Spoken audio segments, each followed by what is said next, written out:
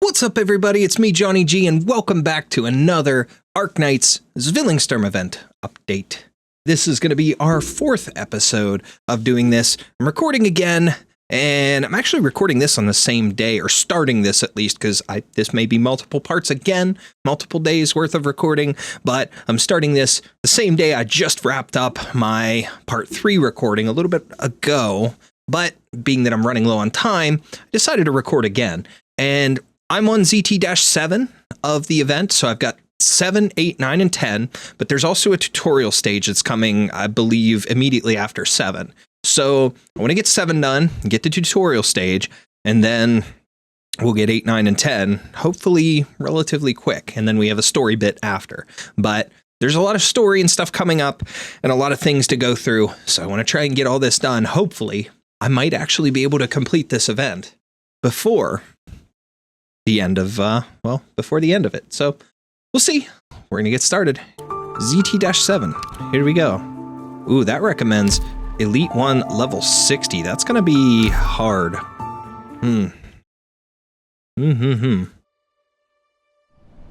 I might need to do some farming, but we'll try it. The clouds above Zwillingsturme are floating so freely. Is this what you wanted to see at the end? Yeah. Your music helped me see. Incredible. Not through my eyes, but through my mind. I gave Viviana a few hints, as you wished. She wanted so much to have a real family, but she didn't follow her strongest emotions. 9, my dear friend. It was her feelings for everyone that led to her decision to kill me. Are you satisfied? Why wouldn't I be? I greeted death under the gaze of the one I loved. No need to mourn for me. This is the best end a sinner like me could hope for. Danke. Thanks to you, both Viviana and I will go further. Your emotions will vanish into thin air before long. When the music ends, the strings may continue to vibrate for a while, but all sound will eventually fade into silence. No one can keep a cloud around, Arturia. The soul is frail. Even the most powerful emotions and the greatest desires will inevitably reach their respective ends. Even for the strongest of souls. Is that not what you're here for? I'm leaving all my emotions and memories to you. Did you find what you were looking for? Yes, perhaps. I'll know soon. Goodbye, Arturia. I hope you find your answer in melody.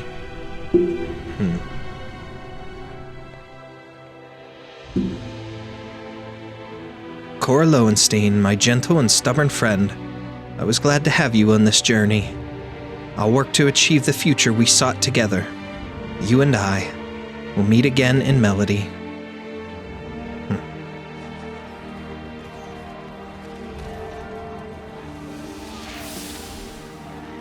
Cora is fading away. Get away from her! Herr Reiner, Cora... There's no need to explain. You made your decision and put it into action. As for the rest, this isn't the time to speak of it, for neither of us. The Black Flame took her. It was similar to what happened at Ludwig's Universität. They were both Herkamshorn's arts, but not quite the same.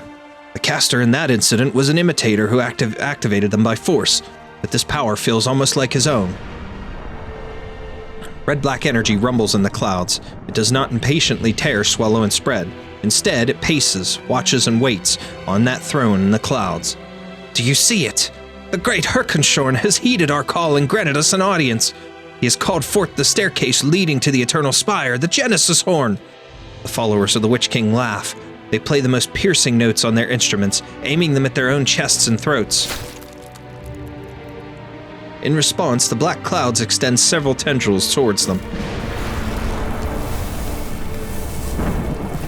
The dying cultists kiss the hand that their king has extended and become one with the dying black flame, ascending to become part of the dark cloud that now hovers above the twin spires. The sky cracks with a dissonant roar. Leithanien's greatest and most terrible sovereign, Herkamshorn, issues his edict to his people. The music is just so beautiful in this. Herkamshorn is really back. We have a problem. Bound by the arts inherent to the movement, the people continue to play, but the altered Goldeniska shots now only feeds Herkenshorn's power. What did you just do? Tried to shoot the cloud. Now's not the time for this madness. Madness? Not at all, Lessing. Do you know how long I've waited for this moment? I was destined for this ever since his noise was forced into my head. No, since the day I was born.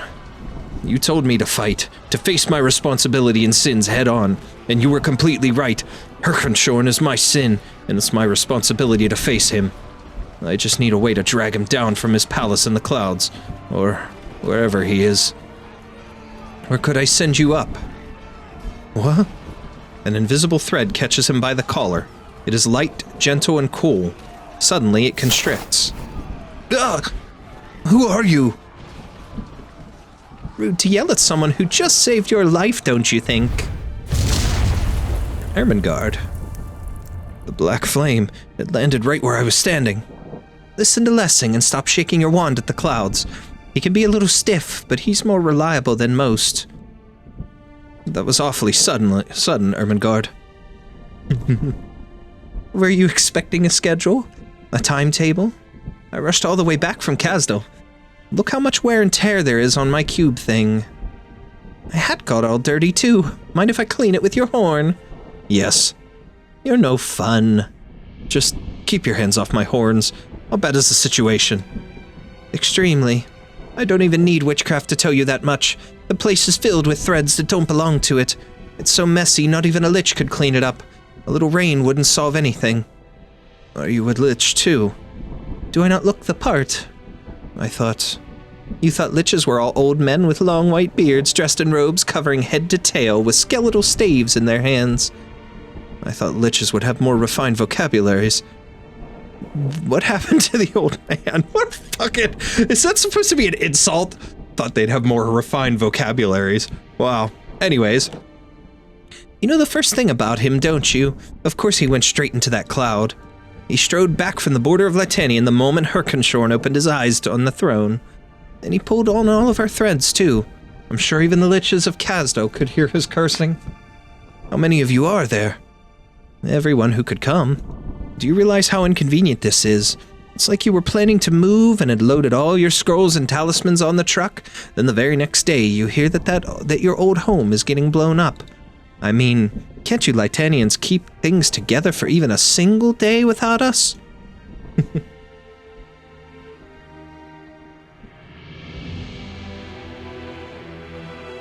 The liches are back. This is a serious situation. The Genesis horn is about to descend. Grimocht, your violin. Good. We haven't played together in a while, Lacelot. Yeah, the ensemble performance should be coming to a close, as is the custom. Then it's our turn. Herkenshorn, the calamity that Leithanien has always been destined to face. We already beat him once. We can do it again. I'll never be able to mimic it, but for some reason with Grimocht, I picture her having a very bolstery female voice, like Mary Elizabeth McGlynn. If anybody knows who she is, she's been a lot of popular characters, like the Major in Ghost in the Shell Standalone Complex. She was, I forget the ninja in Naruto. I can picture her, but I can't remember her face. But Mary Elizabeth McGlynn has a very specific voice when it comes to female voice actors. She's got a slightly deeper tone, but very bold voice, and I could really picture her as the voice of Grimocht if in an English dub. She's good. If anybody's familiar with Silent Hill 3 and 4 and stuff like that had a couple of the other games had vocal theme songs. She was the one that sang those songs, so that her voice is just incredible. She would be a good Grimocht if they gave an English dub to this, like voiceover to the characters. So, anyways, it's the Kysernan's melody. Grimocht and Uigignot have made their move. Do what you need to, Viviana. We'll all do our part as well. Golden light floods out from the Gesselsvaktor's sword and armor. As the light engulfs them, the other Gesselsvaktor respond to the Empress melody. Beams of arch shoot towards the sky from every corner, drawing closer together and joining up. The sky is covered in black, but an even brighter cloud rises from the ground.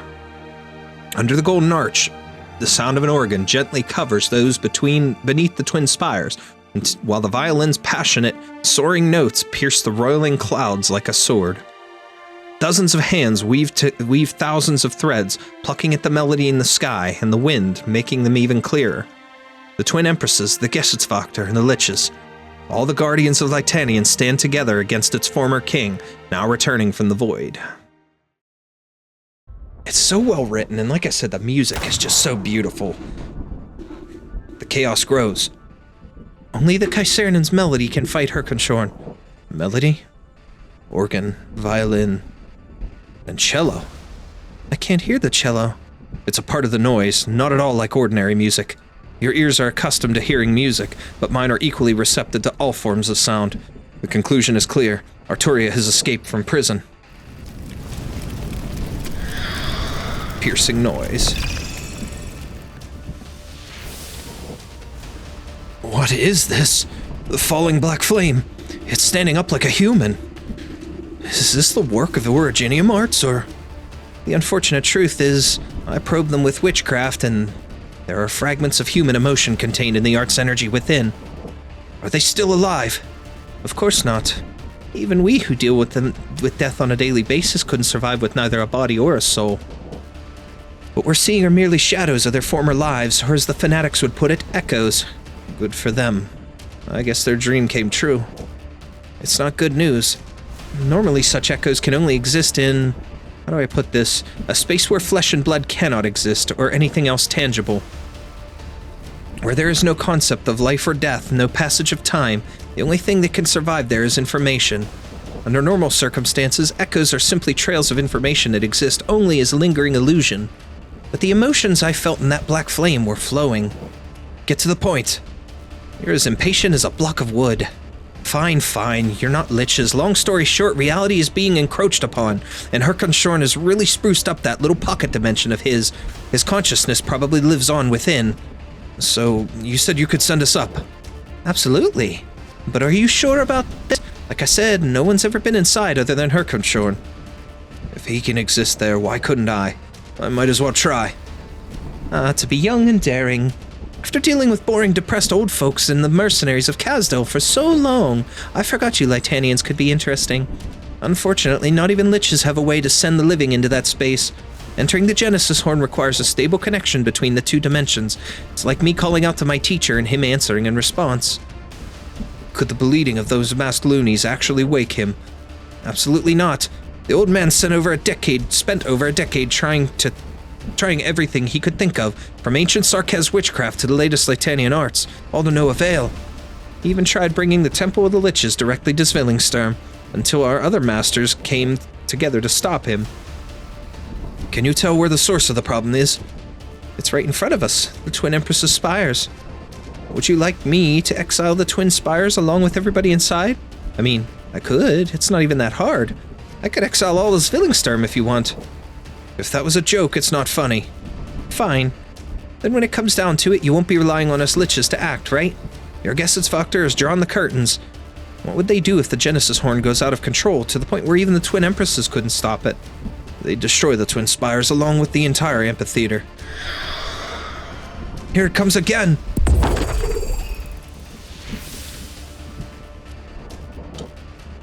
The remnants of the Witch King. They just won't leave me alone, even in death. Ermengarde and I will take care of matters here. Go to the Twin Empress's spire and find the path to the Genesis Horn. Take this. What's this? A cloth knot? No mementos, please. I don't need them. It's a communicator, not a memento. Memento. The liches use threads to communicate with each other. I don't know Sarkez witchcraft, so I have to rely on a physical object. Pull the knot tightly, lightly, like this, and Ermengarde and I will receive the message. You'd better. Don't worry, he'll be fine. Maybe a little mortally wounded, but I can fix that. Now go and face what you need to, Ebenholz. Everything I need to protect is below. Besides, someone needs to watch your back and keep your escape route open. He smiles. All right, I'll try to come back alive. I know you will. You too.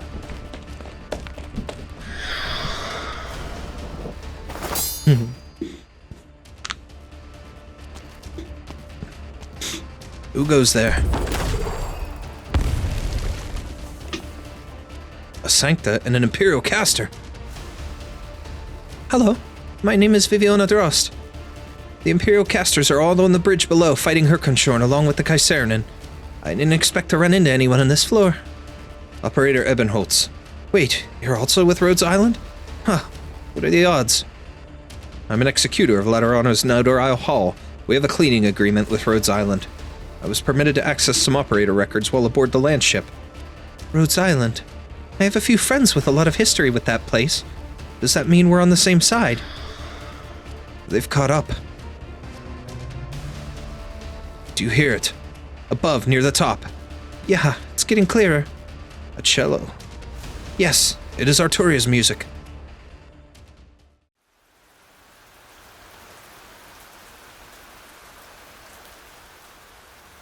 A grayish rain falls on the balcony, floating backwards before it can touch Arturia's strings and forming a cloud before her. Or rather, a smoke ring. I knew the arts of those Capernae couldn't stop my smoke ring. And here I thought my first audience member would be my obsessed little brother. Ah, it's him. Enough, little angel. No one wants to hear you play. I thought you wished to enter the Genesis Horn, Herr Fremont. The austere authority, too. You all want to clean up Herkenshorn's grim legacy, but deep down you harbor other desires. Grimmoct wants power. As for you, such deeply etched emotions. The Witch King's closest confidant, a clash of ideologies and joining of arts. Your friendship was practically synonymous with Leithannien's golden age. And doesn't your parting of ways make this reunion of old friends all the more alluring? What are you, are you reading my mind? Not even the King of Sarkaz dared to browse my scrolls. Watch yourself if you doing so, Angel. The music of your heart simply resonates with mine, just as my music reaches the ears of many. I can't choose not to hear the whispers of your heart. So that's your little trick. Your music was the key. Herkenshorn's true melody had nothing to do with that. Nothing to do with that score, he scribbled down. Soul of the traitor will lead them to the lost Genesis Horn. Seaman, Loris, Brant, Gerard, and Cora. I found the Witch King's final words buried in the depths of their emotions. Good for you. You got to hear his dying ramblings. Would you like a medal from Leithanien? You could take it and scram, flutter on back to Laterano. A grey cloud appears beneath Arturia. It explodes and engulfs the Sancta and her instrument. Sorry, Herr Fremont. I cannot stop. I must see Herkenshorn. I want to play him. I want to feel the life he led, his thoughts in his last moments, and the intense emotions that still echo in the skies above Leithanien, long after his death. I want an answer.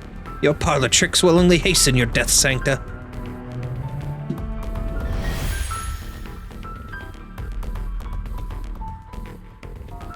I tried, Professor. I buried my head in the tomes of the spire, looking for an answer within their pages. Lives are so fragile. One wrong choice and they're gone forever. But Herkenshorn's will remains unwavering, even in death, like an everlasting spire. What makes him so special? Can Herkenshorn truly be killed? His arts are inside both me and Hildegard. We were weapons made to fight him. Was he ever truly mortal? If only something designed to defeat him can do so. They say you told Herkenshorn the secrets of eternity, hiding him behind a curtain not belonging to this land. He was avoided the gaze of death itself. What is that dimension like? The Liches have studied it for thousands of years, but no one has ever entered it other than Herkenshorn. By doing so, he's learned more than any of us. Are you not curious? You want to steal the Genesis Horn and take it for the Liches? We could bring back all of its knowledge. The Sarkaz could make use of it. Risk? Since when do we need to listen to the twins? Leithanien has never been our country. The risk comes from the dimension itself. The void, the endless demons. The void is far from empty. It is filled with danger, the unknown. No. Enough. What was that blackness just now? Was it your last death, Herr Fremont? You glimpsed into the void. It almost swallowed you. I've heard that liches can extend their lives almost indefinitely. Then, do you still feel fear when facing the destruction of the flesh? You're talking about matters you do not and should not understand. Why not? Life is short. Why must we approach its conclusion knowing nothing? The forbidden is forbidden for a reason. If you won't abandon your pursuit, then you'll have to die here. Thousands of threads rain down from the void behind the lich, faster than a gale and thicker than a deluge. They wrap themselves around Arturia's cello, her bow and strings, as well as her hands and torso. Exile. The old lich has no plans to allow her to return to Laterano. He wants her to disappear completely. Arturia smiles. She draws her bow, perhaps for the last time. Forgive my ignorance and arrogance, Herr Fremont, but I'd rather die the very next second, fall into the void, and be lost to chaos than stop playing. The last note sounds. Before she is swallowed by the infinite void, Arturia knows her performance is complete. Do you see it, Ermengarde? Thanks for the heads up. There are so many threads here that my soul was almost shaken from my body before I could see them clearly. That's the Genesis horn. It looks so much like the Witch King's legendary spire. That's what it is. Oh, this is so cool. I saved this image on my phone. The dark cloud cracks. It is like a great eye slowly opening up in the void. So you can do that. That is so cool. Reflected within is none other than the dark spire last seen 23 years ago. Right in between the twin spires, right where it used to be. Was the Genesis spire ever truly toppled? Did Hirkonshorn, the Witch King, ever truly die? Did every Leithannian's nightmare just return, or did it never leave? Find out next time on Dragon Ball Z! Oh, I'm sorry. Anyways. Yeah, whatever. I'm an idiot. The sound of the cello is gone. Arturia. Hergialo. The knot is moving. It's a warning from Lessing and the Lich. This place isn't normal. Extinguish your candle, Frau Drost. Don't use any arts. I have no idea what's going to happen next.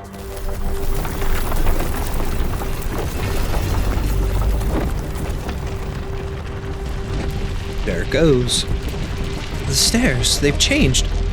Is this some kind of arts? An illusion created by Frau Giallo's music, or something else? Herr Ebenholz? Only faint footsteps.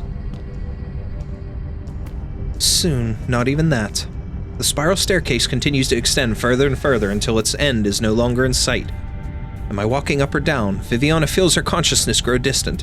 All she knows for sure is that she is alone on these stairs. Here we go. Alright, let's see. I need medic, I need sniper, which I'll put Jessica there. I don't think I'll even remember your faces after this one. Anyway, let's just get started. I'll show them what I can do. I need a ranged guard.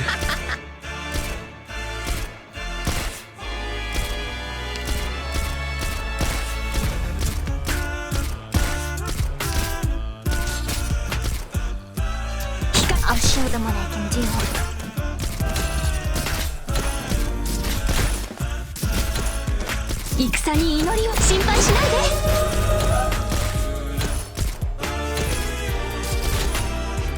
Freeze! It's safe here! Okay, now I can put some other range over here, which I need another caster of some sort. For that. I'm listening. Junbi kanryo. I can hold on to that. You'll pay for that. Okay, we'll put an Amiya there.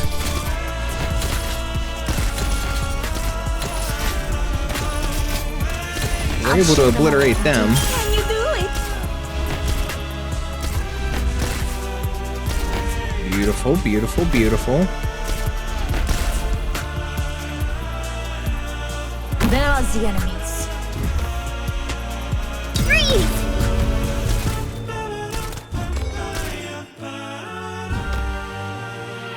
You know what? That's not working.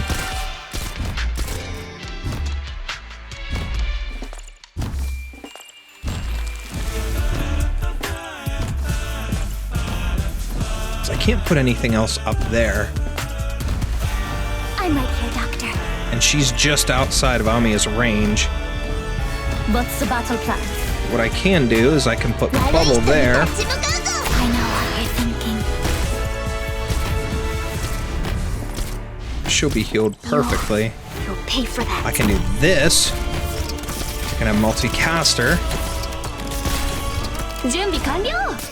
Freeze him.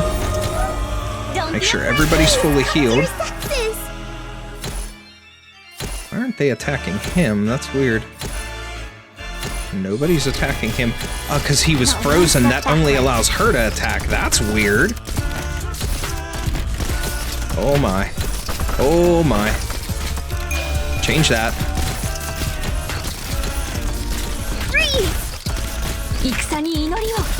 We need to let him get killed.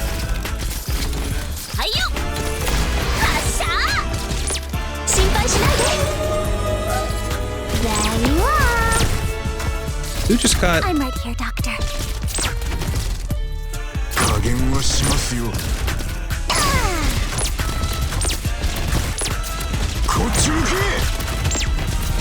No! What the hell? Okay, that's bullshit. I was doing really good there. Good scenery here, Doctor. I was doing really good until the end there. Speed. Here, I know what. But he doesn't block at all, and see, that's what sucks. Okay. We'll try a practice run, because see, that was going good at first. That was going really good at first, but when that sped up, that screwed me up. Let's try it again without the practice. Just because. It wasn't bad. All right. Jessica goes there.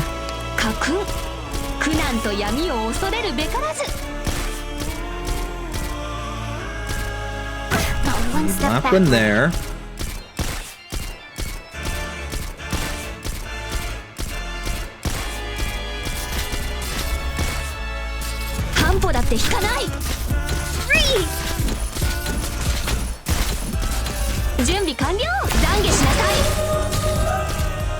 There we Rick. go.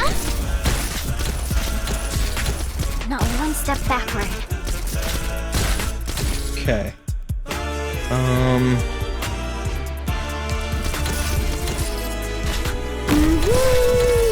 listening. Here I am. We'll let her keep doing that, because look how quickly she's tearing them apart. Come on, tesoro. Here I Even there. Got it.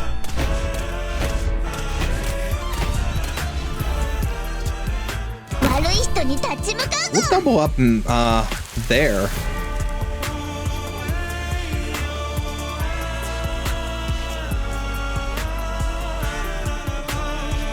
I don't know if that's going to do any good. We'll try it. Here I am. Doctor, please come to your senses. I know what you're We thinking. need to blast this guy away real quick, so I'll let them all just dominate. There you are.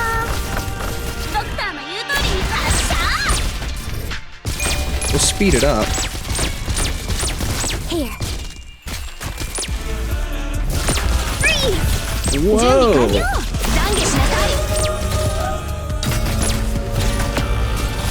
I'm here to help. Speed. No way out for you. Slow with her. Whoa, whoa, whoa, whoa. No way! See, even before though, they were, wow! Okay. Something ain't right with that. Bravo. Now I want to crush them that much harder. Something ain't right with how they attack there. Let's try it again. We'll do a practice run. It's, I don't know how exactly to describe that. The hunt begins. Why can't everyone try to get along. Freeze! Okay. 光がこの地を守り抜く。 I'll show them what I can do. Okay. 戦に祈り、私がついてる。 What? Whoa, wait a second. No way. I'm fine. Same way as Get it I've been together, doing everyone. it and it changes? Wow. Weird, very, very weird. The same exact way I've been doing it the whole time. 行くぞ! We can't let them misuse Originium like this. You'll pay for that. Okay, loud one out here.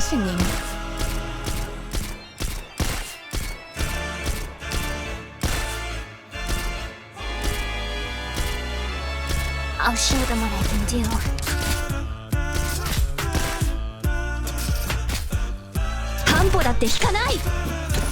See, I know that person's attacking her, but 準備完了。私がついてる。 I'll show them what I can do. 16 medic. Safe here! Okay, now we'll get Cruz out here. I did like sleep on that. the job. You'll pay for that.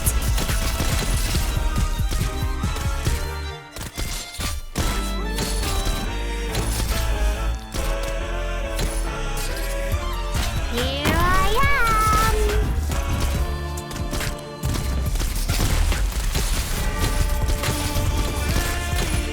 Okay.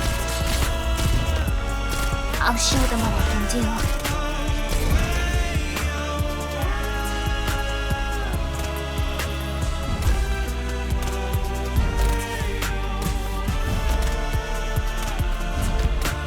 Here I am.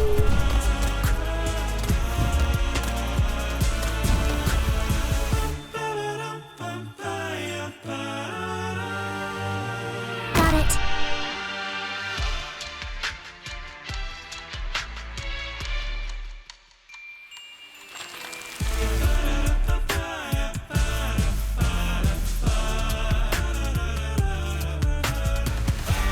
Come on, buddy, come here. Come fight me.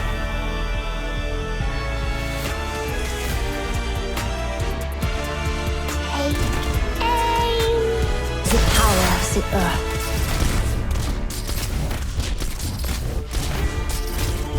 Maybe if I had a second medic here, it would make things easier when it comes to...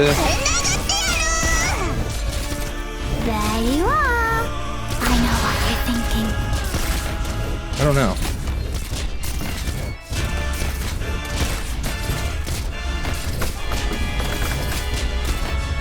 I'll show them what I can do. I need it to do this in order to hurt them. 準備完了。私がついてる。これ以上は進ませません。 To beat on them. Heal that wound in no time. It's not doing any good. We've got one who's about to die and the other's just pounding away. Skill. I'll show them what I can do. See, they're way too overwhelming. Those four in particular are just destructive beyond. What's the battle plan? The power of the earth. I'll show them what I can do. I'm here to help. And she blocks nothing, and they just walk right through, and they keep killing. Wow. Because you can't leave it slow, because if you do, they stun, and they'll keep walking through. So maybe I'm just not powerful enough. Maybe I need to do a little bit of upgrading here.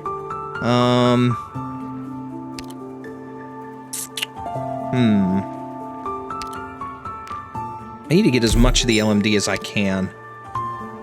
So I think what I'm going to do is I'm going to farm here a little bit, And then we'll come back to the stage after we've gotten our operators a bit stronger.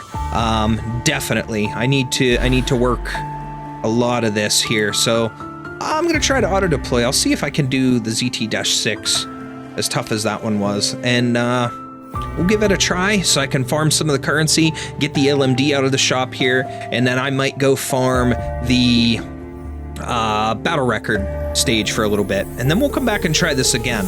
But I'll also take a look at my other operators while we're waiting here and see if maybe I can do a little bit of switching out here. We'll see. All right, guys, following day, I'm continuing, picking up where I left off from yesterday. I went and did a bunch of farming to try and upgrade my operators and stuff like that. And I did that. And I got a little bit further with my squad. My 2 casters are maxed out.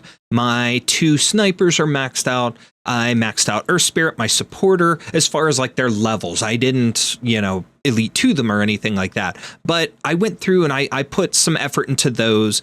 And I even increased somebody else. I can't remember for sure who it was here, but I'm looking at my squad to see. It may have been Blemishine. I bumped her up. She's level 30, though. I don't think she changed. Either way, the point is I put some effort into some farming to get them increased here. And I'm still at a point where I don't know if I'm going to do any good here.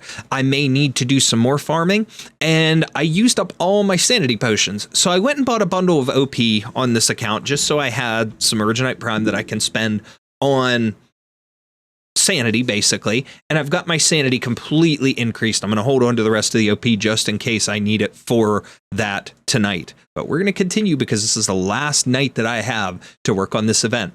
So we're going to start off by giving that stage a try. Now, I already went through all my, base stuff and everything at first. Out of recruitment, I did get Podenko for the first time. It's the first time I've gotten her on this account. So, is what it is. But let's go ahead and go back to ZT-7 and give it a try now with improved operators.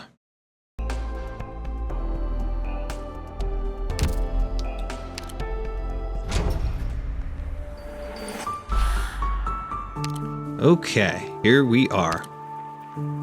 Let's see if we can do this any differently. Ah, crap, I didn't bring up my screenshots or anything, so I don't remember how to do this one. Okay. We'll be right So I put her here. back. We can't let them misuse Originium like this. You'll pay for that. It's safe here!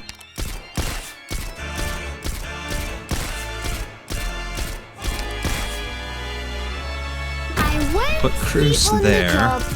Ah, no, I shouldn't have put Cruz there. Skill.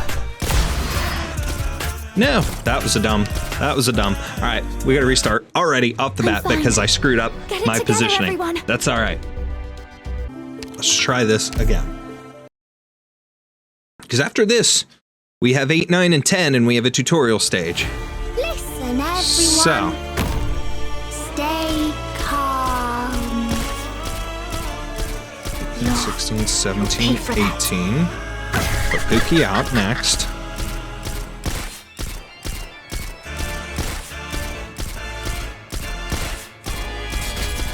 I'll show them what I can do. Here.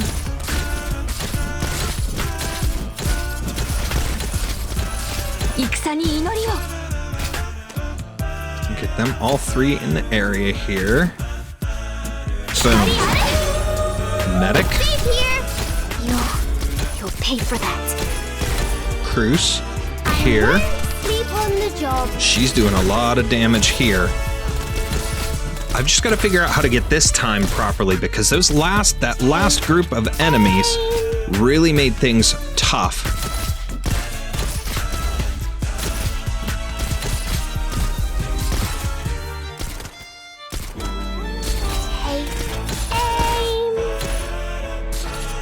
I'm ready. I wonder how she will work here. She's working there. Those 2 attacking in tandem. You'll pay for that. Got it. Put Amiya there. Ooh, that wasn't a good idea. And she's okay right now, but I'll put Myrtle out for a moment. Scenery here, Doctor. Don't be afraid. You can heal that wound in no time. I should have saved that skill. That was dumb of me.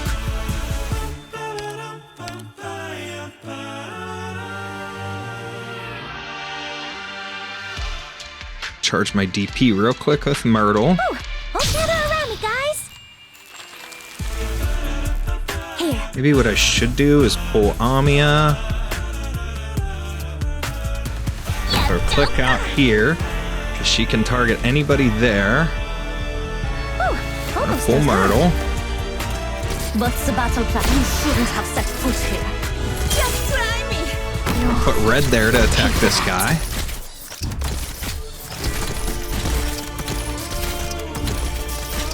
We got a lot of stuff going on here, and this is good. This is really good. Here I am.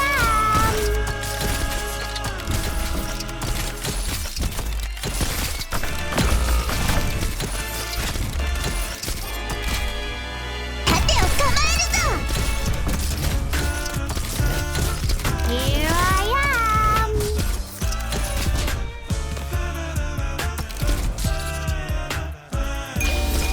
Hi-yo! Hi, こっち向いて! Freeze! This is gonna hurt. 準備完了。心配しないで。加減はしますよ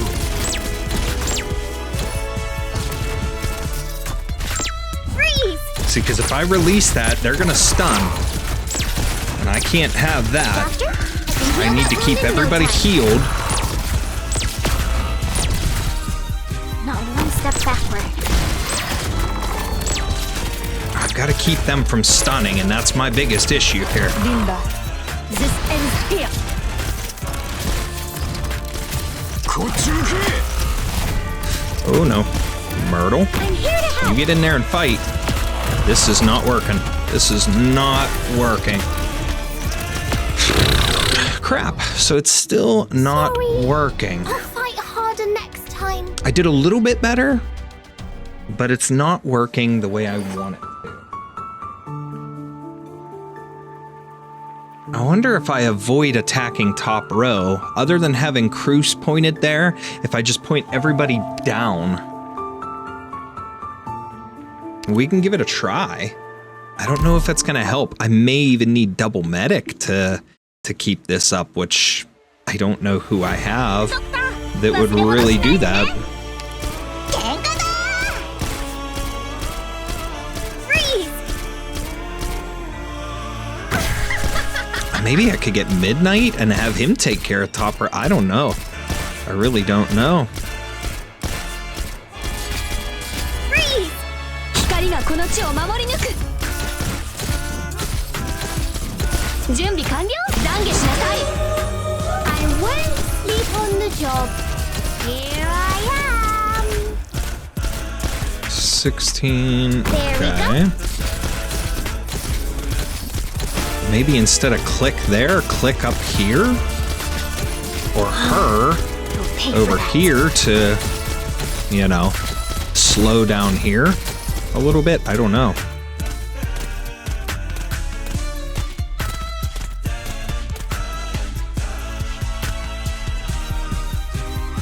Here I am. Let's hold off on that for a moment. I'm ready.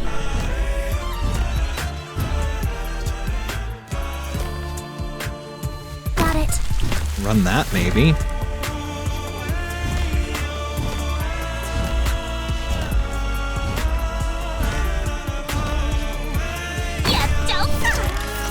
Could try this tactic. I don't know.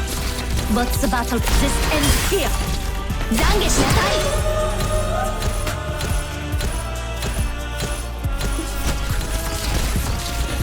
They're trouncing them.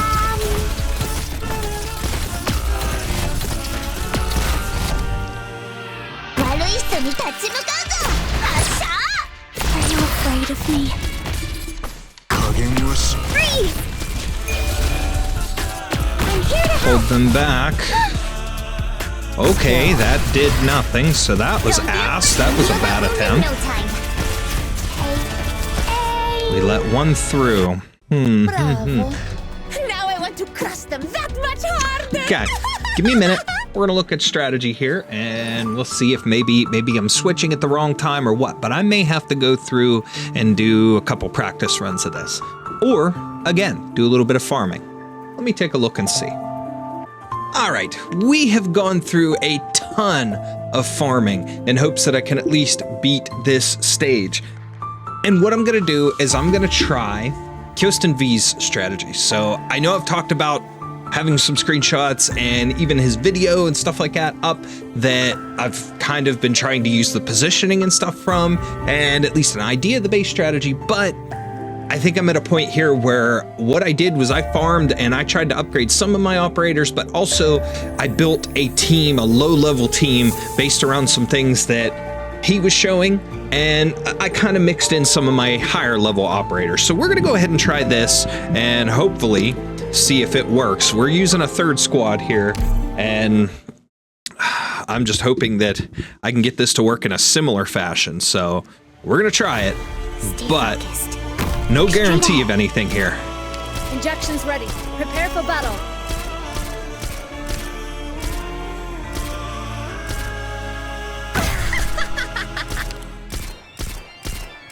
Okay.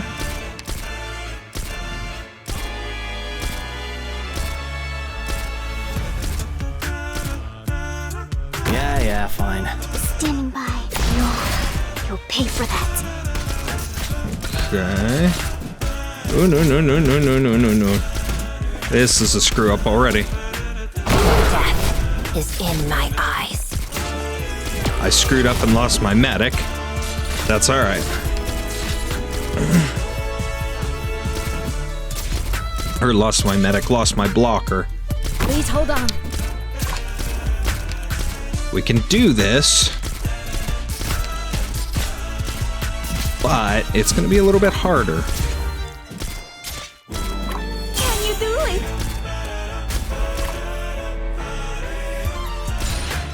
I want to stop this fight.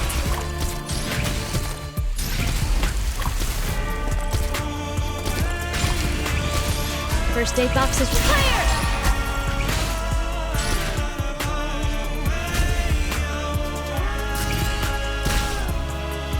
Distract them. Hurry up.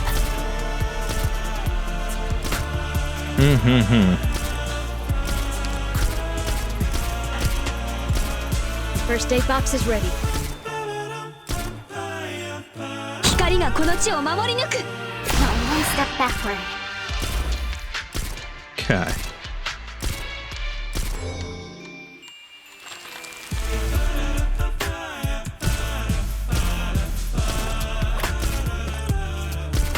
It's safe here.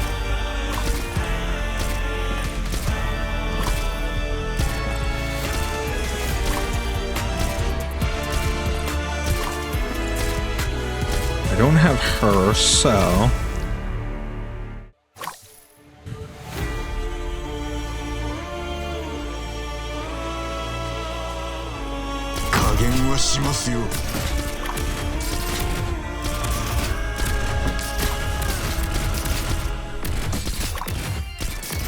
Awaiting your fire! ここにいます。ウォーニングアップはここまでだ。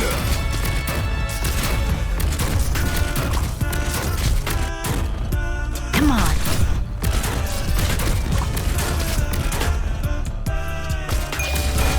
Okay, that keeps them down. ここまとめてかかってきや。 Game over for you. Them all activated here.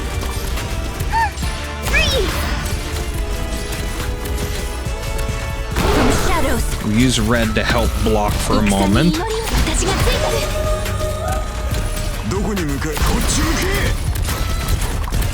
This is a rough play. Not quite working out the same way that his did, but I'm running a little bit better here than what I did earlier. Got it.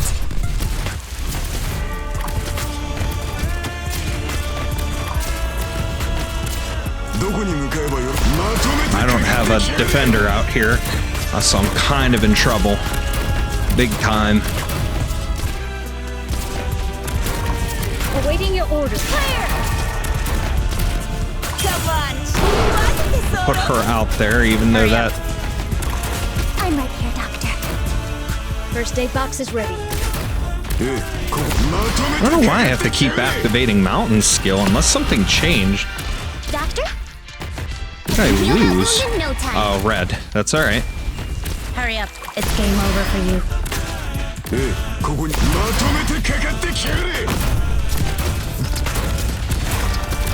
I added some extra operators here in comparison to what, you know, the other guy did, but Show me what you got there. all right. First of all, he needs to go there.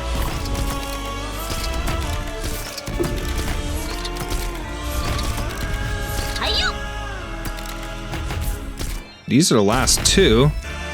Oh, wow. Okay. In that case, I'm putting Popcar here.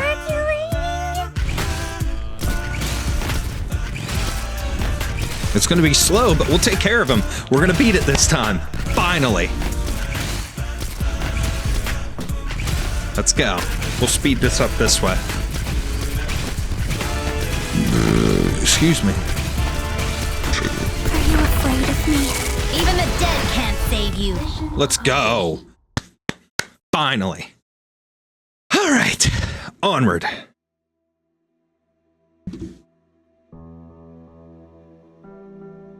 Okay. The doctor will be here soon. Cough, cough. Are you crying, Viviana? I don't think I have the strength to wipe away your tears anymore. You're too kind, too gentle. I often think back to the day we first met. I had come from Zwillingsturme to Sturmland just to take you out of Werner's spire. You huddled in the back seat, holding on to your tiny suitcase and leaning gently against my chest. I was wondering, was this little girl scared to leave her father? Scared of life in the foreign Casimir's? But no, you were just trying to stay low, so no one would see your horns and cause trouble for Werner. Even though it was so late at night, and no one would have paid attention to a car leaving the great spires of the Kurfürst. You were so little back then. I don't remember that. 9, you do. You can lament, you can blame, you can mourn, you can regret, and you can rage. All that, and only then can you. Please, don't leave me. You're the only one I have left. Let me see you, one last time. I'm right here. I'm so glad I can't see the expression on your face right now. You deserve a better life than this, Viviana, if there really is one.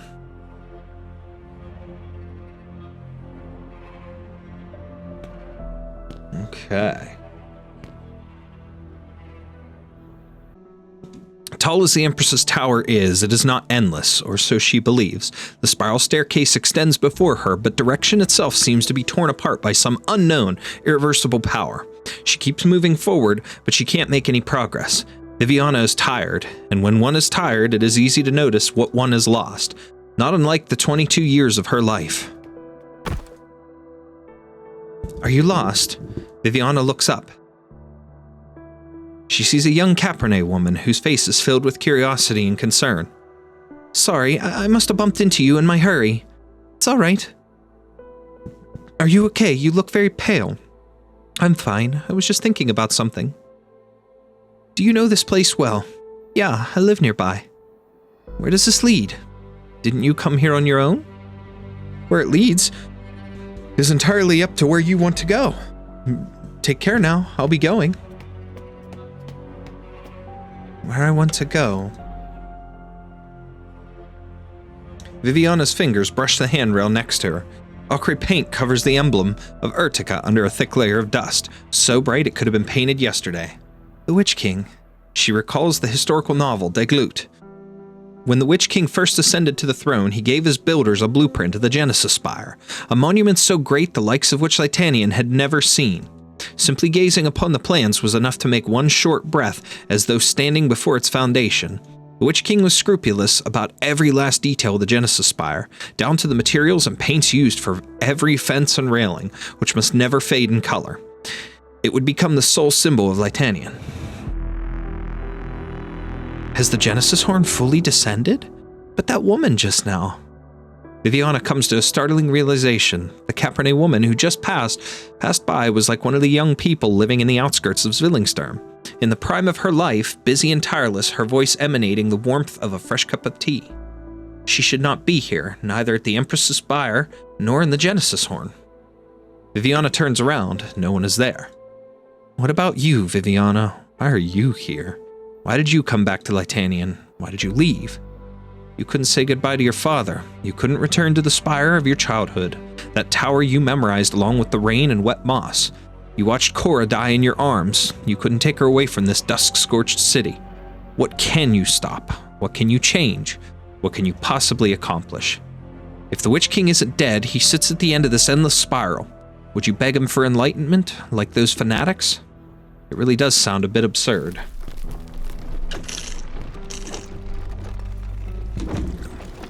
The staircases stretch on and on, until Viviana sees a door in an inconspicuous corner.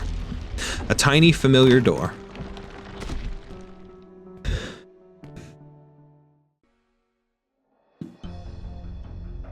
Attempting to turn left at each intersection to ensure progress continues through deviation. Is that what he said? Yeah, through continuous deviation. Unsuccessful. Attempting to descend.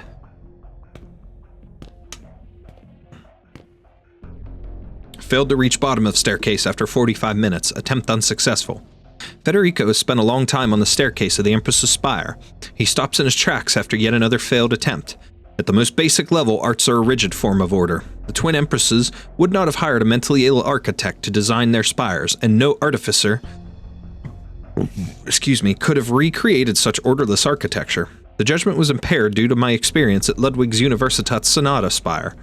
The distortion occurring within this tower is unrelated to arts, as the Genesis Horn covered the entire spire, causing changes in reality. Arturia's music is also absent.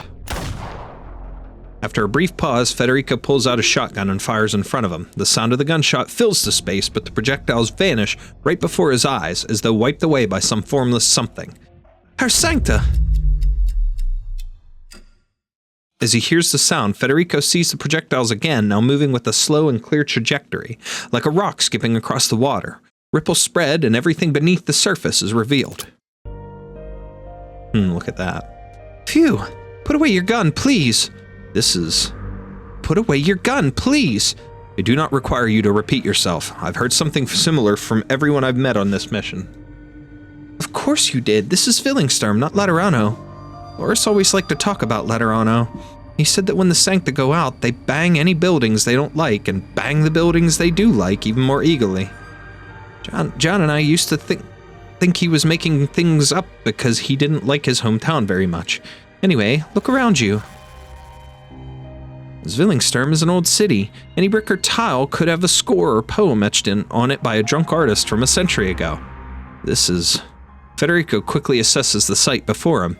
If this place is the Genesis Horn, where the Witch King's legacy is kept, Arturia's final destination, then it's difficult to believe that his bullets could have broken through some sort of barrier and brought him here from that strange staircase. Federico examines the woman before him. The anger on her face is no more and no less than that of a citizen performing her civic duty to stop a rude tourist.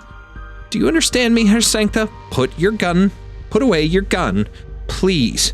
Excuse me. We are clearly not in the streets of Zwillingsturme, but you seem unaware of this. You have mentioned a Loris and a Jan, assuming you are referring to Loris Borden and Jan Schuler. Please tell me your name. Julia Schuler.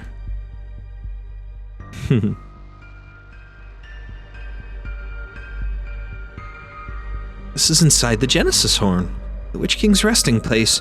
But the Witch King? Stop looking around, little angel. You caught up. I'm not surprised. I wish I could say the same. The last thing I expected was for you to actually cling to a lich's thread and be voluntarily exiled. So where's the Witch King? Dead. What else? No, I should be able to sense him, his arts, his emotions, his will, if I just... Arturia looks around. It is a space without boundaries, defined by only indescribable flows of light, like the respiration of the void. She steadies her cello, puts her hand on the strings, and sets her bow. Silence. Bow touches string, but the vibration produces no sound. The motion familiar to her, so natural, has lost all meaning here. Finally noticed. I can't play. I've lost my music. Is it because of the Genesis horn, or the rules of the Witch King? Arrogant, foolish, witless. That petty halo over your head is shedding light on your pale face. I wish it could do the same to your brain. Where do you think you are right now? Inside Arknights' coffin? A treasure trove of the Pashas of Sargon. A witch's magic pocket from a Victorian fairy tale. Herr Fremont. The beginning and end of all threads. As though muttering to himself, Fremont speaks an unfamiliar word in sarcasm. Or maybe the name he gave it would be more in line with your understanding. Desolate domain. Cargarek? What you're seeing is the other side of the real, a dimension always in flux. Any rule, any reality disintegrates before it in an instant. Through the long eons, the liches have caught only glimpses of it, and despite Arknights' life work, the best he could manage was to create a tiny, volatile bubble in this infinite void. Artoria does not respond to Fremont's anger. She simply touches the strings again, the unbroken hush. There is no disappointment or fear, only confusion, an emotion that only flashes across Artoria's face before she looks up and smiles. Perfect. So the Witch King didn't prolong his will through mystical arts, but instead created his own retreat in Cargarek. His pocket still exists, so he must be here. It's just that there's still a ways to go to reach his throne. Aren't you curious what happens if you're exiled again in Cargarek? Artoria realizes that the shadows are growing. The Lich's witchcraft has been moving while she was speaking. Thread-like shadows grow into thick vines around Fremont, merging into the ambiguous colors of the ground. They begin to come at her. Excuse me. Death and extinction. Decay in its full bloom. I still haven't found my answer. I have to rediscover my music. I must perform for the Witch King. I can't die yet. She's perfectly willing to meet her end performing, but what she can't accept is to fade into silence with the truth so near. The shadows crack and the gray rain rushes to engulf all.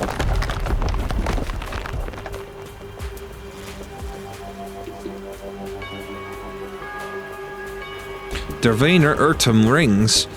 Go to the Genesis Spire, the performance begins. New music, new arts, protecting Vidunian against catastrophe and the cannons of Gaul. Arknights. Reality is unstable here. Was it caused by the exile? No, it was like this before we entered Cargarek. Arknights' power is diminishing. The Genesis Horn's collapse is accelerating.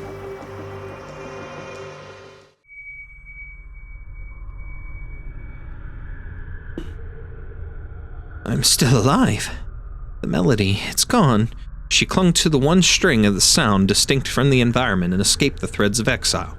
Now the melody has become tangible, emerging from the void and descending before her. It has taken human form. Unintelligible sounds. Was it your melody that saved my life? Were you a spirecaster of the Witch King? The Witch King? How could you think that? I'm sorry. Careful, keep your voice down. Is someone after you? You're hurt. Stay put and hide here. Don't worry, I know this place well. No one will find it. Doctor. All right. Let's go. Onward, tutorial stage. Let's do this. This shouldn't take long. And then we've got 8, 9, and 10. Extraordinary I don't know if I'll get through it, but I'm gonna try. Played by the soul that quakes. This place is drowning in the Witch King's aggravated cacophony, so exercise caution.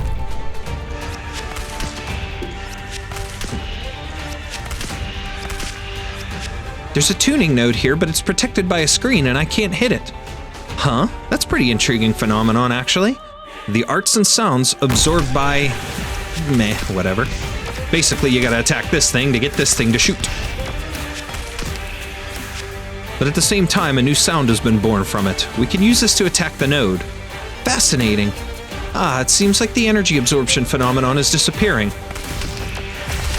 Yep, that goes away. Even an atonal piece follows the rules of rhythm.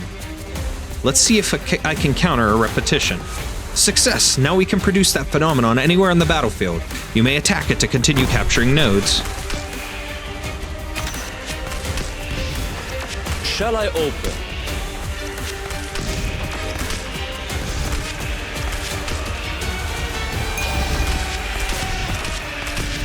What are you waiting for? It's game over for you. Get out right now! I can do more than just heal. First aid box. The medication is here. Take it. It's just those two that we need. Huh? It changed locations. It would seem the laws of creation and annihilation are indeed quite unstable here. We must seize the chance at the opportune time. Furthermore, it appears that no matter how we attack it, the sounds it produces only deal physical damage. You could try attacking the enemies with it.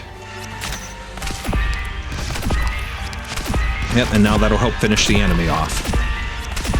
Boom. That's it. All right. Let's get ourselves set up for the next stage. Okay. Let me go back here. Let's change our squad around a little bit. Okay. We'll clear it. And then we'll fill it up with how he has it here. So...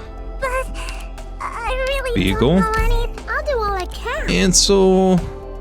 I'm just going to try and follow his strategies Ready, to try and get this finished with what I have. And I'll add some of my other operators in to kind of help. But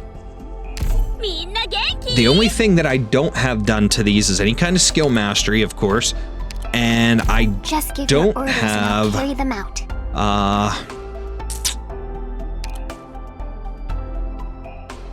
Yeah. I don't have any... What's it called? Got it. I don't have everybody's... I don't have skill mastery, of course, and I don't have everybody's skill rank maxed out. But I still have a decent bit of... Where's the rally? ちょうどいい I still have a decent bit of fight here, so to speak. We'll take lava, I As guess. far as teamwork's concerned, So I've got I don't defenders. mind. As I've long got as extra nobody messes up. snipers. I've got extra of everything. Okay. So that should be good here for this one, hopefully. We'll try it. This place reminds me of Lungmen. Let's get this stuff It's quiet. and then onward. Doesn't have the constant pitter-patter. Ciao, Doctor. 3-8. Collect this. And I'll collect stuff at the end. So I've only got a couple hours left. All right, here we go. Ooh, yes, I picked the right squad. Never mind. We'll try to get through the dialogue as quick as possible. Young Viviana. Don't just stand there. Come inside. Let me show you around my room. Excuse me. Excuse me. Supper is talking back. What do you think? You decorated it yourself. Leonie helped. It's so spacious and bright. Vivian, your room is lovely. Danke. This room gets more sunlight than any other in the spire. As shy and lazy as Sturmland's sun is, it never feels too dark in here, even on the cloudiest days. And then there's the veranda. It runs along the entire wall of the room. Look at that view. How far can you see? Look here. At what? The green roof over here. It's the Glenossi Botanical Garden. Muti took me there a few times. It has so many plants we don't see in Sturmland. Or even greater Leithanien. But I love its roof the most. Some Bolivarian claw vines work their way up there. It's probably too tall to easily get up on the roof to trim them, so the staff just let them grow, and now they're covered the entire thing. In springtime, clusters of pink flowers bloom from the vines, and the roof looks like a pink cloud. Now in the summertime, it's a deep green. The leaves of those vines never drop. By autumn, the roof will turn gold, and in the winter, only a perfect sheet of white will remain. Yeah, I can picture it now. Beautiful. No matter how busy Vati was with his government work, he would always take time out of his day to come visit. Muti would paint the scenery while he quietly told me the stories. Vivian, yes? Can you share those stories with me of Muti and Vati? That day in Marigold Alley when he waited for her? Vati said he was determined to say goodbye to her, but once he saw her, he couldn't bring himself to turn and go. Vivian, if two hands are destined to join, why let the lands come between them? Ugh, so cheesy. Anyways, Vati brought Muti back to Sturmland. He stood right there beneath the spire telling the worthies and bigwigs what if they didn't show Muti proper respect, he'd never return to Huckberg Spire again. nor would he succeed the Kurfürst. And did the nobles succeed? They did. All because Vadi stood below the spire for 3 whole days. Many men came to either change his mind or just shout at him, but none succeeded. They had no choice but to give in. Werner von Hochberg protected his love like a hero from a storybook. They were married with the blessings of everyone around them. Viviana von Hochberg, your birth too won the blessings of all. Wunderbar. Oh, what was that? Viviana, this is a wonderful life. Is that Leonie? The door's open. A maid walks in. Viviana looks to hide, but the maid goes straight for the little girl as if she doesn't see Viviana at all. Leonie, are you here for the carpet? Fräulein Drost, please step aside. It's a masterpiece by a Minoan craftsman, very comfortable under my feet, and the image of the lake and white walls on it is so vivid, I can almost feel the wind blowing when I look at it.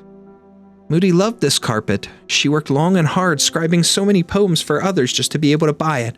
When she left Zwillingsturme, she didn't bring much luggage with her, but she did bring this carpet. So, it would sell for a bit of money. You have to understand the dame. This spire is otherwise empty. Your room is the last decent thing in this place. If she could help it, the dame wouldn't touch a thing in here. But since Kurfürst Werner's death, she has been troubled by all sorts of people. She sold everything that could be sold. You're due to go study in Columbia, which takes no small amount of coin. She hopes you won't have to live in poverty abroad. Oh, but I could always not go. That won't do, Fräulein. You ought to leave Sturmland, to leave Leithanien. The dame said as much to the Kurfürst 2 years ago, but it was only recently he gave the nod. You ought to set out soon, lest he change his mind. What about Moody? Can she come with me? The dame is at Kurfürst's beck and call. She must remain in the spire. I should speak to Uncle Shield. Fräulein, he may be your paternal uncle, but he is now Kurfürst of Sturmland. Only 2 years late after the late Kurfürst Werner took the seat. He was assassinated while touring the domain. His marriage to the dame offended a lot of people, and some have speculated it was Shield himself. What am I thinking? Why would I even tell you this? Leonie, I have a question, and I'm not sure who to ask. Go ahead. If Moody and Vadi had lived an ordinary life, a commoner's life, would we have been happy? Fräulein, you've always been the sort of girl who sees things as they are. You know what's going on. Pack your things, put your beloved books and art collections into that rattan box there. I'll take care of the carpet and come back to put the rest in order.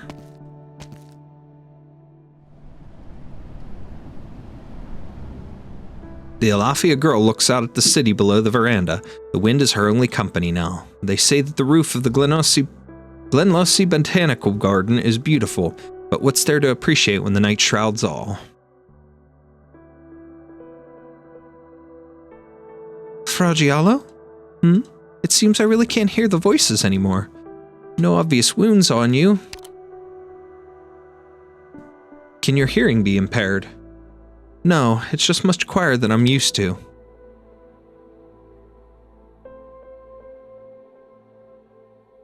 Even as you're standing right in front of me, I still feel so distant from you. Oh, is this a little better? Maybe I should speak louder. No, that's not it. Let me take you somewhere nearby to rest. The ones chasing you should be far away by now. Come, I'll help carry the cello. Why are you gripping it so tightly? Your fingers are turning white. It must be very important to you. It is my eyes, my ears, my voice, and my heart. I'm ashamed to admit it, but there was a time when even I was afraid of it. Oh? It took me some time to learn how to get along with it.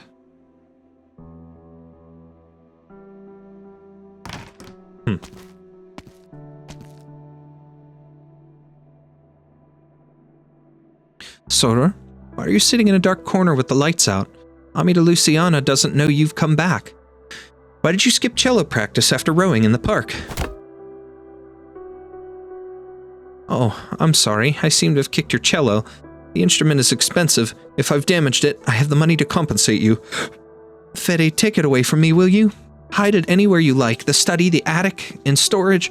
You can even throw it away. Are you crying? You played another piece you hadn't mastered yet. I don't know. As soon as I draw my bow across its strings, I hear voices. So many voices. They're real voices trapped in the bodies of men and women. They want to come out, and I should help them. but they're too loud, too chaotic. So many crying voices, laughing voices, whispering voices, voices furiously complaining. They all surge together. They're so loud, Fede. I can hardly breathe. Are you unwell? Should I get Ame to Luciana? I just need some quiet. The room is quiet except for the isolated sobbing in the corner. Two black halos look at each other, their cold, faint light being the only words they share.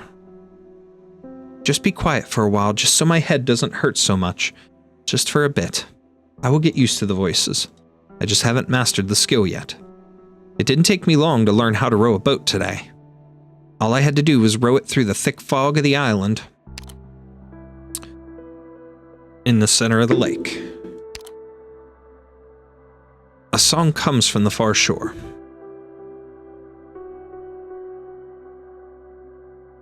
Are you singing?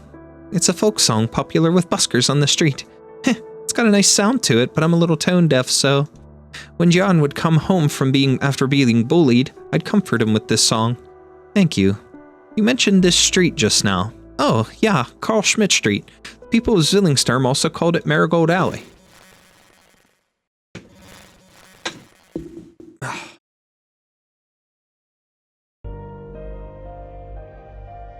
Senora Schuler, you haven't answered my question. According to the records of Zwillingsturme Gendarmerie, Friar Flynn engaged in combat with a suspect to stop a kidnapping on Carl Schmidt Street in the autumn of 1085. The Baron was injured and unconscious for a period.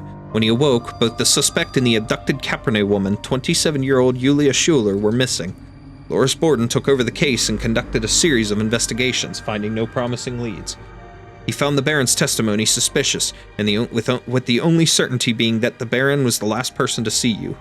He strongly believed that a secret lay hidden within, something like the Witch King's later experiments on infected civilians, and that you would become the target of the Baron. But under pressure from above, the Gendarmerie halted any subsequent investigation and closed the case as an accidental disappearance. Loris Borden took the case file back to his residence, and over the course of 15 years it has grown increasingly thick. He never gave up on investigating the truth, and never gave up on looking for you, despite several clues indicating that Julia Schuler was already deceased. You've just informed me that this here's Carl Schmidt Street. In other words, you came to the Genesis Horn posthumously, and currently exist as a form of consciousness. In your cognition, you have never left the scene of the incident. So please, tell me, what exactly happened in the course of that incident? This is indeed Marigold Alley. We're standing in front of the piano studio at the intersection. Oh, her executor. We've wasted so much time. Really have to place these arts devices in their proper places quickly. Those masked men will be coming soon. Do you mean to say that the Witch King's remains appear at various locations in Kargareg, according to some knowable set of rules? Ah, are they the Witch King's remains? No, they're not the ones in reality. Sowing chaos in the name of the Witch King. What you see here are but manifestations of the Witch King's craft, the echoes of Herkenshorn in a truer sense. Klangenfogen, to follow the sounds, that's the way to see the Witch King. Why would the Witch King be in Zwillingsturme? Although I suppose it makes sense, I'm already dead and the Witch King is too, so we're in the same place, that's logical enough. It would also explain all these strange happenings. Perhaps, having lost the sounds of music, I can no longer perceive what you see in your eyes. Why do you call this place Zwillingsturme? Are you blind too? Rogialo, do you see the music instrument term? The what? Arturia looks in the direction the Capernae woman is pointing and sees nothing but vague light and shadow.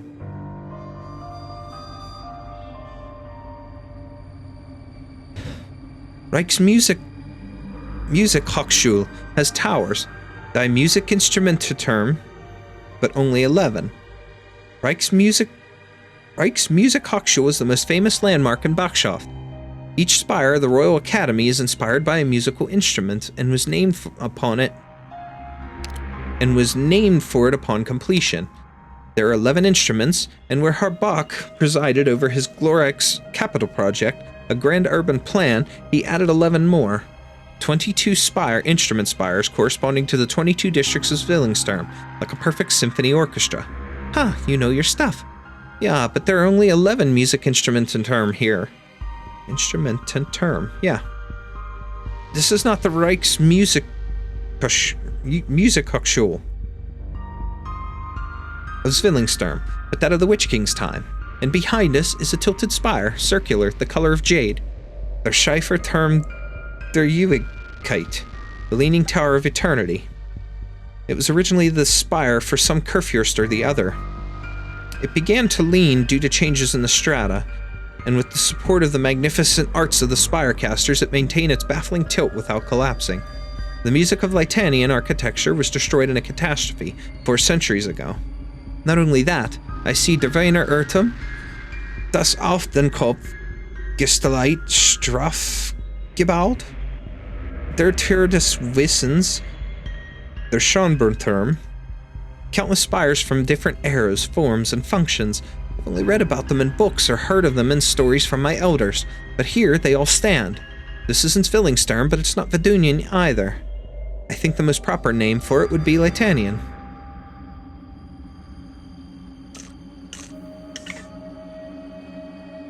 The only part that feels familiar is the marigold alley beneath my feet. At the intersection sits a piano studio, and at the end of the street is an art gallery. Right in the middle is my cafe. I'm glad they're still here. I've rediscovered them. Here, I can still live just the way I used to, so unfamiliar as this place is, I would still rather call it Zwillingsturme. Maybe you haven't rediscovered your old life. Rather, it's beautiful of your life that you came to be here.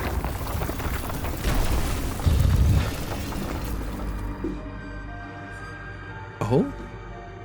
There are only 9 music instrument term left. When did the Klavierturm and Waldenhortum vanish? Herr Fremont was right. The Genesis horn is accelerating its collapse. Frau Giallo, do you see it now? Oh, here we go. Alright, before we start here, I'm going to take a moment to review the strategy. Focused. Look straight ahead. So, give me just a moment, and we will continue. Alright, let's give this a try. Injections ready. Prepare for battle. Alright, we're going to try their strategy.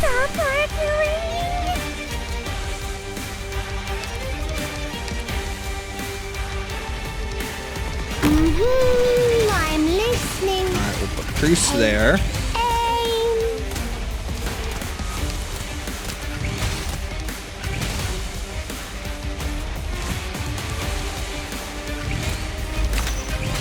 Alright, we'll let them attack that.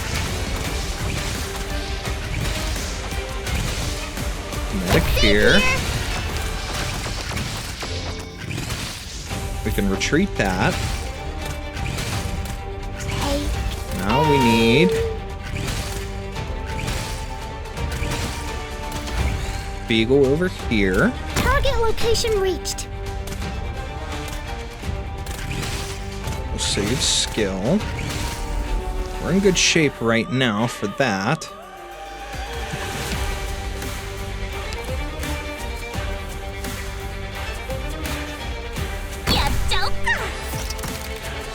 Okay, we'll need medic. Alright, we need to wait, and as soon as that hits,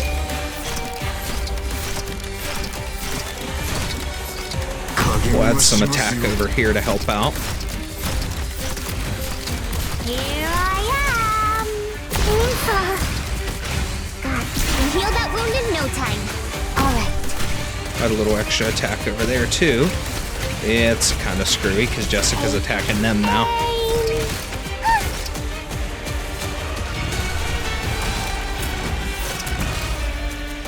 Ready to heal. I don't know why his thing is attacking like that. There you are.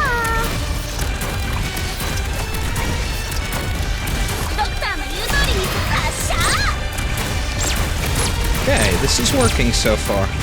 Alright, and we'll hold on to that until later. We'll put her there for a little bit of added help too. There you are.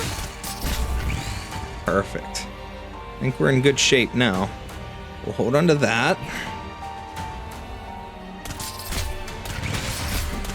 There you are. The strategy's working very well on this one. All right, wait till he starts to move. When he gets closer, then we activate this. And now. Watch this! The medication is here. Take it. Thanks, and heal that wound in no time. There you are. Beautiful. Beautiful, beautiful. My God, this is working even better than the last one did. All right, let's charge this up just in case we need it.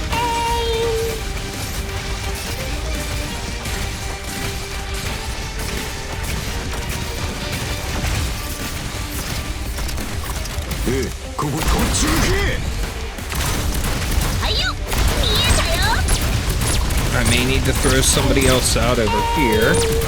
Maybe. First aid box is ready. The medication is here. Take it. Actually, I can retreat Pookie. Screw it. Let's put Ami on. There we go. That works so much better. Let's go. Let's fucking go. Awesome. I might actually be able to finish more of the event. That's 8 down, 2 to go, and a bunch of story. Here we go. Oh, baby. I'm feeling good now. I'm going out. Would you like to come with? All right. I'll definitely use these strategies and stuff in the future, and having this team build up will help in a lot of different scenarios, so I love seeing some things like this. Excuse me. But in the future, when this gets rerun, I'll come back and I'll do it again with my own teams, you know? It's in a lot of essence, and I've said this before, I watch some of these things for the placement, and once I have a good team of my own personal operators like I use on my main account, it's the placement that matters most to me. Once I have the operators in a good position, similar to how he lays it out or other people will lay it out, I can use my own operators and replace what they're suggesting on either the low-end squad or even a high-end squad. Replace them with somebody that I have that's similar, work out the same positioning, and that's how I beat the final boss of this event, but we'll get there soon, hopefully. Here we go. Give me a moment. What is it? 3, 2, 1. Frau Seaman, guten Abend. The window facing the street opens in response, and a woman with a furrowed brow holds a paintbrush, gazing into the distance. The young girl waves to her, smiling as bright as the marigolds lining the alley. Frau Seaman takes a break and opens her windows every day right at this time. She paints all morning, then looks into the distance, listens to music, relaxes, and looks for inspiration. That's odd. Looks like she's in a bad mood today. She closed the window without waving back. Maybe she's having trouble with her art. I should go see her with Muti tonight. You know the neighborhood very well, Vivian. You mean Carl Schmidt Street? Of course I do. I've been here all 10 years of my life. Did your parents always live here? They were away for brief stints a few times. I'm not sure why. They always came back. When you compare it to the rest of Zwillingsturm, Carl Schmidt isn't anything special. We've got a few flower shops, a bar, paint stores, and some stout buildings. We don't even have a spire. People here are ordinary, plus a few struggling artists and nobles, but my parents really like it here. Have they ever had any trouble? Vadi mentioned some trouble before, but he's been prepared for anything since he decided to stay. Did Werner von Hochberg find a way to become common? Vadi's not so common. He may only teach literature at the commoner school in Vine, but the big kids here respect him a lot. I see. He probably used all his connections in Sturmland and Zwillingsturm, spent all his savings, maybe even changed his appearance. It's no small thing to give up everything one has. By the way, Vivian, is that a cake you're holding? Yeah, the lady next door taught me. The marigold stamen has bitterness to it, but when ground into powder and pinched into a cake, its fragrance helps balance the sweetness. Moody found a job in Buckshaft, earning a bit more than before. She's working as an editor for her favorite poetry journal. She gets home very late, though. So I said I'd bring her lunch for a whole month. Isn't that exhausting? You smell that? What? When the breeze picks up, the fragrance of the coffee shop up ahead wafts over. I help with as much as I can so Moody and Vadi won't be tired, at least enough that they can take me to Frost Seaman's gatherings on the weekends. They hold my hands as we walk down the long alley to her house. There are so many interesting people there. They play the piano so well and speak so eloquently. I like it here. I don't think it's exhausting. I'm glad of that. Viviana. This is a wonderful life, too.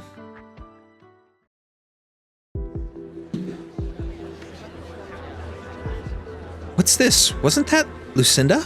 How could such a well-behaved commoner have offended anyone? Did she write something she shouldn't have? Why did the authorities come so quickly? Is there any explanation? They were gone as quick as they came. What else can we say?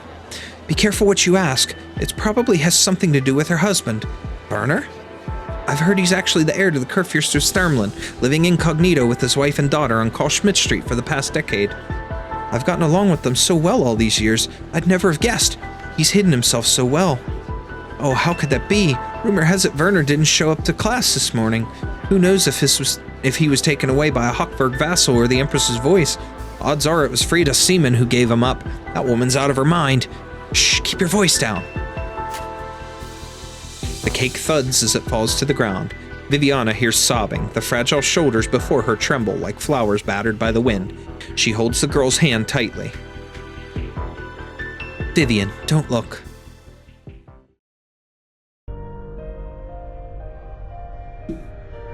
Signora Julia Schuler, I perceive only vague silhouettes of the remnants. Could you clearly point out the locations where they may be hidden? My patron firearm may be of use. I will guarantee your safety. Her executor? You may have misunderstood. Those men aren't here to do anything to me. When I first saw the masked people, I would keep my distance and hide, but I later found they weren't concerned with me at all. Their appearance in any particular part of Zwillingsturm usually means there's a new threat. They're more like a signal. Threat? Not a true threat. I don't know how to explain it. It's like a natural disaster beyond human comprehension, abnormally bad weather or a waking nightmare. The atmosphere in Zwillingsturm has taken a turn for the worse, especially recently. Clouds are heavy, and even the sunset looks faded. I'm always hearing loud thundering noises. Several times I awoke to find a whole chunk of Zwillingsturm completely empty. So many prominent buildings seemingly dug away by something, leaving only an empty space where they once were, like a whole section of history had been erased. The threats erased the spires of different eras without a trace, gradually consuming all of Zwillingsturm. And sooner or later, the small alley that I live in will be next. So you jumped out to prevent me from using my patron firearm. You've been protecting this place. Yeah, I've never seen you before. I had a powerful premonition this time. A premonition.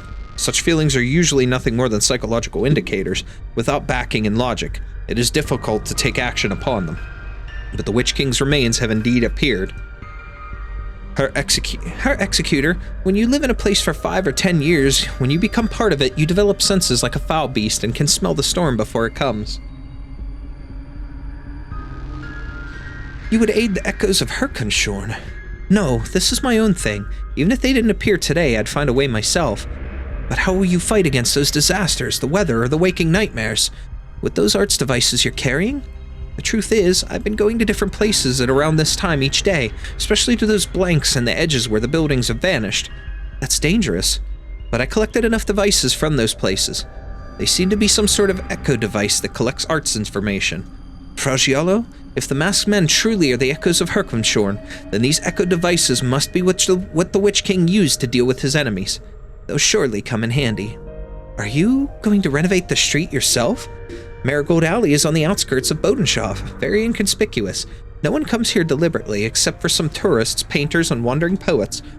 Even all of Bodenshof, taken against the 22 districts of Zwillingsturm, isn't all that special. And in this Zwillingsturm, with its many storied historical spires, maybe no one would even notice such an ordinary alley. But it's where I was born and raised. No one knows it better than me. I know when it's lively and when it's quiet. I know all its sounds. The singing of wandering troubadours, the humming tunes of pedestrians, the busy footsteps of the cobblestones, the sound of rain against the marigolds and awnings. I know where the residence pipelines buried beneath the street are still functional. I know which art sculptures on the corners can replace the broken parts. and how to connect them all in the most convenient way, and then activate them with these echo devices. But you don't know what the modified resonance pipelines will even do. These devices left in those empty areas suggest that, oh, but Fra Giallo, there's something I have to do, and I can always do something. I told myself as much when I was very young. I said I'd take good care of John and myself, and not be like our parents. Your parents? They passed away a long time ago. I think it was 1077. Parents were persecuted during the Twin Empresses' coup. 9. They were as common could be. They were sick at the time, and the tremendous sound of the Witch King's Genesis spire collapsing in the distance, the tromping of the soldiers outside the house, it all aggravated their illness. They always feared that at any moment the Gendarmerie would burst in and take us away, or even level the entire block in turbulent times like that. There's nothing so shocking. They died in terror even before Herbach could launch his glorious capital project. When a terrible clamor drowns out everything else, we hear only the voices within ourselves. We find our fears and worries magnified. Yulia, forgive me for not being able to better comfort you. That's all right. I just wanted to say that I can't let myself lose the courage to live as I have been. Maybe you still don't see our surroundings clearly. We've walked all the way from the gallery at the end of the street down to the cafe where I've spent almost a decade. I started working there just to make ends meet. The owner was kind, letting me and Jan live in the shed behind the courtyard. I turned it into a proper home, and even set up a little space for Jan to practice his arts. The boy is gifted, you know. We saw casters using arts to repair sculptures on the street, and he watched for only a few moments before going home and spending the whole night turning his room into a sound control space. I've talked about it with Loris, and we'll send him to study arts at the Ludwig's Universität. Loris intends to make a career in Zwillingsturme, and once he does, he'll give Jan a recommendation. Later, when this cafe was about to close down, I used all my savings to buy it for myself. I became the owner, the waitress, and even worked on making my own special blend of coffee for its grand reopening. Danger is unpredictable, but life is tangible. You only want to protect it.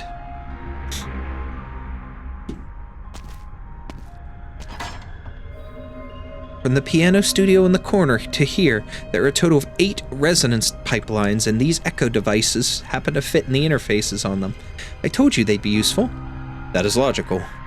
Bach turned all of Zwillingsturme's resonance pipelines during his glorious capital project in order to adjust the arts arrays laid throughout the city during the reign of the Witch King. Tuned all. We're just a few steps away from my cafe now. The reconstruction project for this half is almost done. Are they showing up again? Yeah, right around the corner from the cafe. I guess I'll need to work faster. What is it? This feels familiar. Similar to a certain day, exactly the same even. It was the day I first opened the cafe. I stood by the door waiting for Loris and John. They were a little late. I knew the two of them wanted to do something special for the grand opening. They were a little too obvious about it. Loris went to order flowers in another part of the city and specifically asked me to wait for him in the most conspicuous part of the block. He didn't even realize he'd left the order on the table when he came by to help the day before. Meanwhile, Jan had snuck into Frau Siemens' house a few times the week before. Nearly all the kids of Marigold Alley have asked her to paint them a souvenir still life at one point or another. I let them go anyway. The beginning of a new life. I promised Loris as much too. The wind was strong that morning, enough to make you feel dazed. There weren't many people out in the street. But I think I noticed 2 standing in the corner opposite the cafe. They had black masks with twisted patterns on them. They noticed me too. They walked over.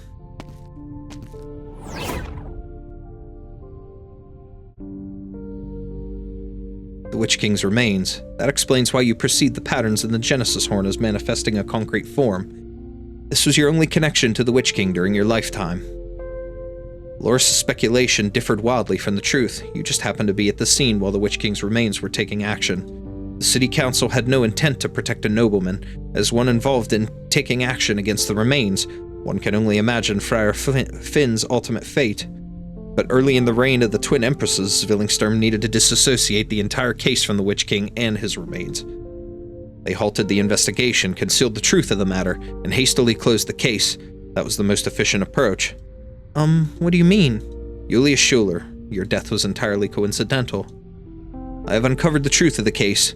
If recalling these details is a burden to you, please refrain from doing so. 9, Herr Executor. I only worry that this street may disappear from Zwillingsturme at some point, just like the long-gone spires, and that I'll never have the chance to keep my promise to Loris. Logically speaking, you have already.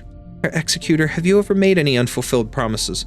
Since accepting my commission with Notarial Hall, there have been 2 instances where the Decedent's will was too ambiguous to be enforceable, and 2 instances where the target was inadvertently destroyed in an explosion. No other circumstances. Oh, I don't mean at work. A promise. Fede, what are you doing? Drawing? In the dark? It is not difficult. I am busying myself. You said you needed quiet. Gradius, what are you drawing?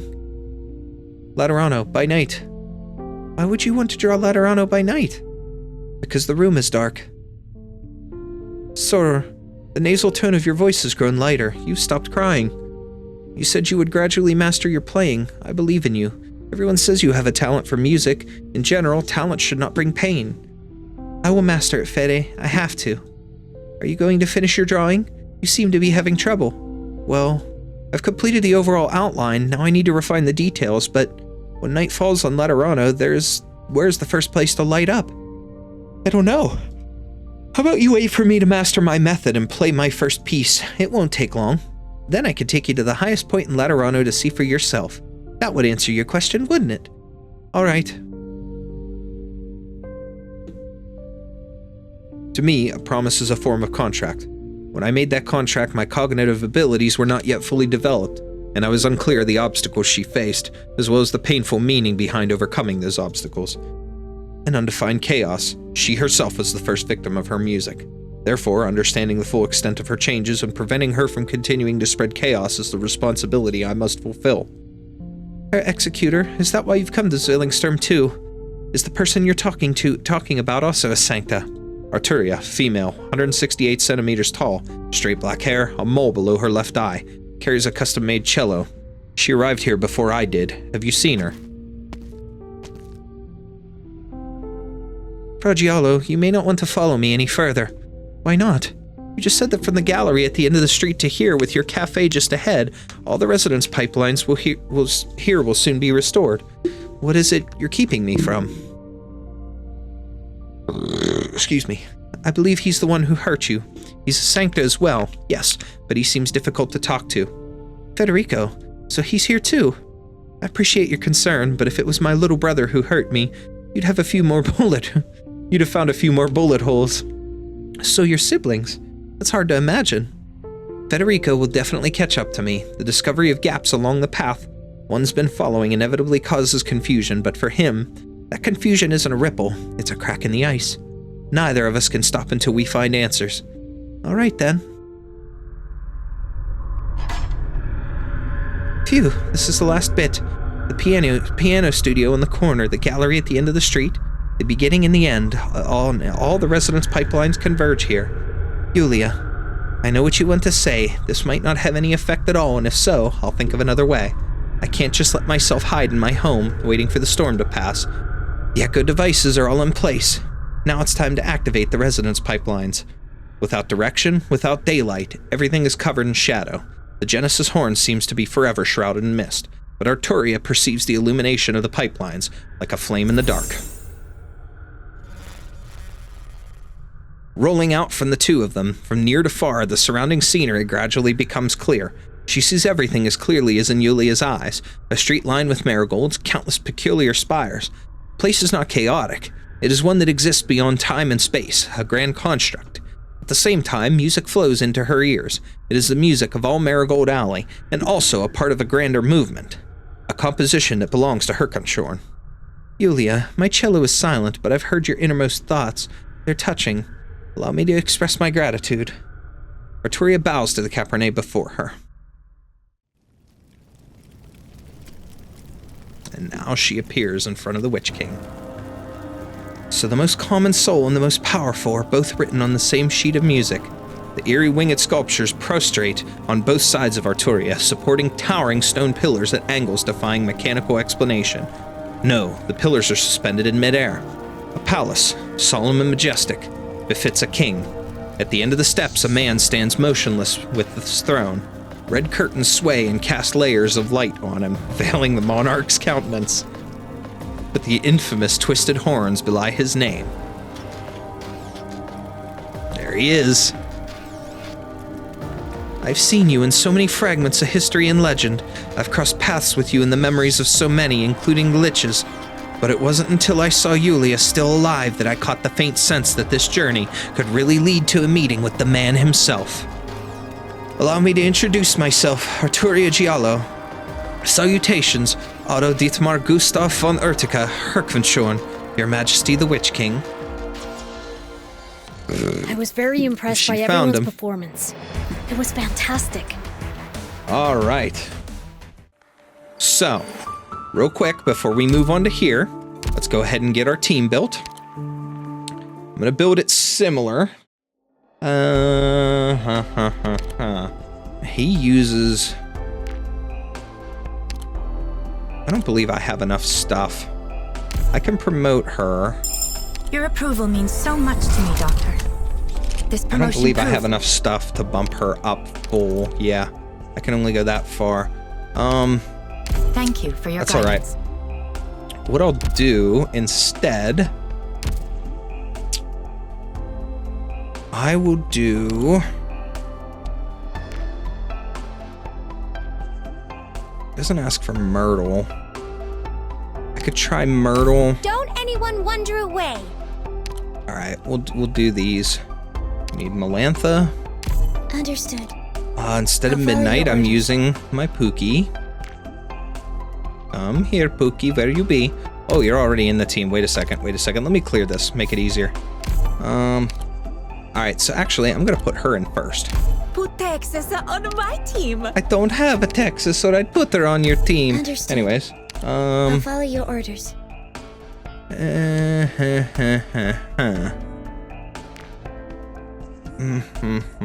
I'll put Mountain in. Mountain will probably be in place of the Vanguard. Spot. I want to ask about the meaning of this mission then. Bruce, I'll put Just get Jessica your orders in and just I'll because she's carry a little them out. stronger for me. Upcar. We need 2 strong medics, so Ansel Ready whenever. and Hibiscus. I won't fail you. And I then will protect everyone. a specialist, which I believe is just to block or push people around. So we'll do that. Okay. So let me get Amia Got it. for caster. I'll grab Click and I'll grab Blemishine. We'll use that as my crew for here. Ciao, Doctor. Okay.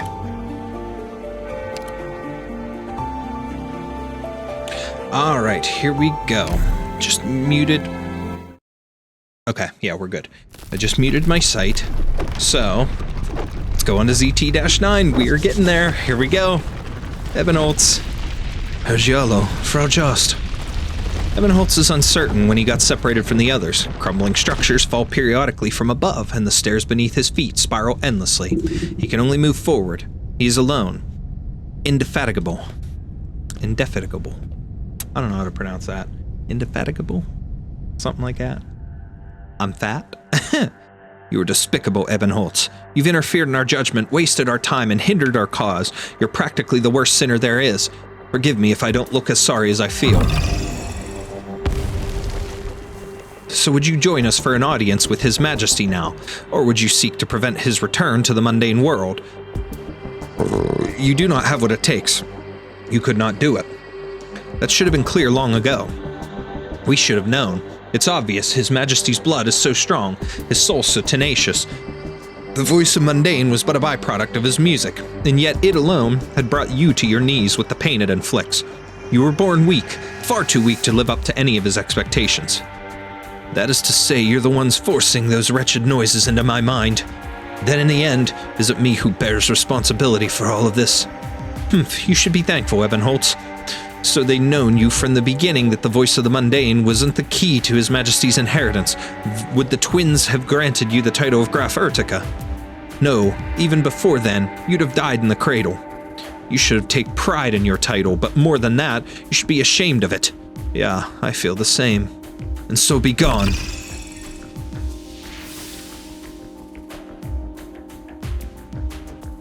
You are hateful, Ebenholz. How many died under the Witch King's tyranny? How many disappeared without a trace? Leithanien is scarred, and even 23 years later the wounds are still bleeding. Verdammt! Only for the tyrant to die silently one night, never knowing any proper justice. And you, his last remaining descendant, you were born with the mark of sin in your blood. You should atone for him, atone for all he did to Leithanien. What right do you have to live a comfortable life, Ebenholz, while mocking yourself as an obvious nobody? I despise this sin-tainted blood each and every day, the same as you do. No, you have no idea the evil it has wrought. Those remnants steal into Urtica again and again, encircling your spire like flies to rotting meat. My youngest son had only just joined the security forces when he found their trail. His corpse bobbed in a ravine for 3 days before they found it, all while you hid away in your spire. Do you even know the size of the Urtica domain? What crops it produces, how often the tax collector comes from the capital, what disasters the land has suffered in recent years? There is no Lensshare more hateful than you, your illustrious highness.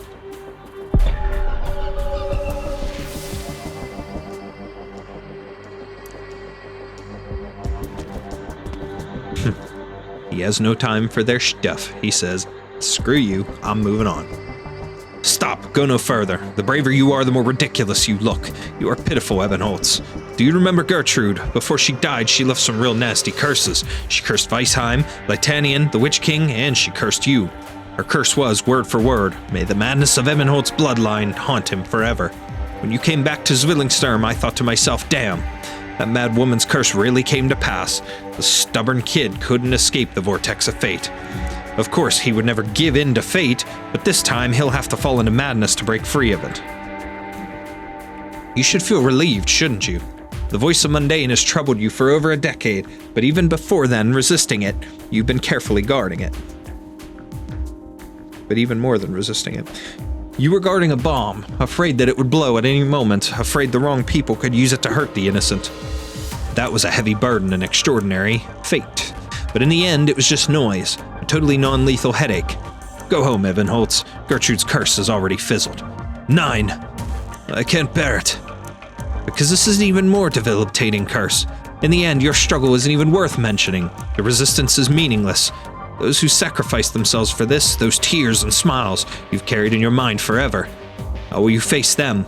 You've come to realize that trust, pity, understanding, mutual reliance, all those incredible, beautiful emotions, they're not precious because they're rare. But they can suddenly turn so light, so weightless, like a joke. Yeah, a joke. How could they be a joke?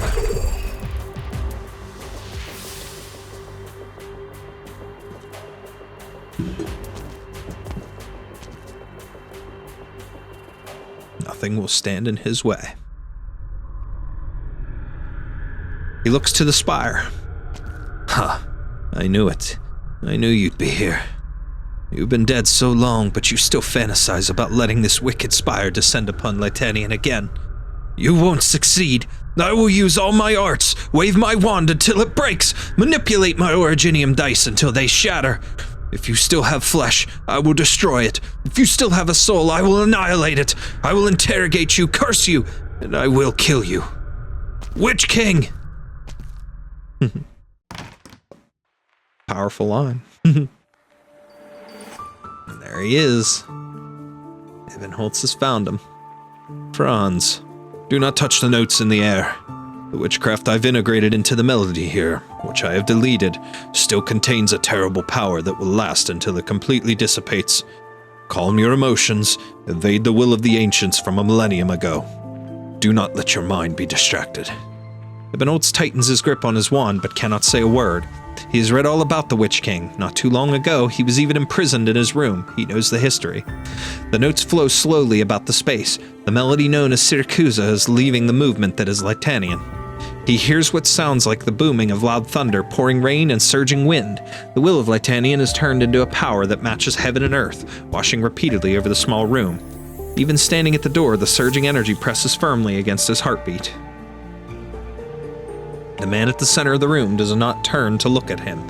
He is focused and proud. He is a reef that stands above the turbulent waves. What a picture. Ebonholtz cannot help but suspect he has come to the wrong place. This looks more like a fateful night of a certain composer or a most passionate lecture by a historian. There is no hatred here, no destiny, nowhere to place his egg. Ebonholtz suddenly realizes one thing. He's never truly seen the Witch King in all his life. Not even in his most terrifying nightmares. Fremont, you're late again. I don't recall you being such a popular teacher. Did you find yourself waylaid by a crowd of students?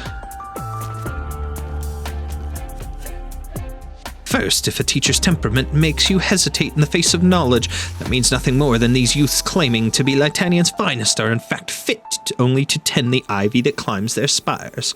Secondly, it is Ludwig's Universitat, not you, that grants me my scholarly stipend each month.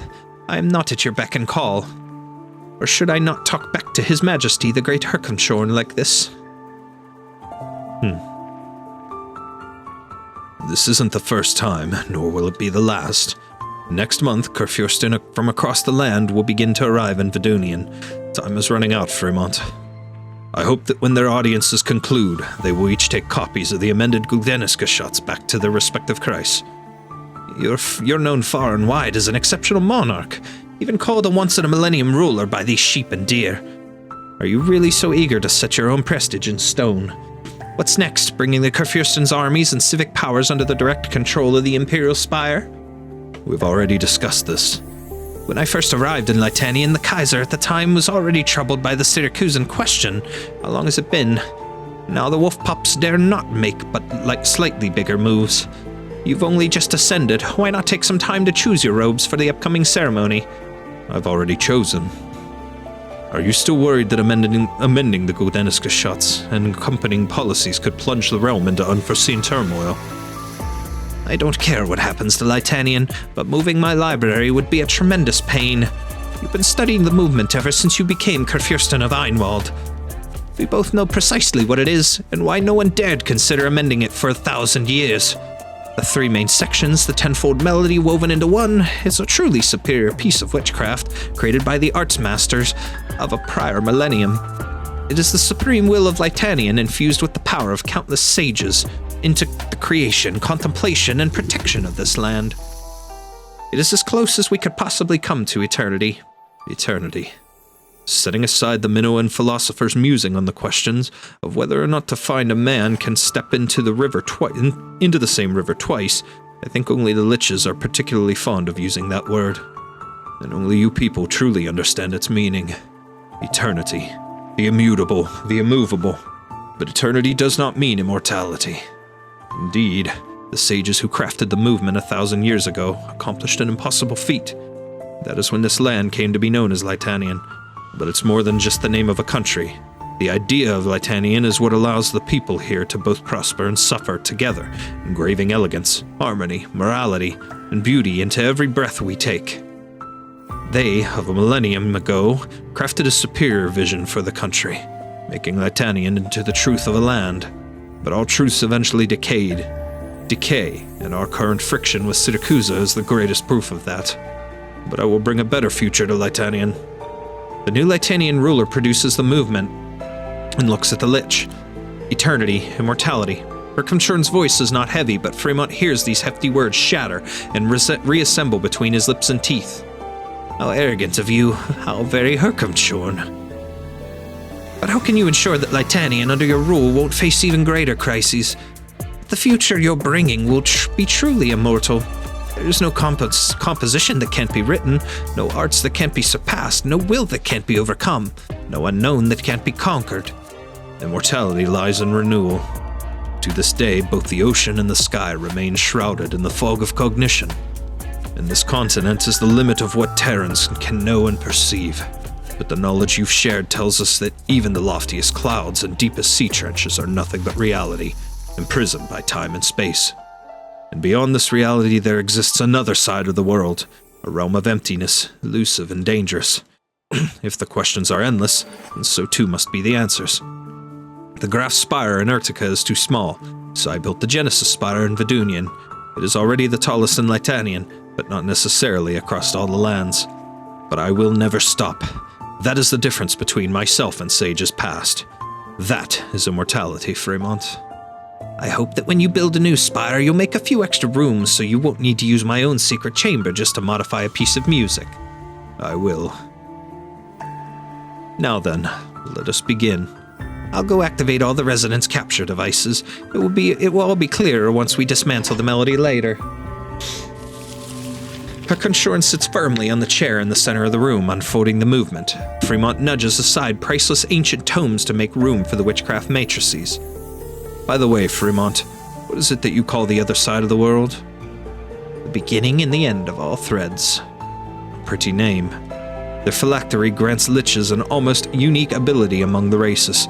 Concealing that phylactery means a life that will not end. With infinite time, liches are allowed to glimpse the infinite truths of the world. Do you treat them as merely sages in the tome of knowledge? Caution is in our nature. The more we discover, the fewer spaces we can live. Right then, Fremont, what about you? Me? The beginning and the end of all threads. You often complain that the liches under your command are either too young or too hidebound. But have you ever considered entering this space, rather than treating it as simply a drawer in which to hide your phylactery?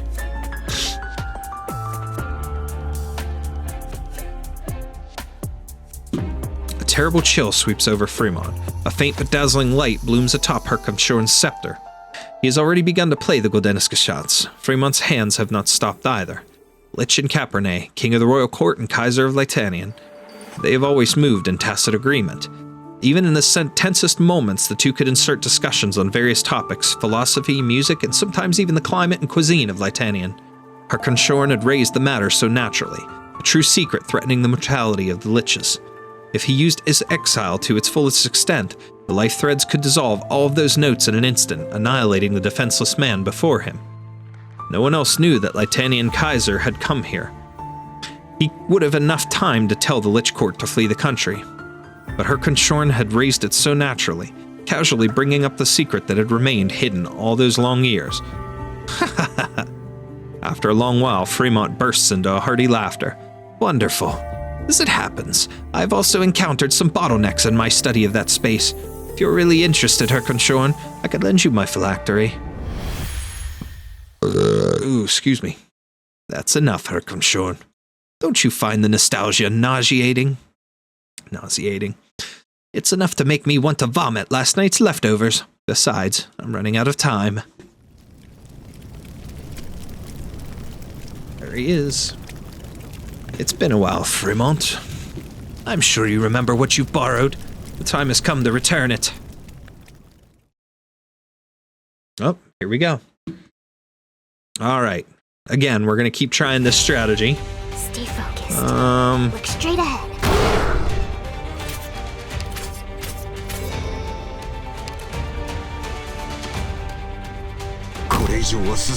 Use him for this. I'm counting on you now.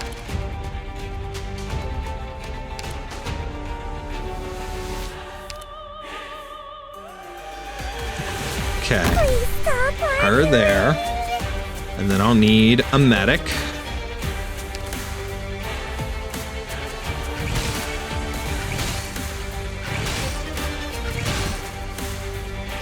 Ready to heal. We'll put Ansel there because he was the quickest. Let me look at one thing here real quick. Just because. All right. Cool. So, Jessica's going here.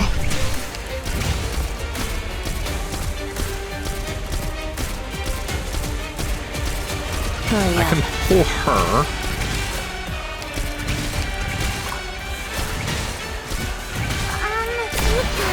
Don't move. First aid box is ready. Clear!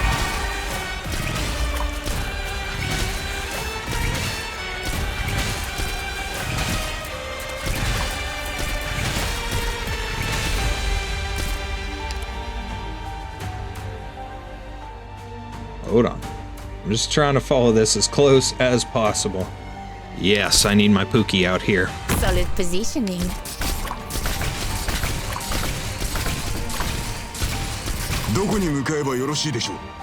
Nope, we're gonna hold off on that for now. Standing by. pay for that. Oh no. From shadows. It's safe here. Okay, this is not good. This didn't work out the way I thought it was going to. Okay, so struggle. Let's redo it. Redo that. Things end up this way.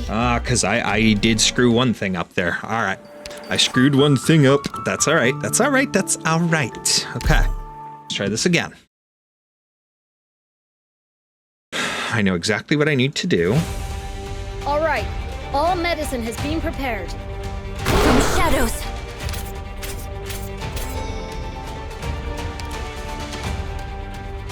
In here. はします。油断してはいけません。 10.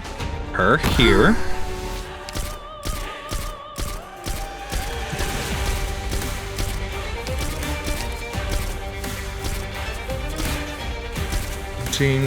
$18. Please stop arguing. ええ、ここにい All ま right, す。 I'm gonna pull him because they put Spot and then Melantha.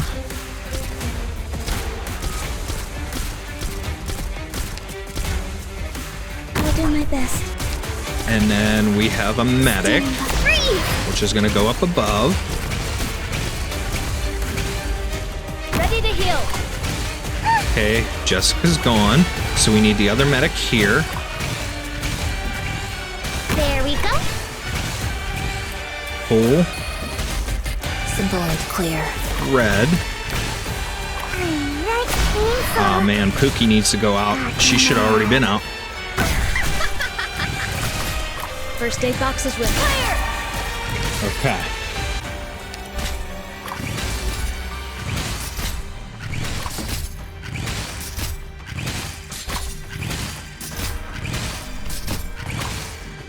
No way out for you.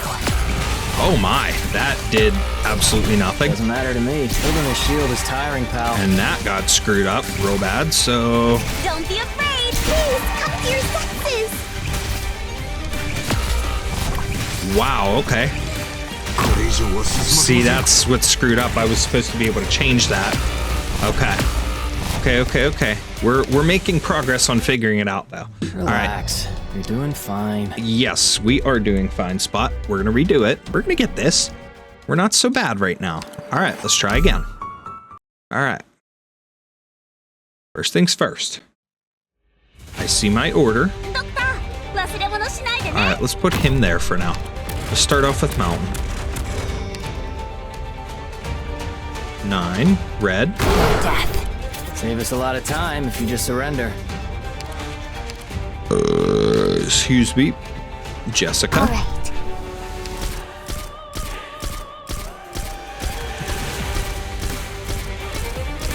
$16, $17, $18.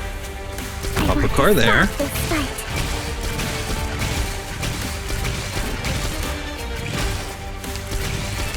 Simple and clear. Pull Pookie, or pull red. Pookie goes out, medic next. Standing by, not one step backward.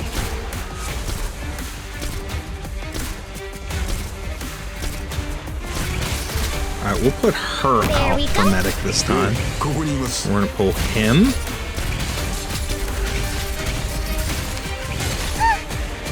We pull her. Melantha facing top.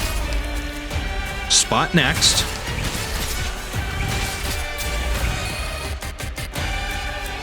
Yeah, fine.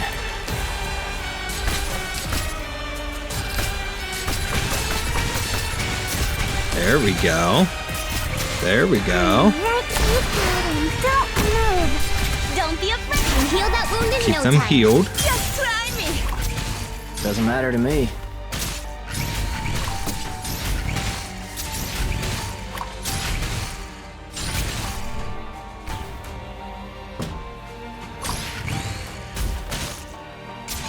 Strike them. Damn, Whatever you say. Catch. that did not work. And see, this guy's just gonna walk through them. Awaiting your order. See, I don't have a quick enough redeploy. I've got to figure out how to get that guy quick somehow. This isn't gonna work. Okay. I'm fine. Get it together, everyone. Maybe a better thing would be 1 second here. I got an idea. I've got an idea. Okay. I don't know if it's gonna work, but let's change around somebody here. We're gonna change around Blemishine, and we're gonna throw Cruz in. Where's the rally point? You know what? Yeah. I didn't mean to do that. Let's try this first. Okay. Start. Let's try this. I don't know if this is gonna help. All right.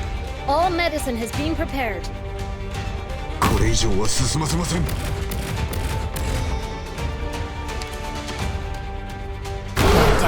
Miss Orchid, don't worry. I'll be fine.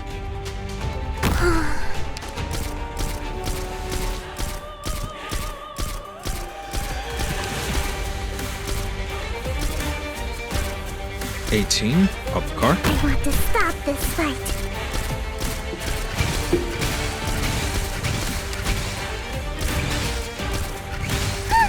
No, one step backward. Understood.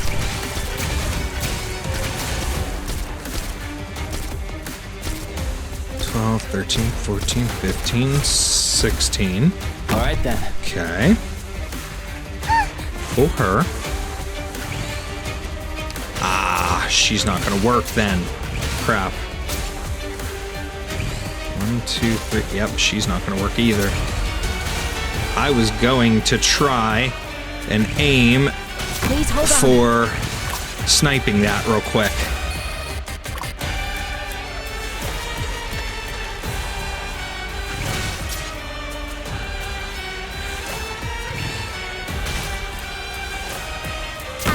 That's not gonna work. On the job. I'm Red Chainsaw.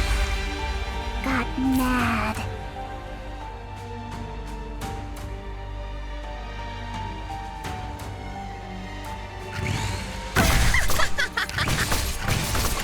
Please, you will fall.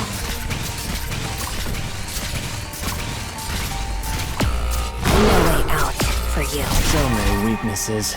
Your medication is here. Yeah, I don't, that's not gonna work either.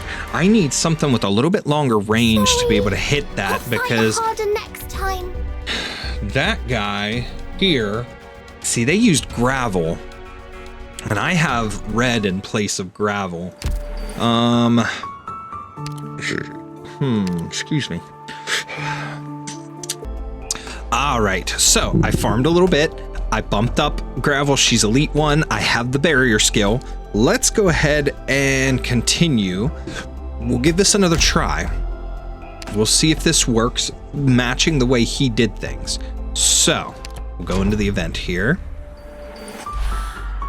and try this once more. Let's give it a shot. I'll do things relatively similar. Okay. Miss Catapult. It's Yep, time to got the barrier deploy. skill. Screw it. I've got red there for fast redeploy. That'll make it even less. Definitely prove myself this time. Jessica over here. Hurry Pull up. red, because that's good.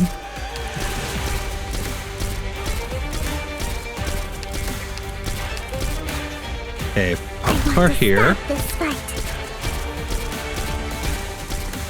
Alright, gravel's already ready to go down there. Melantha up. Understood. Standing by. No. You'll pay for that. Okay, he's going up here.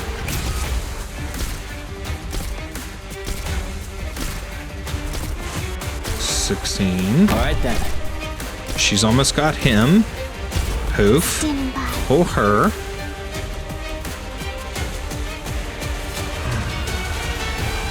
16. Medic. Safe here. Oop, gotta get Pookie out next.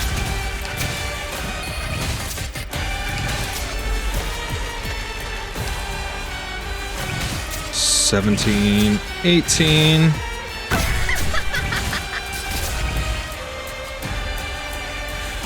Okay.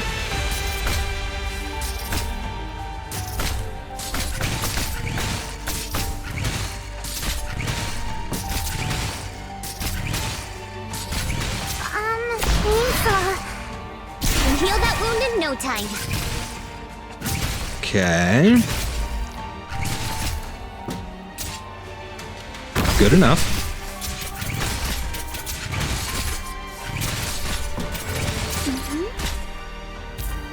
Doesn't matter to me. Don't see any harm in this. Please There. hold on. Okay, that's some BS. Whoa, whoa, whoa, whoa, whoa, whoa, whoa. Okay, so I got the gravel thing working, but... What the hell, man? 加減はしますよ。 Wait a second. Wait a second. Why does he got a barrier again? Why do they got barriers? Did I screw something up? No, I don't think I did. Sorry. My I don't blade. think I did. I don't Not know. Wait a sharp second. We'll try this enough. again. We'll try this again. Okay, so I need to save skills. That's one thing. We need to save skills. And then... Alright. I'll come with you. Alright, I'm gonna save gravel for now. I'm gonna put Is her in my there. eyes. Simple and clear. 加減はしますよ。どこに向かえばよろしいでしょう。 Alright. Alright, cool.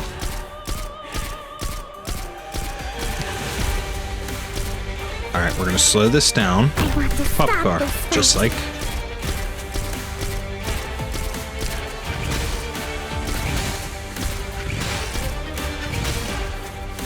Melantha. Standing by. No. We'll pay for that.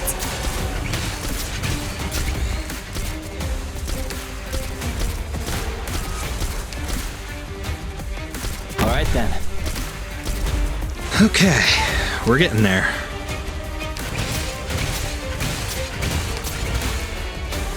Standing by. Please hold on. Alright, save the skills.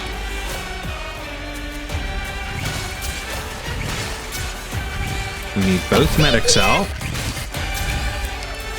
Oh no, no, no, no, no, I need Pookie. I need Pookie. Oh no.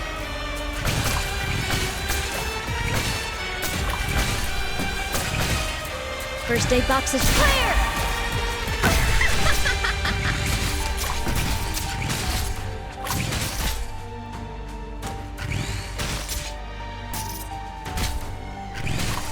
Okay.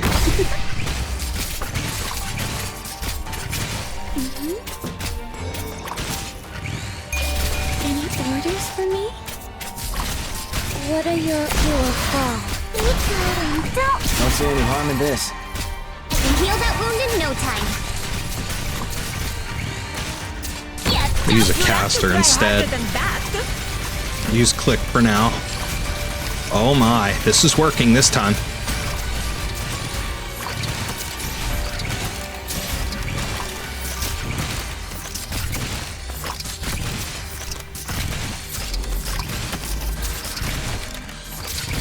Let's pull click back. Let's put her there like that. Alright, now we gotta watch for this guy to come down.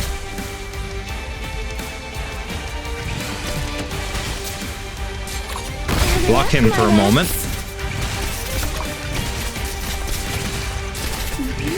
We can retreat. Awaiting your orders. The medication is here.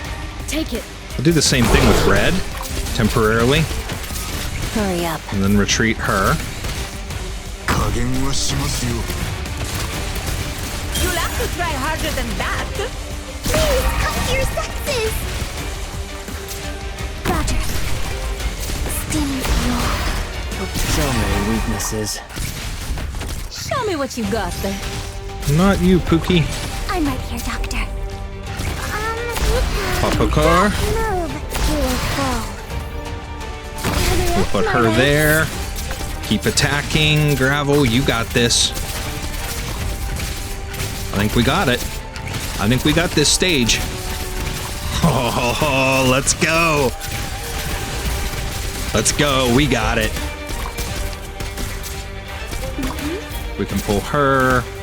Red, you attack down below. Awaiting your You keep everybody healed. Simple and clear. Don't be afraid. There we go. Your senses. Doesn't matter. Don't see any harm in this. Boom. Let's go. Haha. All right. We're nearing the end now. Franz, steady your breathing. You're going to crush your originium dice into powder. Their former owner, Bielefeld, was a rare great caster of Erdenhair who lived a century ago. He once used the dice to control the wind and lightning in the central valleys of Gaul, masterfully sinking the indomitable flagship of Corsica I and ruining the enemy's formation in a single stroke. The Battle of the Four Emperors. Indeed, it was a delightful victory. The Gaulishman couldn't even manage to cobble together a complete banner. The lamentations of the fleeing and the cheers of the victorious alternated like a grand duet. Unfortunately, we lost Bielefeld in the subsequent attack on Lingonus. I saved those dice as a tribute to him in his honor.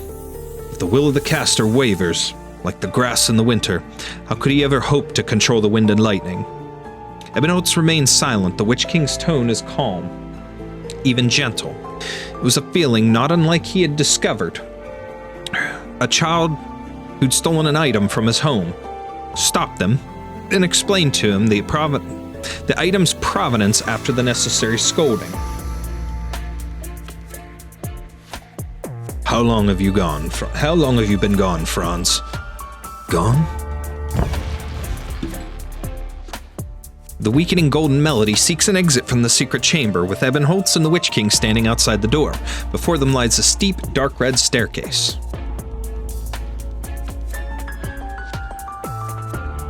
This is Graf's Spire in Urtica. A series of changes have taken place since the Weisheim incident, and he had been gone for over a year, but he could never forget the place. Do you dislike these stairs? These carpets, blood red, engraved with the dark patterns beneath the pristine handrails. The messengers who came from the very capital every once in a while exchanging glances. The servants standing in every corner. Sorry, it's hard to like them. Right. When I was your age, I would wake up in the middle of the night and take these stairs to wake up my tutor.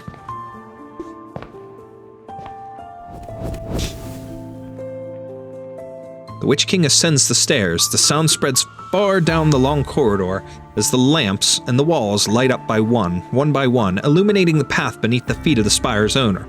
Between the lamps float interconnected intricacies of witchcraft. The tutor sent by the empresses was intended to perform poorly. So many a night, Ebonholtz would sneak into the subtle corridors to practice. He unconsciously followed the Witch King. For a moment, he seemed to think that the man was still living in the spire, only waking up in the middle of the night to head to the door for whatever unknown reason. The short-horned Alafia opened the door. I didn't go in. I stood in the doorway and asked him. Over the course of 3 months, I reviewed the 634 scores collected throughout the ancient spire, all composed by famous musicians and grand casters. I took the melodies apart, including those that were incomplete or unplayable. Why is it that the art of Leithanien is so proud, accumulating the beauty and elegance and harmony of 1,000 years, flows with dead melodies and crusty notes? I turned the sculpture by the door into a sandbox, quickly deducing the situation of the next century. Iberia would form an alliance with the sea, victorious steel knights would spew steam, boots coated with mud and blood would tromp into foreign lands, the Gaulish irises would bloom in the deep forests of Einwald. But what of Leithanien? The country's horns and fangs have rotted nearly right out of our heads. First with Syracusa, then with Sturmland. Moss and vermin infest every nook and cranny of the spires. Why do you turn a blind eye to all of this? 9. Why do you know of it? The short-horned Alafia was still half asleep, but more detestable than the sand still sprinkled, unwiped in the corners of his eyes, was his long silence. the fear and emptiness he tried to hide. He claimed to be the most knowledgeable man in Utica, and even of Einwald. But he couldn't answer a single question. Then you kicked him out of the spire, and his entire house fell into decline. I've heard the story. Just for that, you truly are unreasonable. Jung, if I were you, those hypocritical servants who secretly partook in the wine cellar would never drink a drop of water again. They would feel the pain of their throats cracking inch by inch until their deaths. As for the teacher who tried to mold me into useless rubbish, he would find himself impaled by arts dozens or hundreds of times stronger than his during one of those perfunctory demonstrations. His expression of fear could be frozen into a fine sculpture. The foolish ministers who tried to manipulate me with a melody would be manipulated themselves, and the obvious contradictions between the twins black and gold could be exploited. Exploitation without purpose, arbitrarily taking lives. In your own words, these heinous acts are completely meaningless. Witch King, the purpose of a stairway is to lead you to a higher place.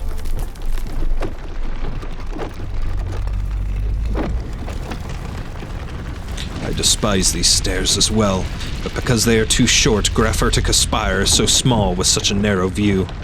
Franz, you see the spire as a cage, so how will you break free of it? How will you defeat your enemies?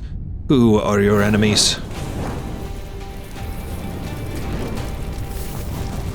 You are despicable, Ebenholz. You are hateful, Ebenholz. You are pitiful, Ebenholz.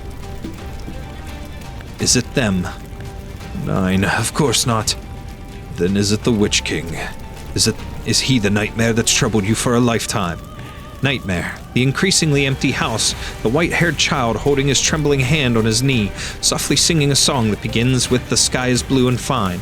The sound of cello spreads out like an endless grassland, while the sound of the piano turns into a flowing stream. He washes away all weariness, allowing him to walk a long way, with the dark of night no longer so heavy. He often dreamed of these things. Dreams are already fleeting, and if he has to miss these beautiful moments, he would rather never sleep. 9. I have never dreamed of you. Memory.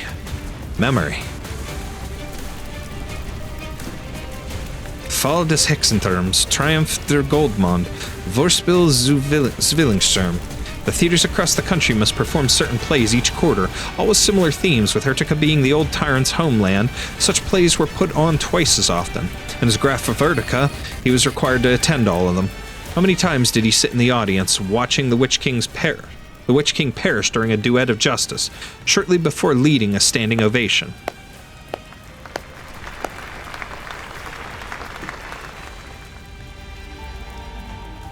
Statues on the streets. Illustrations in books. He has seen countless Witch Kings. Without exception, a mysterious light surrounded their twisted horns, and even their voices had a strange tremor, as sinister effects were added to them. They were quick to anger, cruel, bloodthirsty, with the grotesque and exaggerated expressions under their masks. Not one of them, not a single portrayal, matched the appearance of the man before him.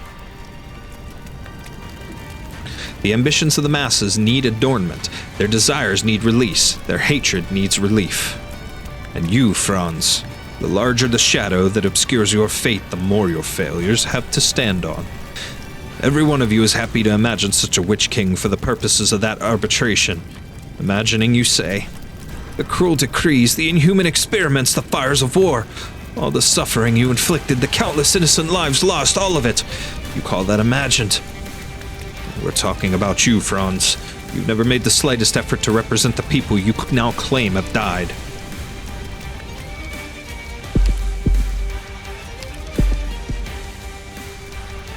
A sudden headache washes over him, much like the nights he was haunted by the voice of Mundane. On those nights, he could only grip his flute desperately. He felt as though he was dying, so he would exert all his strength to curse the man before him until his surroundings became clear. But the voice of Mundane is long gone, so why does this pain still flow? Ebenholz cannot see his own bloodshot eyes, but the layer of red webbing in his field of vision becomes increasingly heavy. Pain stirs all the memories, tearing through all emotion as if trying to draw everything out of his head to transform into something tangible. Nightmares, memories, imagination. Look back on your rather short life. Countless times you've cursed the name entwined with your own, that indelible mark. Could it all have been nothing more than facing the void, looking into the mirror?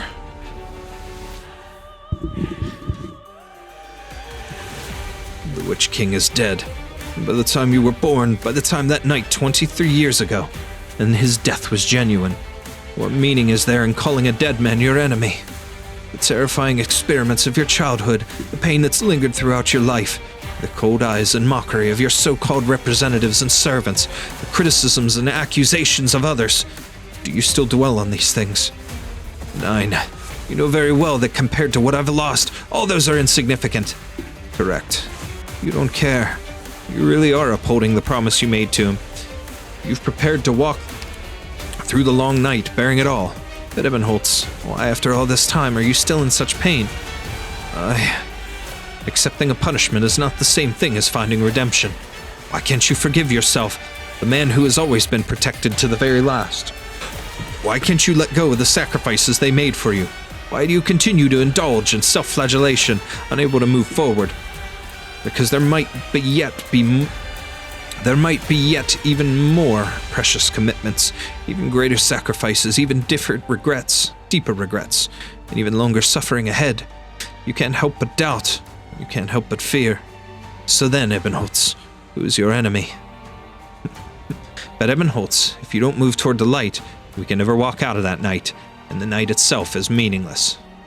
The night itself is meaningless.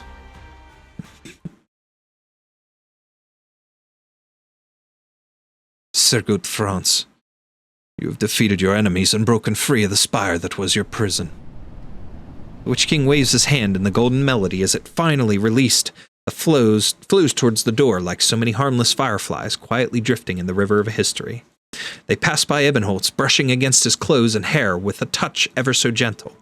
Ebenholz suddenly feels a baffling sensation, as if the Witch King had patted him on the head. Ebenholz cannot control himself. He bursts into laughter. So after all my tremendous efforts to storm the Genesis Horn, I end up winning the praise of His Majesty the Witch King. He laughs at the image of himself, at his own embarrassment. He laughs at the past 19 years, realizing he has never laughed this heartily. Even if thunderous rage were to punish him for his lapse the very next second, the headaches were to him back into the abyss, or even if he were to shatter into pieces, he wants to keep laughing. But nothing happens. The endless staircase, the spire of Urtica, even the Witch King, it all vanishes. Nothing remains but an empty throne. Ebenholz stands before the throne in silence, waiting for the unreal sensation to fade away completely. He conquered his demons. Every one of them that's here has something that they're conquering, and it's so cool the way this story plays out. You've been watching long enough, Sancta. In his laughter, I felt a sense of melancholy and liberation. The character at the center of this drama finally confronts all that he's been through, whether scripted or in life. If he finds a new goal, he carries on steadfast. What about you? You were the first to enter my pavilion even before Fremont. The pavilion, my palace. Thanks to Yulia, I got a glimpse of what it looks like. It reproduces all that Leithanien has ever taken pride in. The spires that join the millennia, the knowledge, art, and power accumulated over generations, undiminished by time. There's nothing else like it, an immense project beyond human capability. In fact, I speculated on it even before. The soldier, the painter, the scholar, the tuner. I've met each of those who personally witnessed der Tod des Hexenkönigs. That night made the deepest impression on their lives. They were entangled by it, trapped in the contradictions of their times and themselves. Through them, I reconstructed the last melody you left in the mortal plane. Hoarse and cacophonous, impossible to interpret through conventional music theory, this melody couldn't possibly point to a legacy to inherit, as your followers had expected. It was never meant for the mortal plane. The echoes painstakingly collected by the people of Leithanien are the bricks and mortar of this palace, another form of construction material you left behind. They would ultimately be found by others, but who would uncover their purpose? Fame, honor, wealth, an individual, a house, a class. These shallow motifs run throughout all melodies across all lands. The meaning of this music has always been so narrow. Sancta, unlike those fullest ministers, you come from the so-called Holy City and are unconcerned with Leithanien's past and future. Nor are you a lich, unaware of the existence of Kagaraik. You do not walk the path that Fremont does, and so, why are you here? Before I explain my purpose, I have a question. This very moment as we stand here, are you only a strand of strings trembling in rigor mortis, a patchwork of flickering lights subjectively colored by emotion, one of the countless fragments of consciousness? Or are you the fully intact Witch King? I had meant to play you. The physical rules underpinning sound cannot be realized in Kagaraik. However, the place I stand does not acknowledge the rules of Kagaraik. The loss of sound is your own limitation and has nothing to do with the pavilion. Music is your eyes, your ears, your heart, your everything. You think you've lost all perception, yet desire is stronger. You are a dull yet interesting observer. Arturia releases her grip on the cello and simply looks at the Witch King. His entire life has all he has been through. His thoughts and emotions collectively resonate through the space, filling every cubic inch. This is the palace he has built to himself. For himself. You walked in, you see what he sees.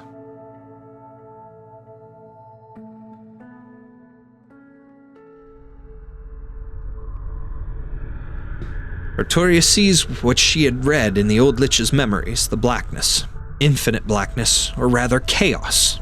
Human understanding of this word comes from the negative emotions associated with it. Confusion, disorientation, sadness, anxiety, and fear.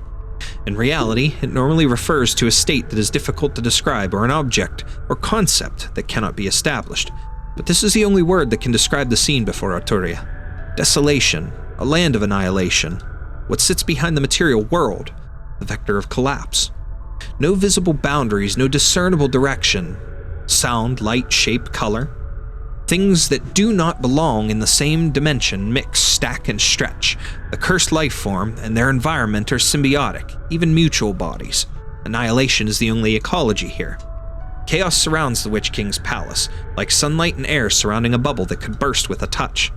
The Witch King's spire stands in the center of the palace, with originium crystals growing from its base like moss between the bricks. But such moss covers the entire palace, connecting seemingly irregular spires and other buildings comprising some vague formation. Chaos invades the outermost cluster of spires, like a rising layer of mist. Once the mist dissipates, der Wiener Ortum and der Dieter des Wissens no longer exist. Clearly, the palace is gradually emptying, but its boundaries remain as if adhering to predetermined rules.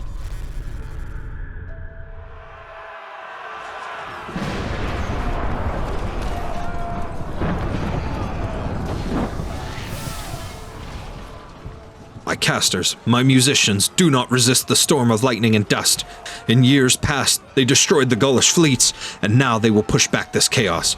Celestial phenomenon and calamities join the symphony, as Originium shapes new connections for you. Your bodies and consciousness will become a part of the instruments, strings, and troop formations. Fill the gaps, reform the lines. Kagaraik is beyond comprehension. Demons cannot be captured. Incompetence is nothing but cowardice. Return all intelligence to the spire for analysis. Confront it, comprehend it, conquer it, in the name of Leithanien. Vibrate the strings of our lives until they break.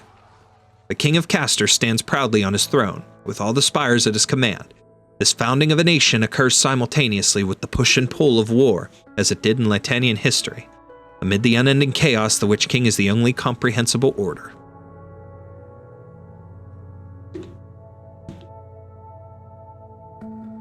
Your enemy is terrifying, so incomprehensible. Is Leithanien your unwavering cause? Even death cannot end it. Just as Herr Fremont predicted, your palace is suffering an irreversible collapse. Do you regret it? If you hadn't become a tyrant, if this mutinous army hadn't seized your spire, if death hadn't ended your study of Kagaraik, would you have had the time to make this palace more stable, unshaken by chaos?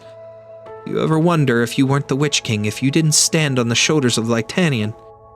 Could you master arts and knowledge beyond the reach of mere mortals? Could you surpass reality itself? Could you build your own spire within Kagaraik? Your questions are meaningless, Sancta. I have no regrets and I do not wonder. I do not fear monsters, nor do I fear becoming one. Then, Your Majesty, I come in search of confirmation. Confirmation? It has been a long time since someone spoke to me of such things. I seek from you the greatest answer a human heart can seek. A future, an ideal future.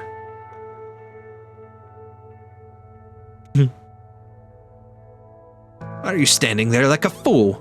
Is the blow too hard? Do you have brain damage? What's your excuse?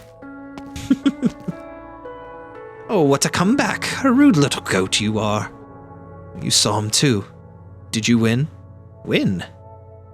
In this ruined palace, I could fight that man innumerable times, debate him for innumerable years, but how could I win a debate with an echo? How could I kill a dead man? Then we might as well leave. Leave? You really want to turn and walk away after everything you've suffered on your journey, even as you stand right before the throne? I'm here. I've seen it. The throne is empty, but the spire is still here. This strange, distorted, dangerous space, it still hangs over the heads of countless people. You're the most powerful Lich. Tell me, what should I do? How can we, once again, topple the Genesis Spire? There's only one way, the same way it was done 23 years ago. We need the twins. The Empresses. What a beautiful sunset. Lieselot, why are you hiding here again? I'd rather not stay with the envoys of Kurfürsten. They speak so crudely of post-war matters right in front of us as if we're already dead. Herr Fremont says the odds of us surviving the battle are less than 1 in 10.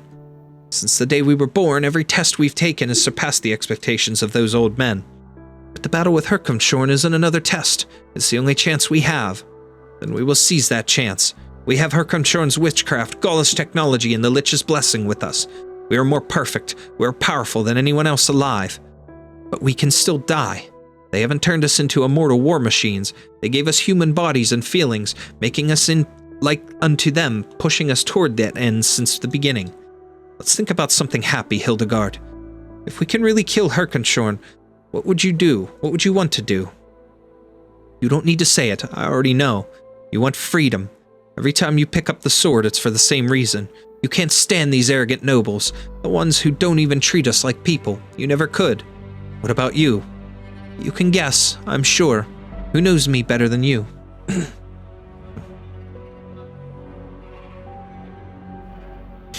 The sun is about to set. Soon all the clouds will fade with the last thread of golden light. We need to destroy the Genesis Horn quickly. Are you giving up? You conspired with the Lich to use it to obtain Herkomshorn's ultimate power, right? That power, getting it under control, would mean granting Leithanien her sharpest sword. But Fremont and I have tried so many different methods to force our way into that space. It's really something. The one who finally managed to open the way was an outsider. Whatever her motives, she has given us a chance. I will not allow an unknown threat to continue looming over Leithanien. Of course, I would rather it descend more safely and discreetly, but at least we can end it now. If you've made up your mind, the Liches will show you to the throne of the Witch King. Young Lich, you've been here all along. Don't misunderstand me, Leithanien's eternal grace. I'm but a lowly messenger. Kill me, you will gain nothing but a thread scattered on the wind. I've received a message from the Master. He is presently within the Genesis Horn. Only by joining forces with the austere authority to once again strike down the power of Herkomshorn will you disperse the dark clouds hanging over Zwillingsturm. Very well then. But the Master also warns that the Genesis Horn is as unstable as you and he both anticipated. Once Herkomshorn's power dissipates, the Spire of the Witch King within the void will collapse. Losing the barrier between reality and Kargerite may cause a more serious problem. When the final moment comes, your choice will decide the fate of Leithanien as it ever has. But a single thread. Liches always come and go with the wind, free enough to be oh so irritating. Michael, I'm here. Find the Lich from before and the young man raised by Fremont.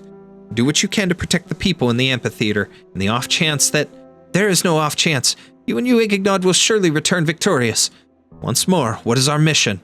To eliminate any threat to Leithanien at its source. Good. The Gestsvakter stand ready. Remember your signal is my command, and when the time comes, if there are no new orders, they will act. Grimocht. Go. Yeah. He's received his orders. Lieselot, we should move out too. Both the Liches and the Kurfürsten are always talking about the fate of Leithanien. What about our fate? We've been here atop the 2 tallest spires in Leithanien for over 2 decades.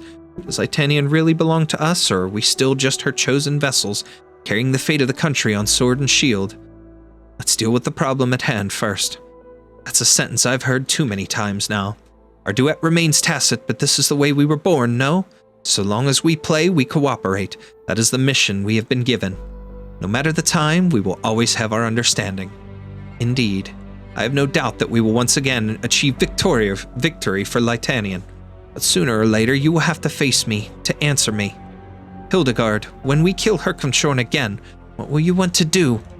You're taking such great risks to bring the future to Leithanien, but what is that future?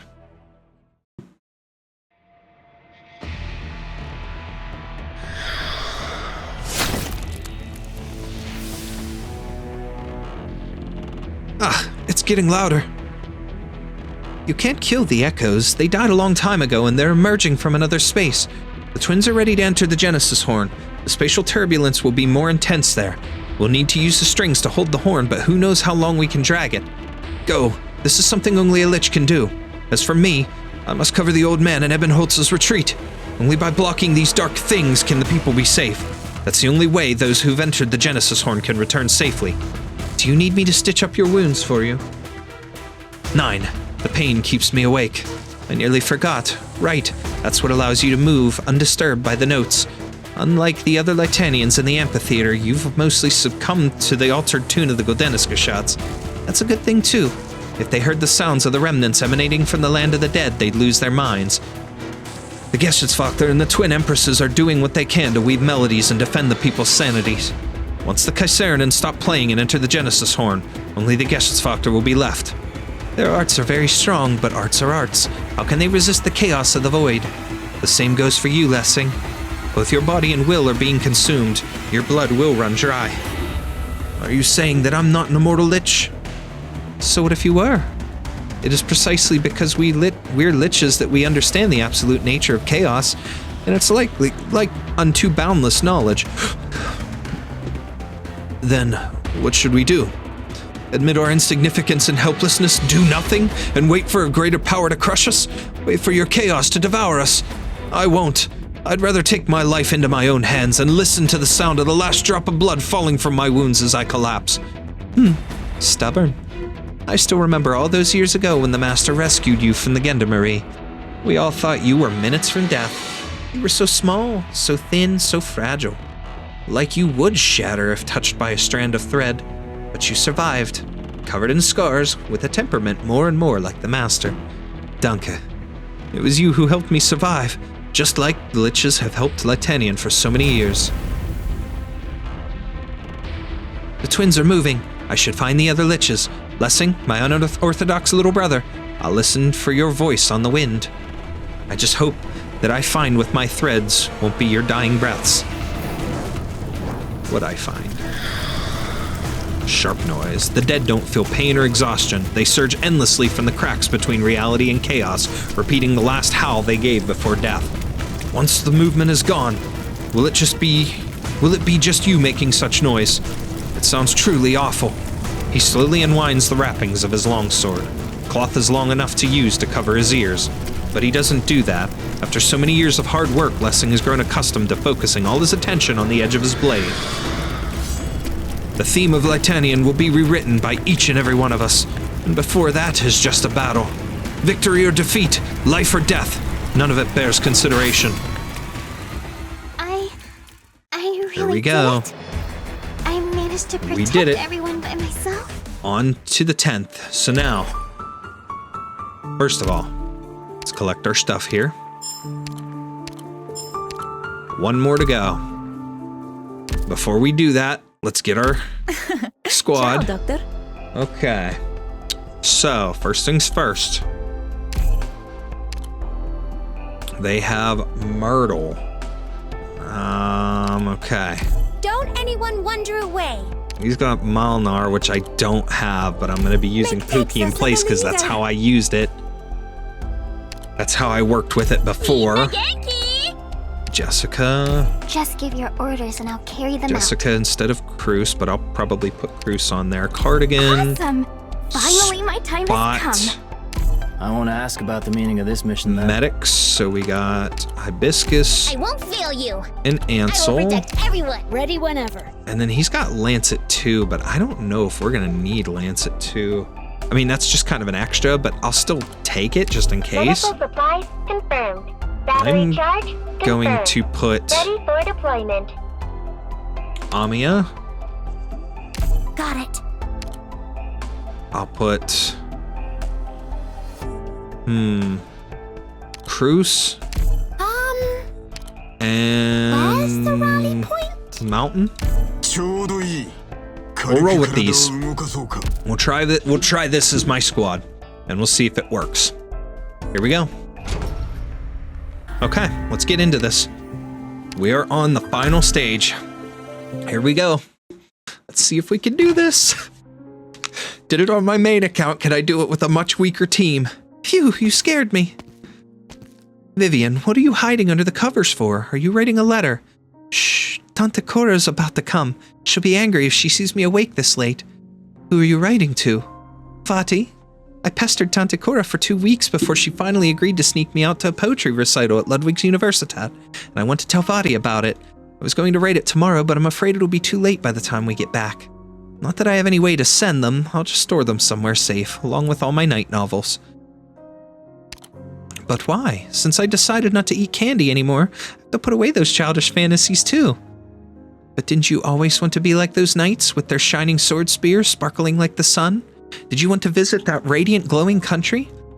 They're too far. It's all just too far away. Udi's not here anymore, and Vati, he's by himself. I'm on my own too. I don't want to be too far from him. I asked Tante Cora how long it'd take for us to get back to Sturmland from Zwillingsturm. The fastest route would be only 2 days, so if Vati needs me, I can always... But your Vati doesn't even know you stayed behind. He'd definitely be mad if he did, but I don't regret my choice. I begged Tante Cora to help me stay here in Leithanien instead of following her to the Grand Knight territory like he told me to. Even if I want to hide, even if I can never know, if he can never know, Tante's helped us so much.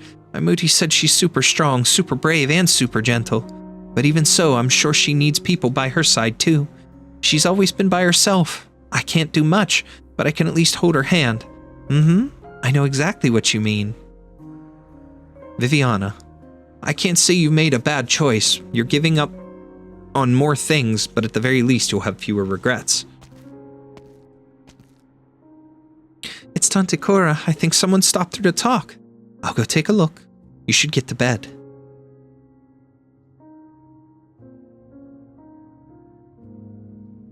A rare event. As the Twin Empress's favorite actually come here of her own accord to meet with us dregs. Finally made up your mind. All because of the Hochberg girl. Viviana is too sensible for her own good. She takes after both Lucinda and Werner. If I had a daughter myself, I can only hope she'd be as tough and kind-hearted as her. That day in the car, she suddenly begged me to let her stay, and I thought maybe things would work out better this way. Better for Werner and better for me. With her around, I can feel myself gradually calming down this time. When I pass by Carl Schmidt Street, sometimes I feel like I can see the marigolds again, blooming all over the street as if the flowering season will never end. But her current situation says it all. As grand as Kurfürst as he may have been, he was incapable of saving his own beloved daughter. Leithanien's illness still constrains all those who have sacrificed everything for the country's so-called rebirth. Its terminal rot has lived and strived, barring the citizens from their freedom. Still, I'm elated to hear that her presence here has helped you come to a decision, Concertmaster. No, Cora, I didn't come here to... This shouldn't be happening. And they fade away.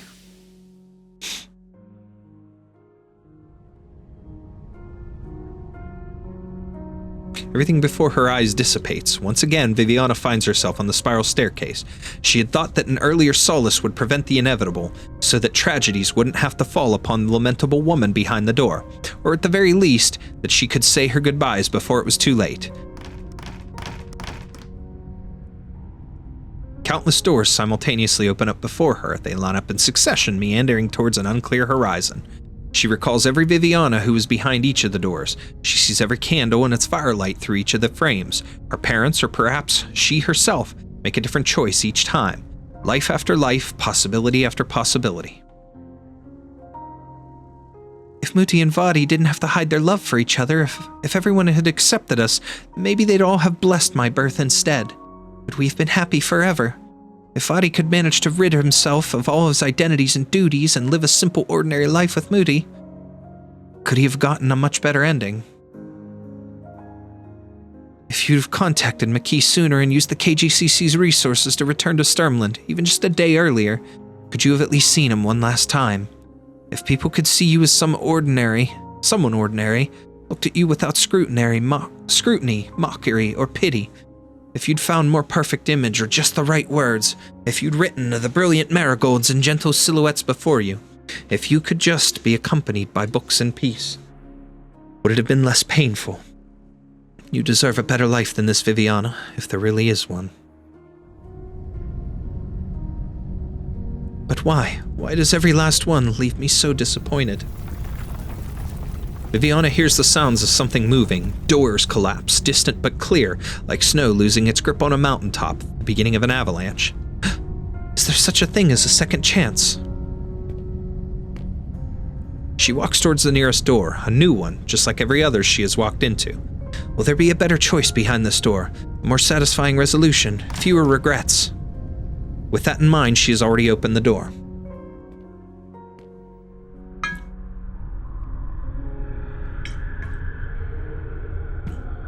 The Genesis, this Zwillingsturme space, is extremely unstable, Julia Schuler. Your premonition was correct. I understand that you won't leave, so please stick to the resonance pipes as much as possible to keep yourself safe. What about you, Herr Executor? I must find Arturia, the sooner the better.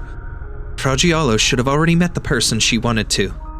She is a dangerous individual and should come back with me to Laterano, but if she truly seeks the Witch King, then she could be in danger right now. Federico turns around and looks into the distance. Ever since Yulia activated the retrofitted resonance pipes, the scenery around them has gradually cleared up, both near and far. And with that, Arturia's destination is no longer in question. At the far edge of his sight stands a gigantic black tower, interwoven with scarlet and surrounded by a cluster of spires he's never seen before. Herr Executor, before we go our separate ways, can you tell me how Gian is doing these days? He has encountered some common growing pains. Boris Borden left him a sum of money, but judging by his own wishes, he may very well leave Leithanien and make a living in another country. That's fine too. That boy's head has always been swimming with ideas. Signora Schuler, you appear to have more questions for me. Cabernet woman quickens her footsteps just slightly as Federico continues at his usual pace, giving her a slight lead. Loris, is he already dead? I never said. Herr Executor, you're clearly the type to dive headfirst into your work without a second thought, but you seem particularly concerned with my affairs. You wouldn't willingly put your mission on hold like this for no reason. I've heard from Loris how Laterano's Notarial Hall works, and... His will. Prior to Das Kaisernen's Fest, Loris Borden died in the sewers near Bodenshoff's Forest Park while trying to prevent the Witch King's remains from inciting a revolt. His final message before death was a phone call in which he expressed his hope that someone else would take over the Julia Schuler case. For 15 years, he resented the city of Zwillingsturme, loathed his work at the Gendarmerie, and treated everything apart from his final battle with indifference. His sole preoccupation was your case, and as a former citizen of Laterano, his final request can be considered his last will and testament. That said, the case has now been solved, and it is no longer possible to investigate any further, but I did find a letter addressed to you in his residence. I read it only once, but I have it memorized. I can recite it to you if necessary. However, the contents are full of rather emotional expressions, such as, when I decided to get to the bottom of your case, that gross monster summoned me to his office. He slapped me in the face and said, Leithanien expletive omitted, don't you dare think your military success gives you the right to pick fights with everyone. Julia, I hate Zwillingsturme. I hate that I'm unable to. Herr Executor, Loris wasn't that sort of man. Julia interrupts Federico's recital. The Loris I know was never the type to call himself a hero or anything like that, but he was the first soldier to set foot in the Witch King's spire. He was the only fool to join the Gendarmerie and silently protect the city despite owning a title. The only officer willing to defy the nobles to protect civilians. He knew things weren't perfect in either Laterano or Leithanien, and that many things needed changing, but someone harboring hope in their heart will never give in to despair. Never. Julia stops in her tracks and begins mumbling to herself. Federico follows suit and looks at her quivering shoulders from behind. He does not move. The young executor listens in silence, attempting to analyze the emotions in her words. Senora Schuller, are you disappointed with Loris Borden? In truth, he was only, I'm not, Herr Executor. I just feel sorry for him. I'm the reason he became like that, right? But I was actually...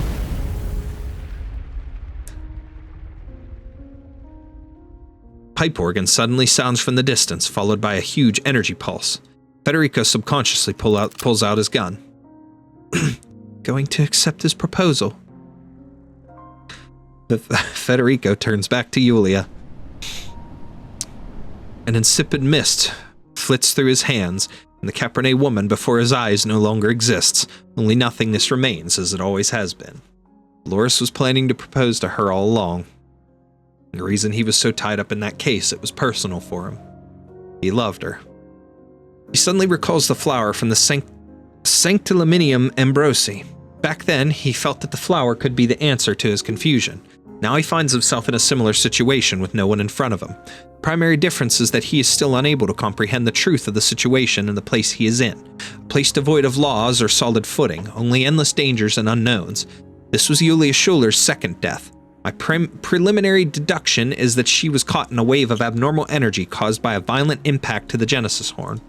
I will move to verify the precise cause immediately. In short, this too was an accident that has once again destroyed her life, and once again she was unable to react in time. Federico is an outstanding executor. He has been with the Notarial Hall for 7 years, and carried the title of Saint for 2. He calls himself an executioner, an executor, and has witnessed countless deaths, but this is the first time that he's truly sensed someone's emotions in their final moments. She lived in her own Zwillingsturme for an eternity, as she loved and regretted even death, was unable to shake her belief in life. Simple, but intense.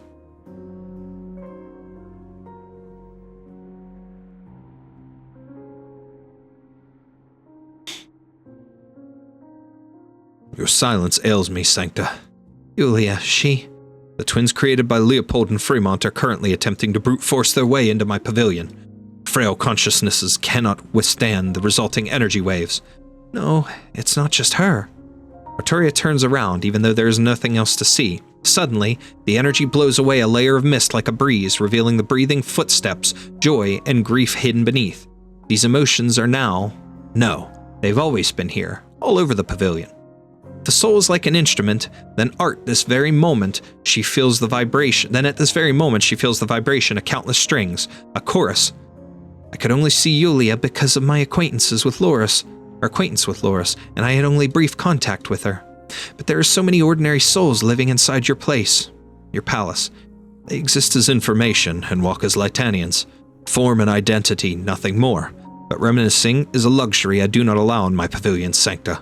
I believe you came to verify a future. I think I've already gotten my confirmation in a way. Why exactly do people develop a self, and how does one become strong enough to go up against an approaching crisis or a predestined doom? We all exist within order. Rules and commandments serve as Laterano's anchors and cables, enabling faith to traverse the entire lands and providing a target for the prayers of believers. The laws are piety. Leithanien, however, is the result of Guldenskashats. Through its systems, aesthetics, models, and morals, 10 different regions with no common cultural identity joined together as a unity that has lasted 1,000 years. Experience inherited through generations, laws forged in writing, concepts established by convention. These exist a priori, and from it, an order is formed. They guide how we should think, speak, and deal with ourselves as well as others, and so it becomes our instinct, engraved into our very flesh and blood. But the order has its imperfections. It is rigid, unequal, and indifferent. It separates us. Laterano's order offers redemption to its believers, but the gates of paradise do not open for the Sarkaz. It refuses to provide bread for their empty stomachs or roofs to shelter them from the rain. Aegir and Iberia face the same dangerous ocean, but their respective orders forbid them to keep watch in the same lighthouse. Our order rebels against us, and we yearn for it still, calling for its perfection. Only order is desired. Laterano's laws hover barely over 100 words, and Leithanien's theme has long been concise. Their minds shallow, their pride false, their senses dull. They regard only the dead as eternal. By this they are timid, yet also fearless. What is your answer then, Sancta? What do you desire? Emotion. We exist in the present, a river whose running flow is our feelings, are discordant and capricious reflections of the moment we are living in. Feelings build into emotion, and emotions shape our souls. Our emotions are varied and profound. We are the love, the hatred, the appreciation, and the lament we harbor when these emotions call upon our reflection, and through these encounters we come to understand life itself. They were the torch we wielded to repel the shadow of death long before the birth of laws, religion, politics, or science. We were born as prodigies in utilizing our emotions, and thus we are connected. Are you referring to the empathy between the sancta? Indeed. Language is not without its limit, and what it finds an impossible chasm to leap over. Empathy arches across it and emotions quiver. It's a precious gift to my kin, through which we can read each other's feelings, but it is also utterly unfair. Its creeds are too vague and its benediction too narrow, like a rule written only to serve Laterano's order. So you crave a true empathy.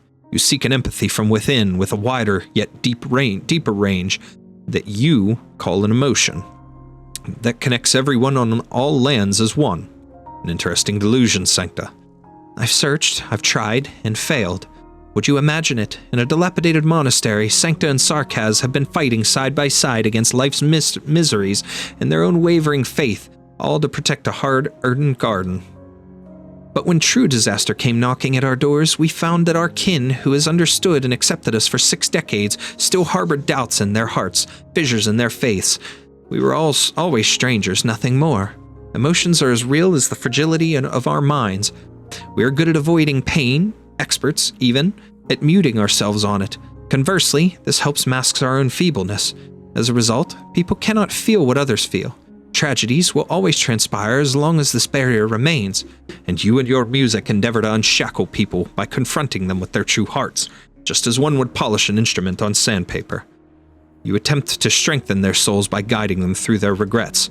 Is this the duty you have long since imposed upon yourself to perform? Yes, Your Majesty, because to this day I've been seeking confirmation. I have a future in mind. Continue. In that future, everyone possesses a most powerful soul. Our strengths are unequal, unlike yours, where a tenacious soul can't be shaken by anything in this mortal realm, and even death is powerless to wipe away your struggles, pursuits, and conquests. Others are like those Cora, Yulia, or the souls in the palace. They are unconcerned with greater undertakings and simply love the lives they live, but still they dare to fight against the turbulent waves that are engulfing them. Of course, we will persist in our pursuit of happiness, but more importantly, we will no longer avoid pain or be ashamed of it. We as people should suffer and will suffer. Our apathy, doubt, confusion, remorse, shame, and grief, these complex emotions will no longer leave scars deep in our hearts, nor will they remain untouched beyond the realm of words. We will no longer shy away from self-expression, nor will we struggle to find ways to do so. We will understand how to live with ourselves, and live strong we will. Sancta, the results of your performances are often unsatisfactory. You should know that for most, emotions are inadequate guidelines, and wholly following one's heart will only lead to dire consequences. Crafty is the creator, who for each house built has orchestrated a blizzard that brings its ruination. Yet you hope for your future to include everyone. An amusing delusion.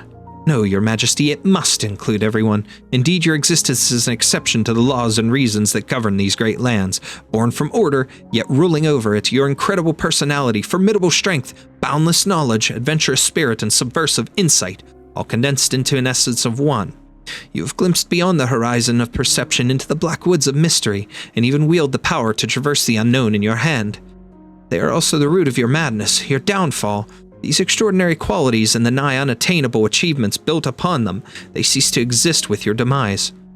It's a cage trapping us all, and we should not expect any individual to break it open, however powerful its soul is.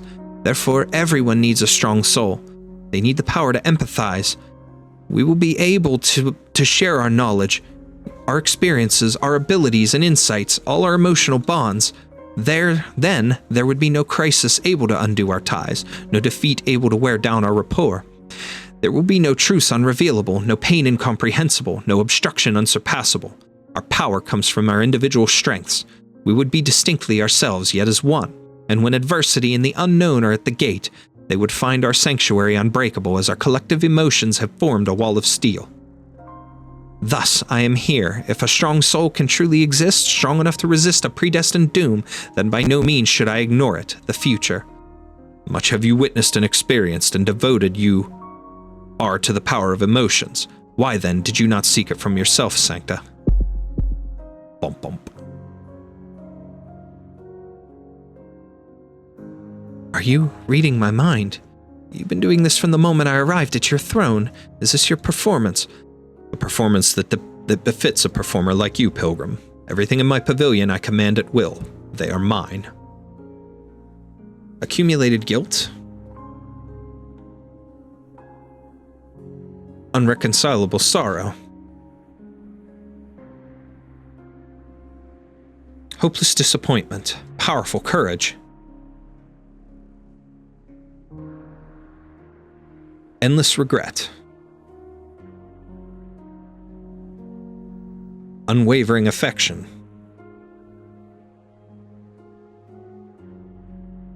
There is no performance. No performance will allow such cruelty and arbitrarity. You do not come to a common understanding, nor are his joy and sorrows yours. You have thrown open the gate to your mind, and he is the guest and the host. Leithanien history has recorded how the Witch King reformed and rearranged his people, his orchestra, and army. Disobedience is not tolerated, nor possible. Sancta, if emotions had forms, by all rights you should be the fullest individual I have ever met. But I sense in you nothing. Why? Because you yourself as a mirror reflecting the emotions of others. 9. You do not see and tell, you receive.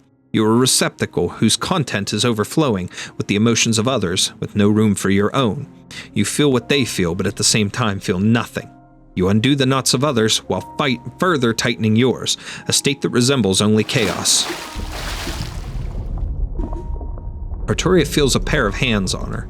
They stretch into the lakebed of her consciousness and do not stop there, but stir up the mud at the bottom, arriving at the void in the very depths. Suffocation resembles a rushing river, scrubbing every nook and cranny of her consciousness as it thoroughly engulfs her within. I see. I saw your only truth.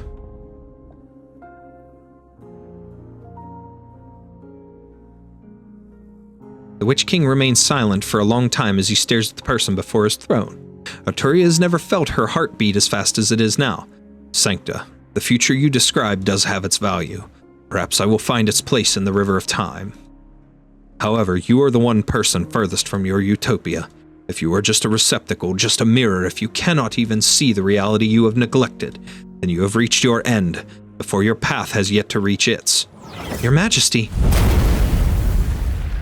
It's over. Your audience is over, Sancta. Your request I will not answer. Now bear witness to my end. The twins have arrived. That freaking helmet is awesome. New guests at my pavilion. Very well. Come forward, twins. I recognize you both. At first, a pipe organ hums in the distance, its sound reaching the throne loud and clear. A gentle shade of gold follows, like a splotch of rich ink soaking into view.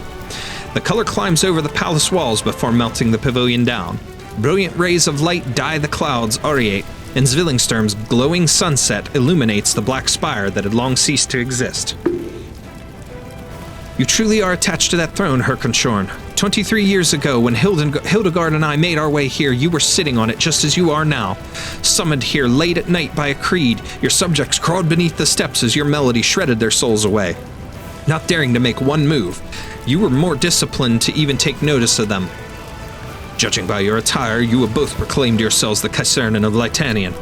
The blades painstakingly forged by the nobles are now pointing back at them, freshly resharpened. How amusing.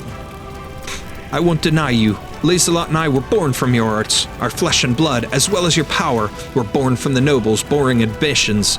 Indeed, we are your only creations, but precisely because of that, we can be loyal only to Leithanien. Answer then, how did you serve the Leithanien you were devoted to? Hildegard and I do not judge ourselves by our merits, Herkonshorn, but at the very least, when the people of Zwillingsturm lift their heads, they should be able to see a brilliant sunset, instead of dark clouds brimming with the metallic tinge of blood. That is our dream, and what we work towards.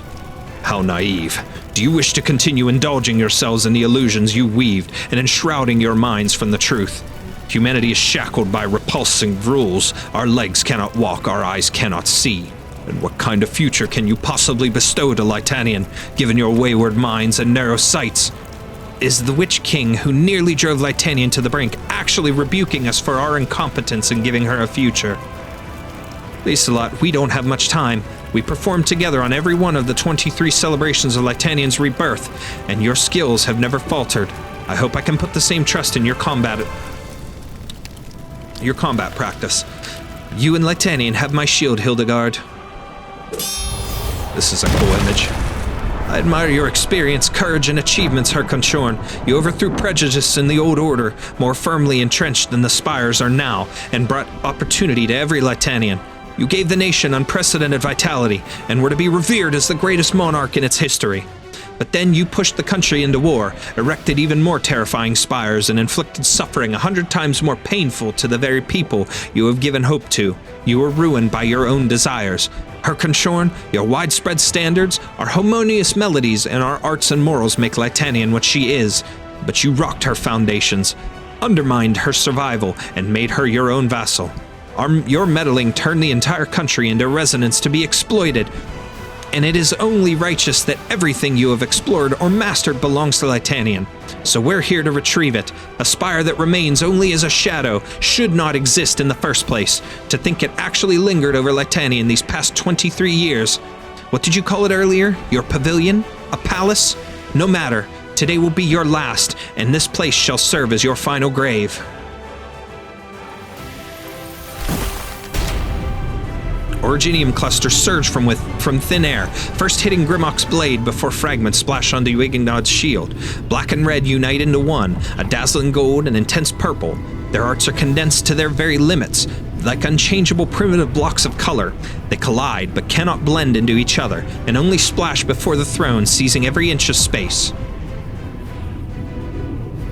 An ear-splitting rhythm accompanies the explosion of colors. Their weapons, originally instruments, perform two movements in two completely different styles at the same time and place. Brass, woodwind, strings, percussion, keyboards, and even bell trees, as well as death whistles. The rusty reeds beneath Sargon's golden sands, the flame-wreathed amber under the sludge of the black flow, the rootless flowers buried deep in the frostbound soil of Sami, and the boundless chaos itself in this Kargarike. A cosmos coexists with its voice within the Witch King's melody. Notes are woven, conducted, and played by his hand. Notes to sing a melody of the Witch King. Notes to sing a melody for the Witch King. This mortal realm will never again know a symphony this clamorous, harsh, and illogical, yet also spectacular, majestic, and striking. Yuignod and Grimmock's duet is so simple in comparison. The notes gently rise and sharply fall, with the dignified and imposing pipe organ resembling a castle encircled by mountains, while with the ethereal violin is like a waterfall pouring by the citadel. The sound of water splashing on the rock is still clearly audible in the room furthest from the waterfall, but even in the closet, it does not sound so noisy. The two act like one, their movements as harmonious as if they had never split. The symphonies sing a war song. 2 generations of Leithanien Kaisers fight before the throne. The entire pavilion, both their sand table and military formation. History bends and rewinds at this moment. Gaul's flagship crosses the river valley under Corsica One's lead, soldiers bumping shoulders as they form a thick cloud and tear apart Sturmland's iron curtain like defensive line. And then Harkonshorn's silhouette introduces its reign at the pinnacle. He stands atop the spire, heaven and earth at his beck and call. The elements, thunderbolts, and sandstorms are all at his disposal to swallow everything. Under the omnipresent dust clouds of blood, Yuignod and Grimmock's movements are unremarkable. They sneak into Vidunian under the cover of night and with a feint from the Kurfürsten's coalition army and make a beeline for the spire. The spire opens its doors, welcoming its visitors. The unsuspecting spirecasters rush into formation and one by one turn into red leaves of late autumn. Shield and sword shatter the Genesis spire, just like that night 23 years ago.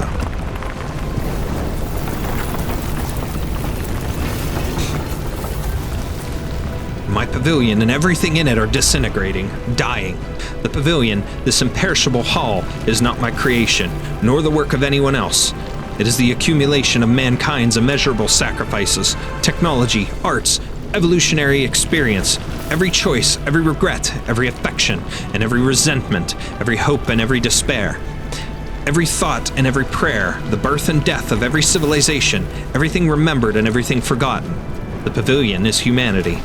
The pavilion is our will. Through annihilation, the will has taken form, and from chaos, the order was given birth.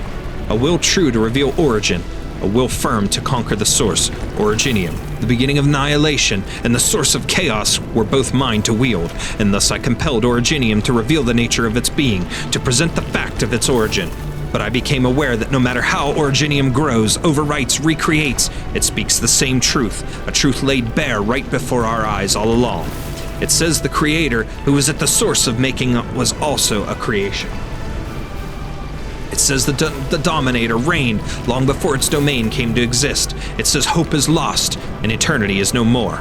And what truth did I obtain but heavier chains and a more ruthless resolve at the origin, the root of all creation? Undeniable as the silence of death, unextinguishable as the light of the stars. Cruel was the maker, vile was the maker, sly was the maker. By his hands our determination was shattered, but not annulled, maimed, but not overthrown. It forged our sharpest sword, it built our toughest prison. The truth is laid bare for all to see, but how can a seeker challenge the truth with their volition and sanity splintered? Let the truth be seen by all eyes, let the reason be heard to all ears. Your determination has guided you to my pavilion. More will follow. You will see me. You will see in me a nightmare, a traitor to freedom, a tyrant. But if the Genesis Spire has failed to reach the boundary with its thrust, and a pioneer must be there to step foot on a place beyond space and time. If the root of all creation poses nothing but shackles, then we shall beat the hands holding its chains. If the Creator has willed the extinction of his creation, then we shall be the bell to toll his demise. Void cannot and will not be the truth. I will never allow it, nor will I excuse it. Hearken well Herconshorn's ultimate vision, his sin, his final will. The Creator must perish. I see that your power has grown since our last meeting, twins. The portion of Herconshorn which he discarded long ago is standing before him. But you have perceived not yourselves and not known freedom. You have relinquished humanity. I had hoped Leithannien's sword and shield to be more than weapons. Heed my audience. You have come before the throne to seek an answer, to pass down a verdict. Only a man's answer can sate his kin. Only a monarch's verdict can convict his equals. If you succeed, if you stand fast till the very end, you must see what I didn't and be what I wasn't. Hope may be gone, eternity may be lost, their death mark, but the end of Herconshorn, a monarch's downfall. Leithanien shall stand, whose light will outshine the tallest beacon of hope. Leithanien shall live, whose name will outlast the longest river of time.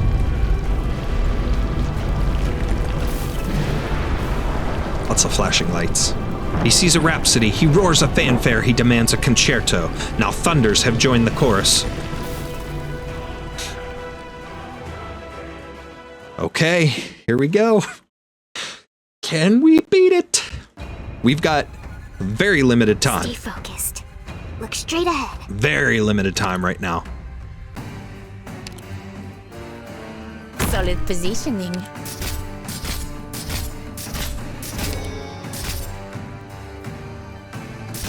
First of all, I want her there. Sleep on the job. Ah, I should have put. Good scenery here, Doctor. They're fairly easy to get, but I should have put Jessica there. There you are. I am gonna need a medic. All right. We'll do Jessica there just for now.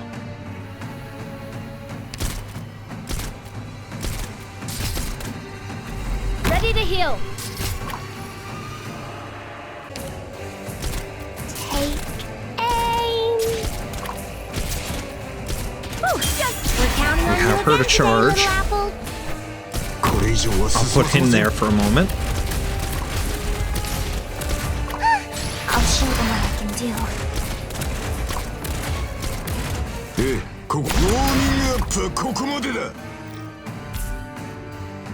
do. Okay, the Remnant Orchestra.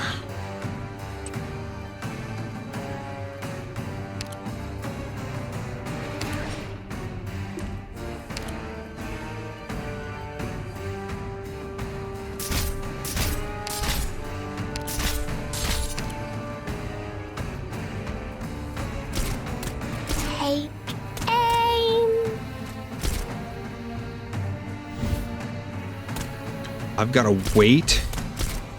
Tell me, what's your plan?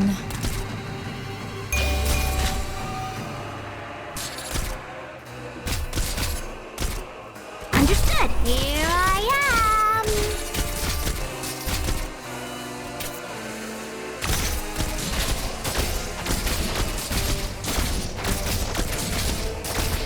There you are. Just try me!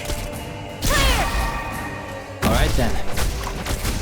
Whew, almost we're counting on you again today, little apple. There you are. Standing by.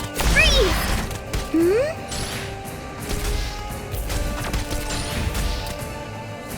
There we go. I'm going to allow my medics to do that job that we need. Doesn't matter to me. Maybe, because I just lost my medics. We need to pull that.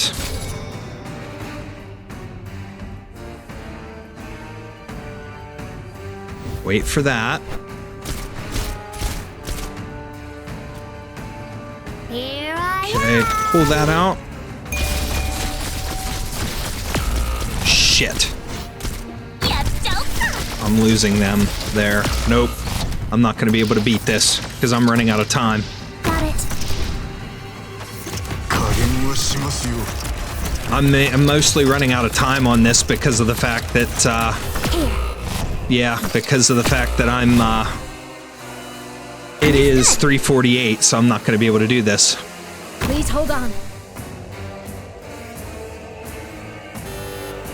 I'm here to help. I'm not going to be able to do this. Shit. Affirmative.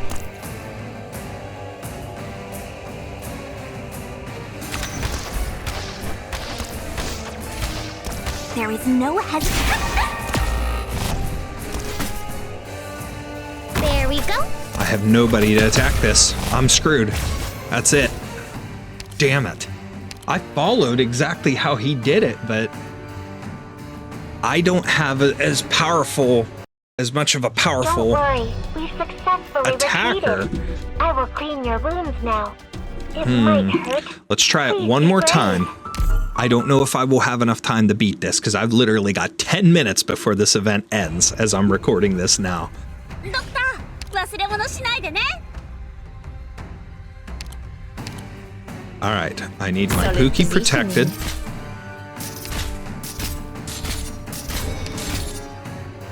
Jessica can go there. Myrtle's coming up here. Scenery here, Doctor. I'm gonna use her to start gathering.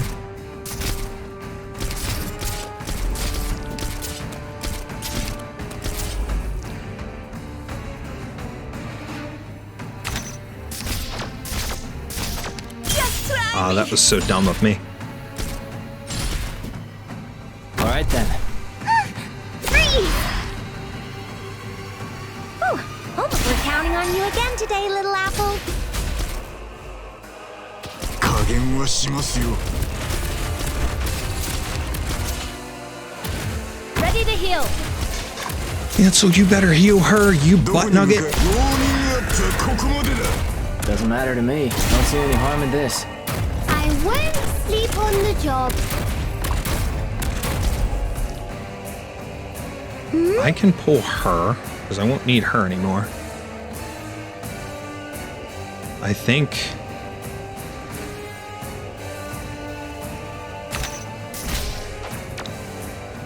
You joker! Oh, why did it change? There you are. It freaking changed. Wait, I thought it just went over there. That's annoying. Roger that. We'll put that up for medic. There you are.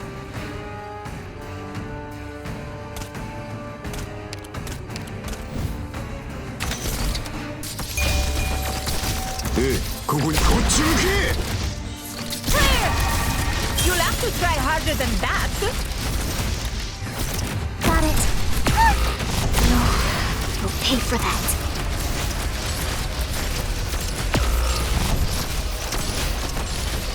Ayo! Rasha!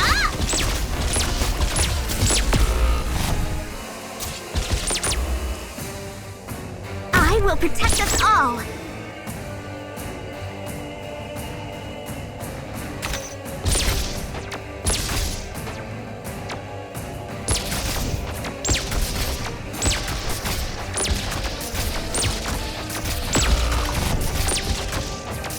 Whatever you say.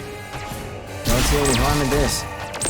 There is no effect. Your attacks have no effect. Alright, let's pull that. Let's focus healing medic right there. That's not gonna do me a whole lot of good though.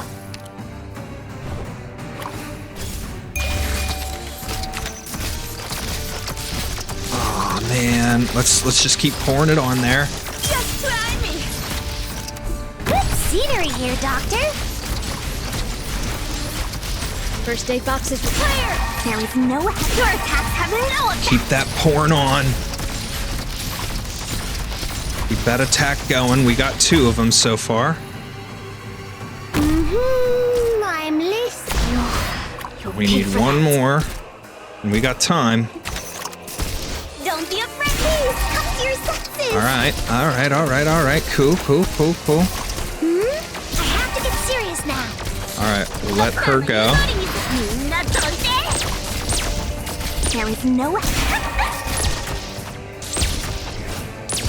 All right.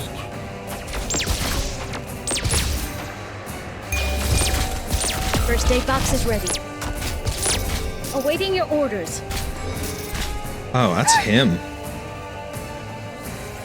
I'm gonna put him there just to fight and kind of block a little bit.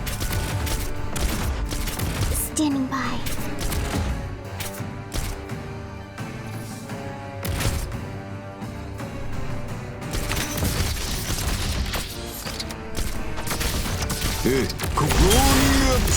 Running out of time with him, or with this.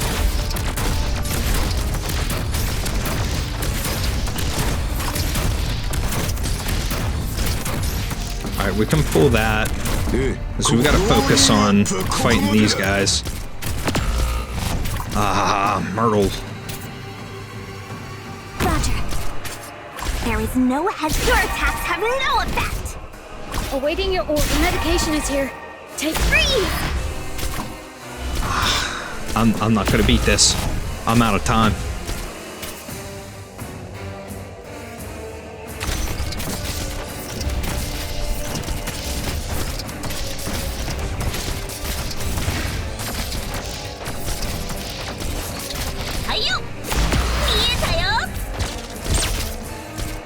Yep, I'm out of time. Oh well. We tried.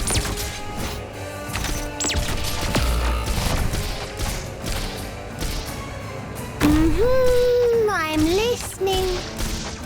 Take aim. I mean, now I'm attacking him, but I have nobody left, so I'm screwed. Oh, that was dumb of me. 'Cause I can't do anything. It's not over here. He's gonna just destroy me. Safe here. Completely. I'm here to help. Standing by. I'll show them what I can do. Please hold on.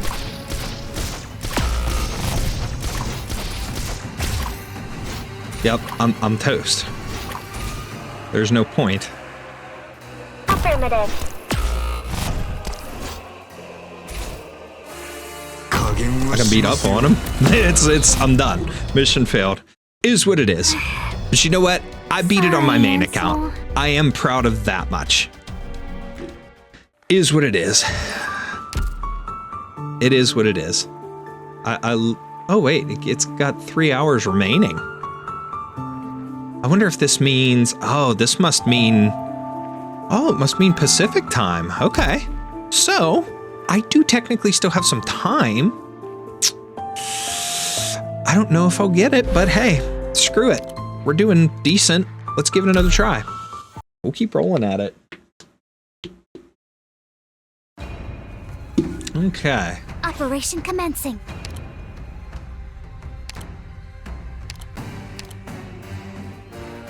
Solid positioning.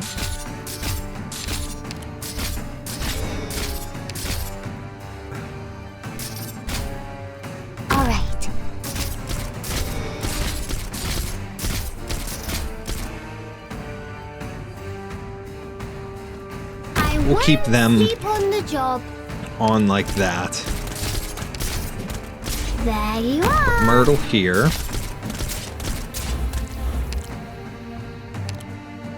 Oh yeah, this might be a little better than I was Stand thinking. back. I'll show them what I can do. Ready to heal. Take aim.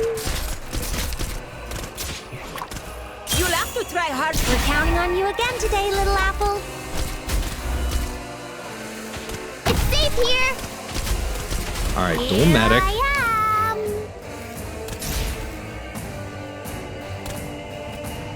Yeah, fine.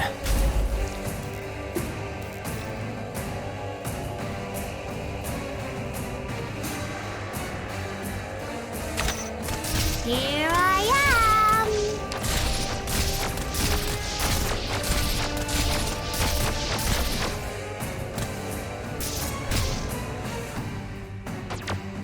Take aim. First aid box is ready. Hold on to those skills, except for Myrtle's. Gather around me, guys. There you are. Just try me. 加減はしますよ Freeze. First aid box is ready. The medication is here. Take it.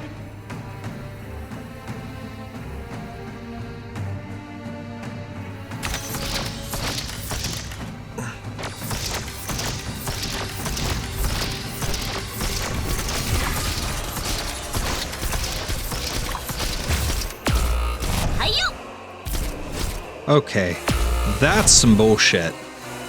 Roger that. Got it. No way. Understood. My Pookie just disappears. Here I am. Everybody, get ready and attack that ど thing. こに向かえば飯を食ってねえのか全力で来い All right. Don't be afraid. We'll heal that wound in no time. I'm here to help.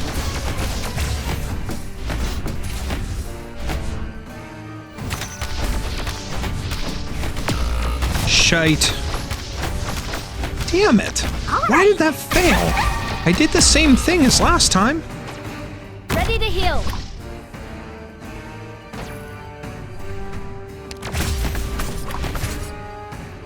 Yeah, joker. Solid positioning.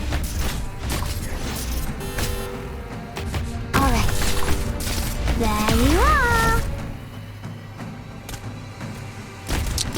Okay. Alright, let's try it again. We're running out of time. Now I want to crush them that That much harder. Alright, Pookie, alright. We shall continue, but we don't have a whole lot of time. I don't know if we're going to finish it. Stay focused. Look straight ahead.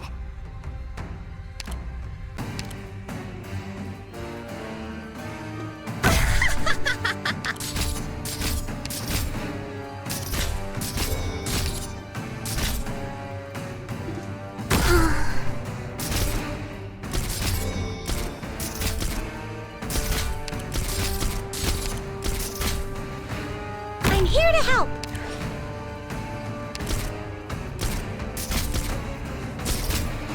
I won't sleep on the job. Take aim.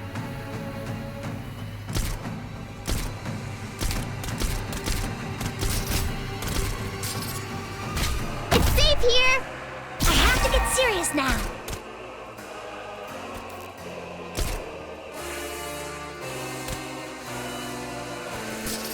There you are.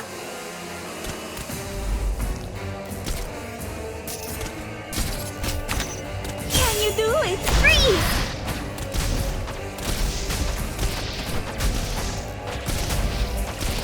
There you are. これ以上は進ませません Ready to heal. Ooh, almost dozed off.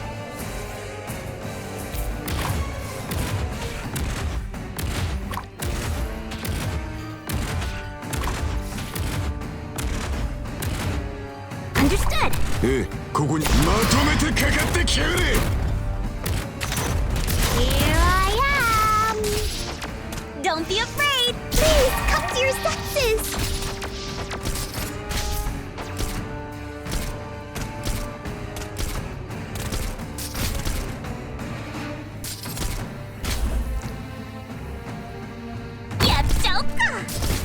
There you are. ドクターの言う通りにするよ。 Yeah, fine. Take aim.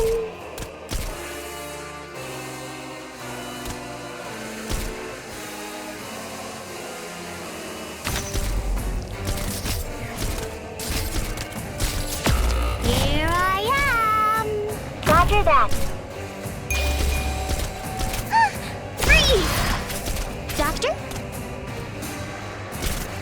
Don't be afraid. Doctor?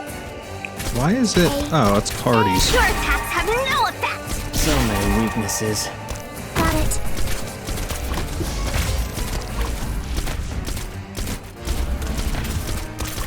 Here I am. First aid box is medication is here. Take it. Can heal that wound in no time. I'm here to help. There is no hesitation.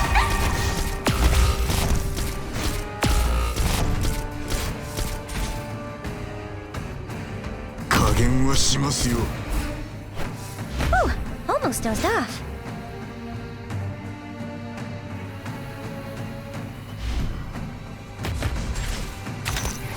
Ooh, hope we're counting on you again today, little apple. Okay, I got nowhere with that.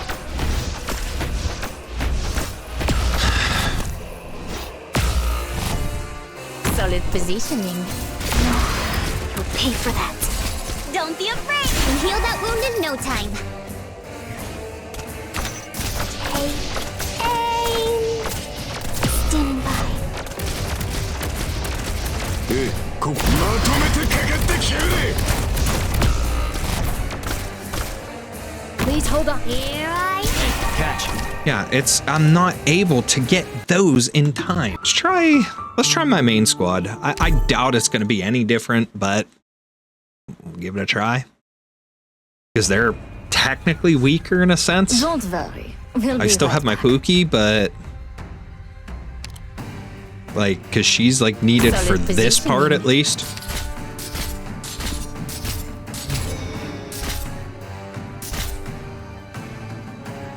All right. We'll put Jessica for snipe there. I'm gonna put Chris right here. I'm loose, but one step backward.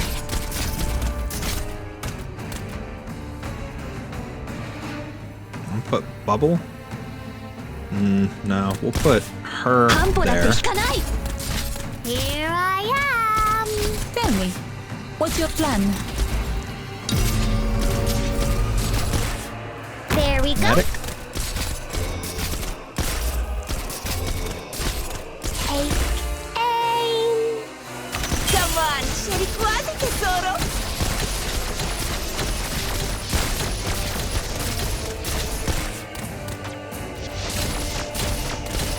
Here I am. Doctor, I can heal that wound in no time. Yeah, Joker. You'll pay for that.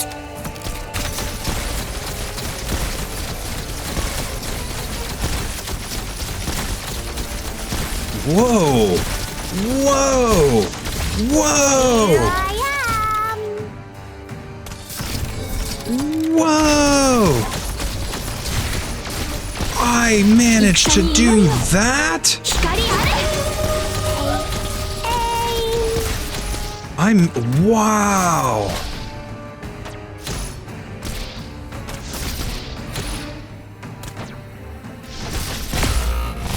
Okay, that's fine. I can put Bubble out here.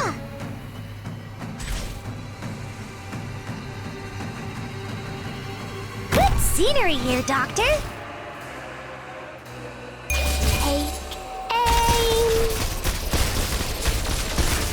Alright, we can take care of them. Alright, cool.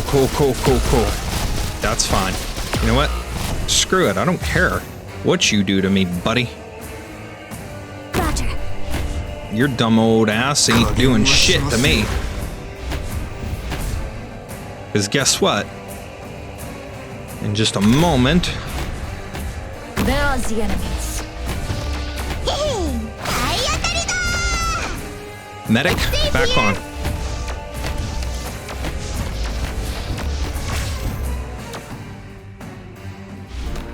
Skill from shadows. No. Attack. No, man, I just lost that opportunity. Damn it.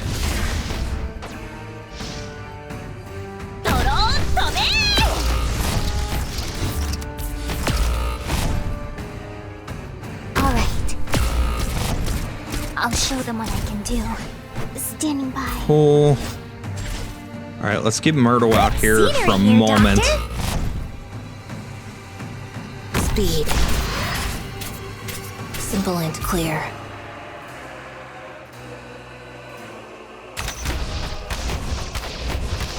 Whew, almost like we're counting on you again today, little apple. Alright, Pookie, you get back out there. We don't need this right yet. We need her to heal. And we need to ready.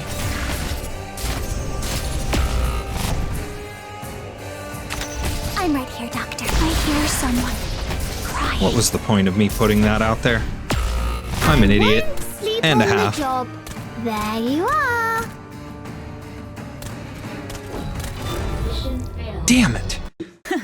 Ciao, Doctor. All right, so unfortunately, I am not able to beat the boss. I just don't have a strong enough team to do it. I'm such a new account, it kind of makes sense, even though, yes, my doctor level is up to 40 now. That's just from all the grinding and the farming and stuff that I've done.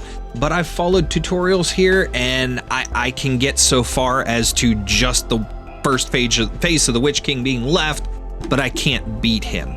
So maybe at the end of this we'll review, like I'll find a video online so that I can narrate the rest and review the battle for you guys, and we'll just kind of watch over that, kind of react to it so that you guys can see. You can still see it as part of the story here, and maybe someday when they do a rerun, I'll be able to actually complete it, you know, or when it goes into the, you know, the side stories and stuff where I can go in and play it at another time. But it is what it is. I am proud of the fact that I beat it on my main account. I'm happy with that much. But I do need to get some sleep. So, what I'm going to do here is I am at the end of the rope. I actually have some addendum. I'd like to do a little bit of pulls here before I end off. So we're going to go in and do some headhunting. Specifically, let's finish off the rookie banner. I'm Vanilla, trainee And then operator from Blackstone. we're going to roll on the Ebenholz Looking banner. Ally, I Matterhorn, that's a first. Snow Realm fashion. My code name is Matterhorn.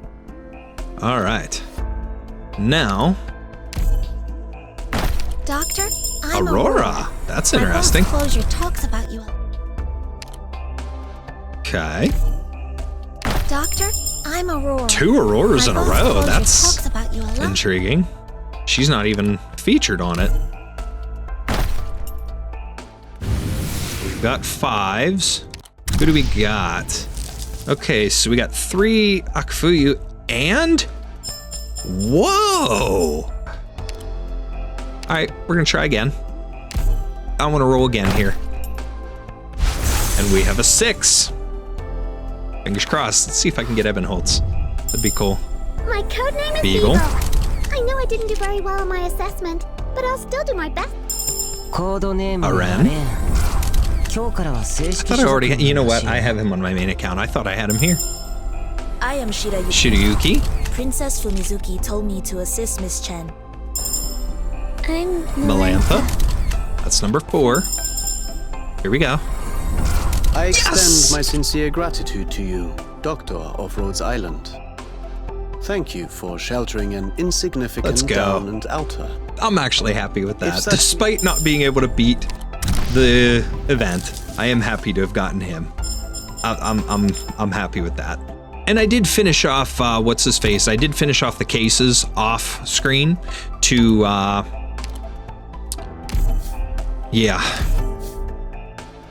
I finished off the cases to get max potential for Lessing, so I have him done. That's helpful, very, very helpful.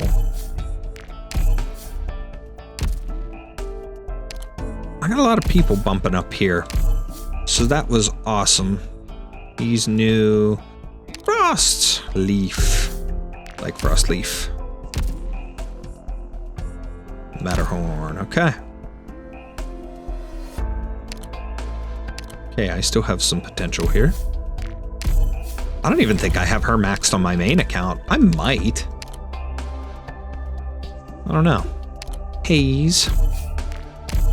I will continue, needless to say though, I will continue to increase not only potential, but skill rank and stuff like that for my characters, and to do what I can to get stronger, because in the end, I have a lot of good characters and stuff here already to kind of start off with, but I just need to work on improving everything overall. Kafka. There's a lot. There's a lot. So, is what it is, but that's it for now. All right, guys. So, we'll go ahead and I'm going to pull up a video here that I found, and we'll go through, excuse me, I will narrate the remainder that I can find here for the story, and we'll look over that. I'll narrate it, we'll read it, but you'll also see the Witch King's battle here as well, and it is what it is. But I'm excited, I'm anxious that I got this far, or I'm excited that I got this far, I should say. I'm anxious to be able to complete it someday when we get the rerun, or like I said, when it's put into the place that you can replay it. I keep losing it. It's so early in the morning. I'm like, blah, I'm out of it. But I had a lot of fun trying to grind for it and to get as far as I did. I'm happy that I beat 7, 8, and 9. I followed that tutorial pretty much to a T, so it's got to be down to my operators or something. It's got to be down to something different. I followed a combination of that and then how I did it and like a high-end squad strategy. So I kind of amalgamized like 3 different things, if that's even a word. I made an amalgamation of multiple strategies, and it just didn't work out. So it is what it is. I'm fine with that. I'm content with the fact that I beat it on my main account. I just wanted to be able to beat it for you guys, but is what it is. So we'll see the ending here, and then we'll move on from there. All right, guys, now that we're done with that, let's cap things off with some polls. Now, today in particular, I'm pretty excited because obviously we ended the event with pulling Ebenholz, but there is a new Colonel banner. It is the Colonel Locating banner, which allows you to pick 2 6-stars and 3 5-stars. So we're gonna go ahead and set that up, and we're gonna cap things off with our picks here. So let me go ahead and do my base stuff, and then we'll jump right into that. First things first, begin selection. 6 stars. Who do we got here? Oh, these are different. How about Rosa was really helpful for me for a while. I've never used Magellan. I've used Mostema. I'll grab Chen for 1. And let me do that. I'll go Rosa. I'll get Texas. I already have Pookie. Texas would be really good. Definitely. No, I can't. I didn't mean to click her again. Provence would be awesome for a sniper, because I did use her a lot. Waifu, just for the fun of it. Just because I like her. Alright. Do I I do Mostuma for the caster, or do I go with Rosa? You know what? Rosa has helped me big time in my other game, so we'll go with that. That will be mine. However, of course, those are our rate up, but as you can see, we still have access to all of these. So let's give it a shot here. 90 recruitments, so somebody new. Who do I get? Ooh, we got a couple in there. Show me your brightest smile, my esteemed customer. Okay. Happiness is at arm's reach when you're by. My codename Beagle. is Beagle. I know I didn't do very well. And of course, on my like I assessment, know but I I'll will still get do my best, Texas I think. from the J, okay, through the pinboard missions. The 8th phase, you'll get her guaranteed, but that for me, potential increase. That's one thing that would be good to have. So here we go, first 5. I'm Provence. Provence. Your average catastrophe Provence, relief okay. worker. Okay, another 5. Project Red. Project Red. Oh, come on, that's awesome. Popcar from Operation Popcar. Reserve Team A6 reporting in. I'm sorry. Nice. はじめましてドクタ Chestnut. ー。プレゼントにこれをどうぞ。僕の集めた鉱物が入った標本ケースで。はじめまして。 Indigo. Okay. アリアと申します。 This is a good pull. This is a very good pull. I like this. Indigoと申す。 Reporting in. Myrtle. You must be the doctor. Call me Myrtle. Myrtle Durin. Durin said I could get a job here, so. No job for you. You're too short. That's good. Wolf and Wolf Hunter right beside each other. That's actually ironic. Anyways, all right. Second 10 pull. Let's go. Something good. We got a 6er.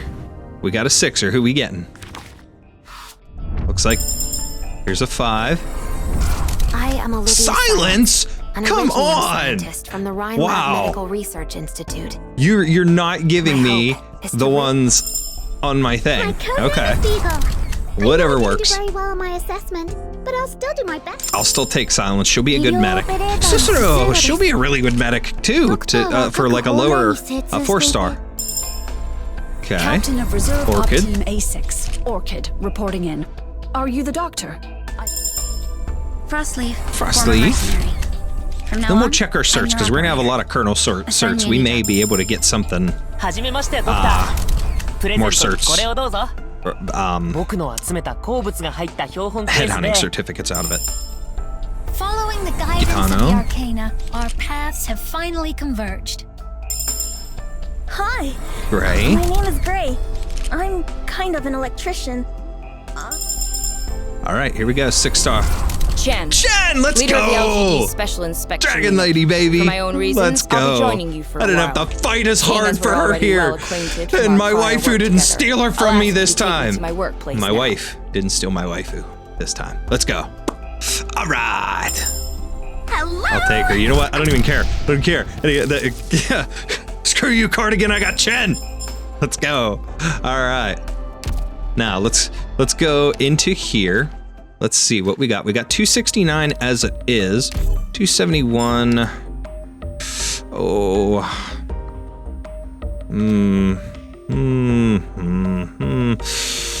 Ooh, I have enough to get Texas. Let's go. We're just getting her. I'm grabbing her. I don't care. Codename Texas. Let's go. I'm responsible for driving, All right. moving cargo, I don't care about getting any more pulls right now. I got Texas, and I got Chen, and I got Provence, and I got another Project Red, and I got Silence, and I got Cicero. This was awesome. Let's go. Let's fucking go. Sorry. Pardon my language. Don't care. Anyways. All right. My team is about to be buffed. So now, Pookie, every time you say, make Texas the leader or put her on my team, guess what? I'm gonna be doing that from now on. Let's go. Okay. Now we go through and let's increase our potentials on everybody. All right, guys, so as you just watched, obviously, I was not able to complete the boss fight myself.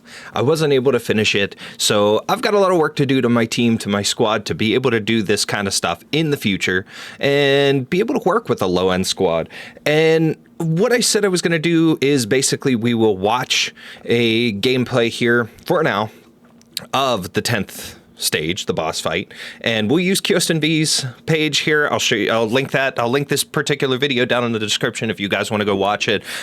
This is actually a pretty good one, and one that I followed a little bit for my strategy, mostly for like placement and things like that, being that I'm on this newer account and trying to use lower end squads. Now, obviously I didn't get to do things exactly the same way because I didn't have the exact same squad and things like that. And a lot of times, even with my main account, when I'm dealing with issues and I'm struggling for whatever reason, I try to, change things up, change my positioning, change my strategy, whatever. Sometimes I'll look him up or just look up a video in general and see how somebody else did it, just so that I can place my operators differently. I don't necessarily use the same squad, but I will place my operators similar to how they did, or the identical placement, like he puts a guard here, I'm going to put a guard here kind of thing. You know what I mean? We'll do stuff like that to try and beat it. So that's kind of what I tried to do with this stage on this account. But in the end, again, I still couldn't do it. I wasn't strong enough, and I didn't have all the same operators. So what we're going to do here, in order to kind of compensate for the fact that I couldn't finish it, is we will watch his low-end squad play with ZT-10, and then I have another video here that I'm going to go through that just has the final cutscenes that we'll go through, and we'll watch the final cutscenes, and I'll narrate those just so that I have that, and it does sort of feel like a completed run of the event. But what I'll do as well is whenever they do the rerun of the event and they put it into the side stories or whatever, we'll go through and I'll try to play it again. I'll try to finish it. We'll make a final episode of me at least doing that boss fight. And who knows, that could be a few months from now. That could be anywhere up to 6 months till they do a rerun or again, whenever they add it to the side stories. We'll see. We'll see how things go. But for now, we'll go ahead and do this. And at least too, when I do the narration this time, I'll be able to slow down the last few bits of it there as I was recording, because we were literally coming down to the wire on time. I was like going faster than I should have, so I did speed some things up, so I apologize for that. We'll be able to kind of slow it down. We'll go at the video's pace at least when we get to that point. But for now, we'll bring this up. Let's watch how he did ZT-10. Anyways, here we go. And really simple. It is very, very simple the way he describes it, the way it works, but I just couldn't get the hang of it. It is what it is. Finally, time to clear the last stage. ZT-10. ZT-10. It's the boss stage. Pretty easy. Just need the Flag Vanguard. Flag Vanguard is just used to get Melina from the support unit. See, that's the one thing. Okay, I have everybody here, but I didn't have them all maxed out, of course, number one, and I didn't have Malnar, which is one of those things. Like, there are certain characters that I'd love to get on this account for you, like for me, and to be able to use for you guys, and Malnar's one of them. But two off the top of my head that pop into mind are Xuzie and Ayafiola, because those two on my team would be insanity. If they ever rerun Mulesies in a banner, her too, because like she is my staple Vanguard. Texas, the OG Texas and Mulesies are my two staple Vanguards. They're on my squad all the time on my main account.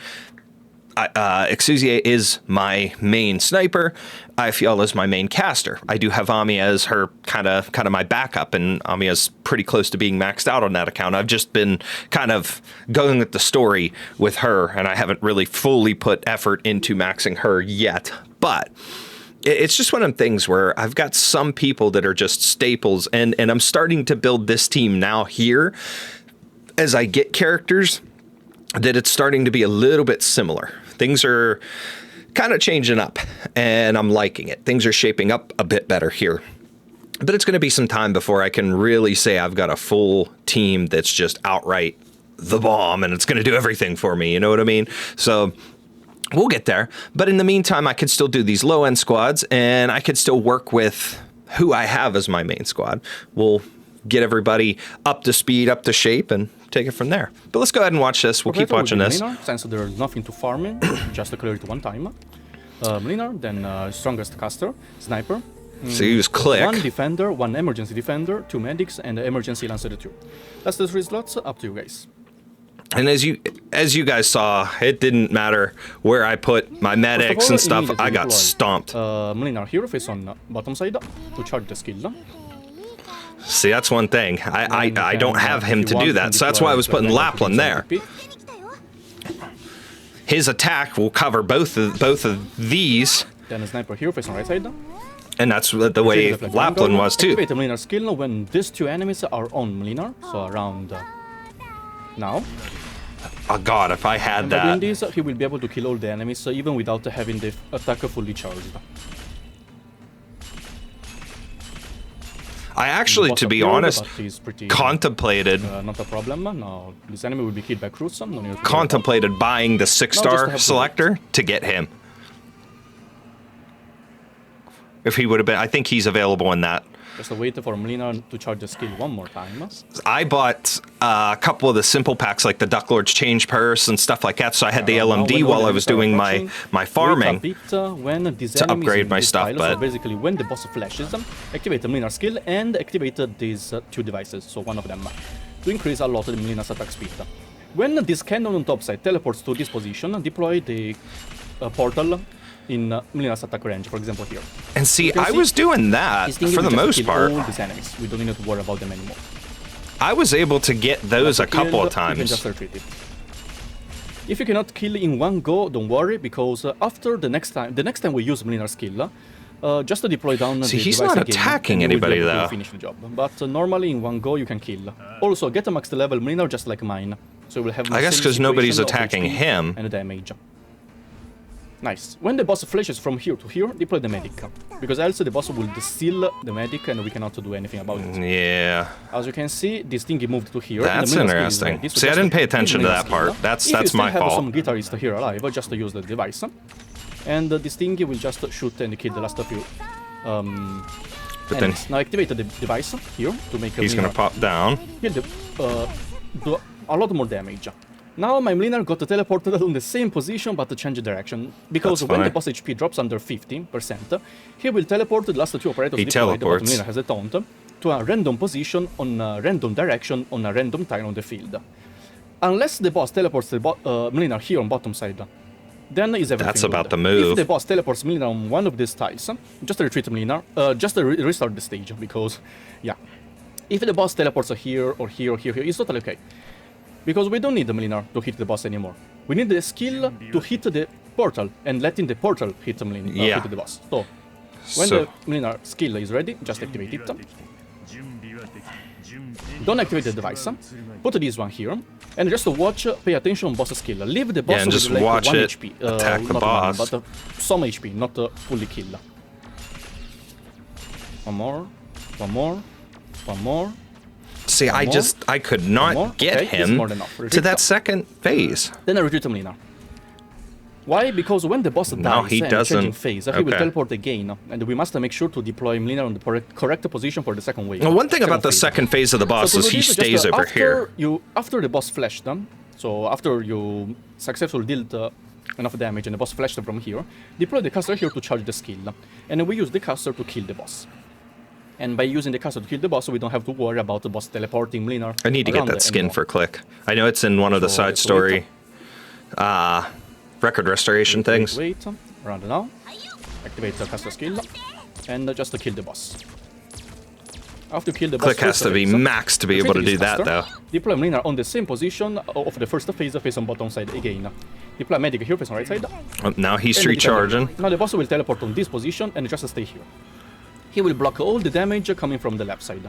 You can only deal damage from this side, or from top down, or just use the cannon.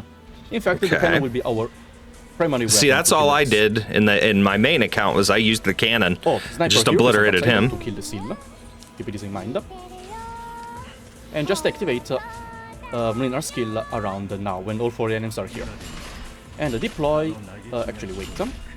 Because now this thingy will teleport to here.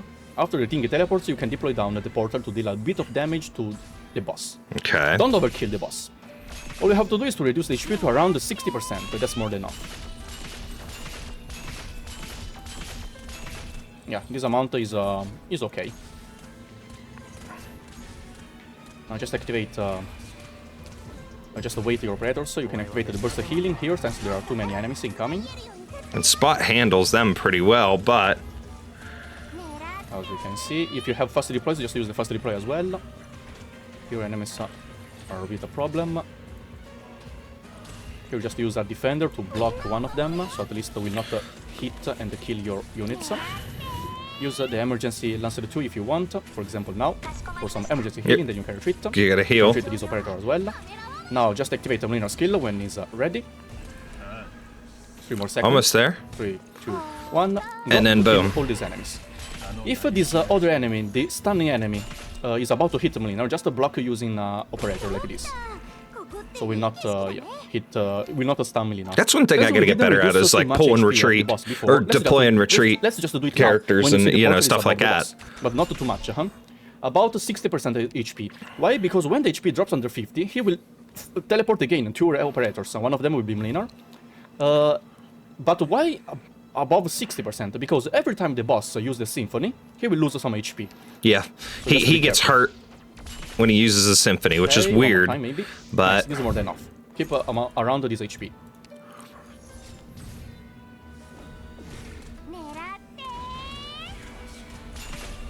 I didn't understand, and I didn't see anything that really explained why there was times where, like, while I was still fighting his first phase, that it would just randomly finish me. Like, there was nothing there, or like I still had operators, or sometimes I didn't, but there was no other enemies. I didn't lose my 3, anything like that. It was just a little strange. Some HP, but not really big. Little strange.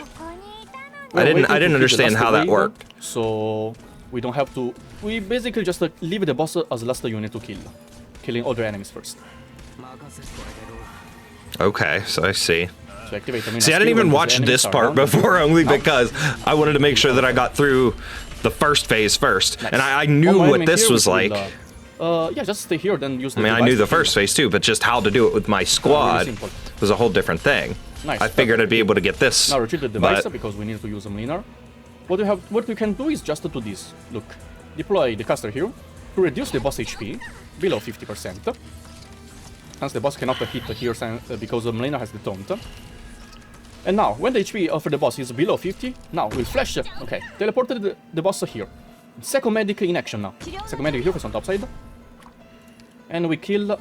We need to destroy the seal though. So let's use a Flag Vanguard. Yep, Myrtle will kill the seal. Okay. After we kill the seal, the thing is above the boss. So let's just deploy the thingy here and Mlinar skill. And yeah, it doesn't really matter where he is now because you don't need those. Charged the attack, so we'll need the next cycle. Yeah, indeed. And then just wait. Okay. He's almost dead. Problem. Caster is ready. You can retreat to this one now. You can deploy the caster here to help deal damage to the boss. Sniper here, face on top side to kill the seal in case the boss do it. Plop that down. We are ready. How much time? 14 more seconds. Then deploy this thingy here. Yep, and Cruz is attacking it as it is, so now you get faster attacks with him. Before, better if you charge. But that's it. So that's pretty much all it is to ZT-10. It's not a very crazy hard boss fight. It's just a matter of placement and a matter of how you're using your operators, and to top it off, like how strong they are. Like, so if you have a maxed low squad, you're kind of in good shape. And I'm sure there's other characters and stuff that you could, swap Mana for, which that's kind of why I was using Lapland, because like he was using his skill to attack the 2 like instrument thingies to be able to charge up and change the the symphony pace and whatnot. But Malnar could attack both of those, but could also attack, the enemies, which is kind of where I was running into trouble. But I was using Lapland because her range would attack both of those things for me. And she could also attack enemies that were close to her. And it was just a odd thing. Malnar isn't exactly a low-end squad member because he's a 6-star, but you get what I mean. He's like the rest of the squad was a low-end squad, so this does still kind of work out. Only trouble is, again, we're dealing with a whole horde of enemies on top of just those things. So, you know, I had to kind of work around that, and I still couldn't do it. But it is what it is. I did pick up on a few things there, though, that obviously I screwed up on. Like, I didn't realize having them face away, and of course, Malnar doesn't attack, so I'm assuming that when the boss would teleport up to the side, I had my other, you know, operators there. They were attacking him because he was within their range, and he was killing them that way. And especially, too, having, like, my medic there. Granted, the medics weren't attacking, but it still was kind of screwing me up. So there's a few things there that I probably could have done better. But that's that. That's the stage. That's how he beat it. And like I said, I'll link that video in the description so you guys can go support him. You can look at his playthrough and stuff like that. You can watch it and however. So thank you, KyostinV, for the awesome strategies and stuff when you bring those out. Those are definitely very helpful. So let's go ahead and we will pull up my next video here and do the narration of the final cutscenes. Let's see if I can remember the voices, because this is, I'm recording this last part here on, this is May 27th. We've got the rerun of Il Circusano going on right now. Il Circusano. I want to play that event next. All right, so this video here is, again, just the cutscenes, just the story, and they place it on auto, so we will be able to see the last bits of the scene and everything here. We've got roughly an hour's worth of cutscene and stuff to go through here and to try and narrate a little bit. So I will try to go over this as best as possible. We'll speed up the playback a little bit here and see if this will help anything. Or no, we won't do that. Let's redo that. All right, guys, so this video here that we're going to use is basically the cutscenes. Again, we're going to look at the after ZT-10 because we got everything up before then. So we have the after cutscene, and then last but not least, we have the finale, which is just like a little story scene that is at the end that is always playable. At the end of each event, there's a little bit of a story that you can go ahead and watch. It is what it is. This one in particular, though, again, it's after, and then because there was already the before part, that's already done. So we have the after, and then we have the little epilogue. We'll go ahead and watch them. I believe they put it on like auto, so we'll just try to keep pace with the video and narrate along as it goes. If I need to, I'll speed up playback if it feels like it's going a little too slow, but we'll take it from there. Let's go ahead and get started. Let's see if I can remember my voices.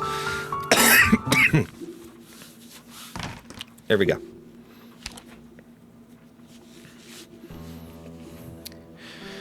The Alafia sits with her legs crossed, her back against the desk. She places a pillow on her knees and spreads open a book upon it, the candlelight illuminating her drooping head.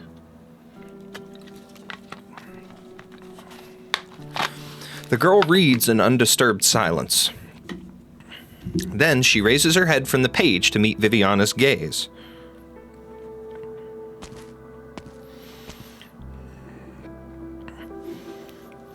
You don't seem very surprised to see me, Vivian. I saw your shadow in the doorway and knew it was you. Yeah, you've spent so long observing the shadows in this tiny room, lit only by candlelight. What are you reading? The Last Night. I'm currently at the third to last chapter. Behind the nameless night is a huge and lonely lighthouse. The relentless waves push him and his steed, Rocinante, back. But they roar as one, and towards the huge waves, as dark as night, they charge. Eek! No spoilers, please! You'll spend a night reading that paragraph over and over again until you fall asleep on the floor with the pillow in your arms, until Muti returned in the middle of the night to blow out the candles.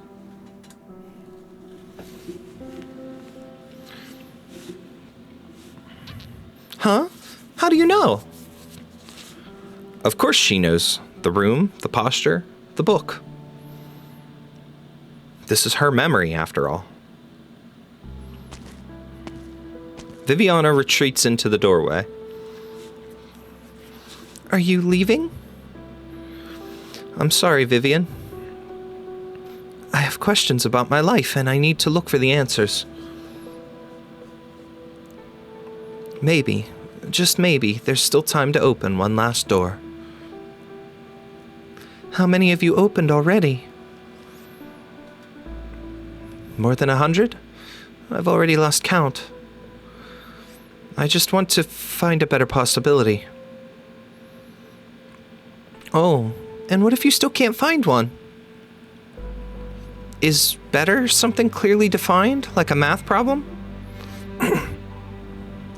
In those doors you've entered, maybe Muti and Vati got to live in a place together for longer, without anyone disturbing them, or maybe Muti left us a few years later than she did.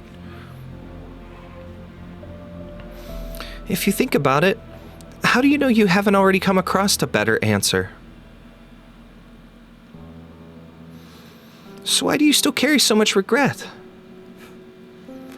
How can you be sure you'll ever find one in the first place?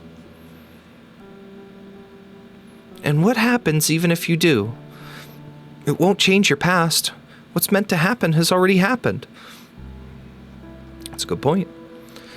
Vati always said that if he'd waited at Marigold Alley for just 10 more minutes, maybe he could have met with Muti, and everything would have turned out differently.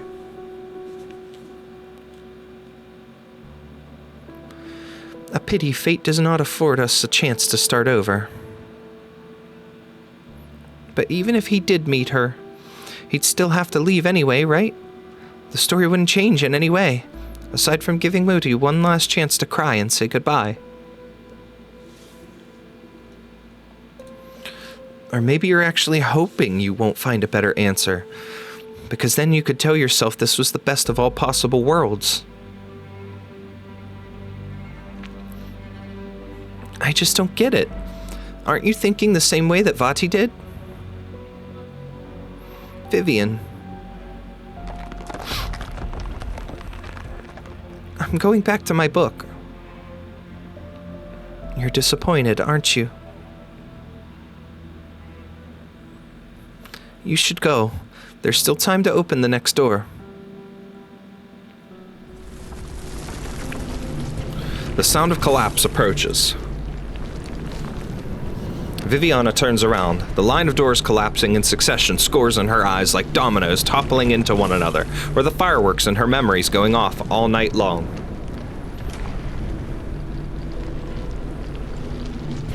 The rumbles travel from afar, reaching the tallest spire in Sturmland. Her father seldom comes here. As the Kurfürst, he has to receive an endless line of visitors on festival nights, and her maid mother will be busy serving them until the early hours of the morning.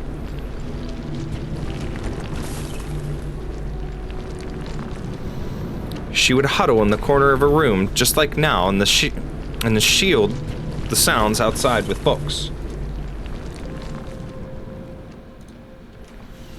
Once the waves washed away, once glory and life together faded, the world and all beings fell from zenith to nadir, becoming dust. Once the forge belched its flames, once catastrophe descended, once families and old friends alike forsook the soul. The last night upon the great land, all alone, faced the swells as dark as night and began to charge. Back then, she had yearned for this so much, so full of courage. She had told herself not to be weak, to imagine herself as a knight. Viviana the knight. A true knight is unafraid of disaster or hardship.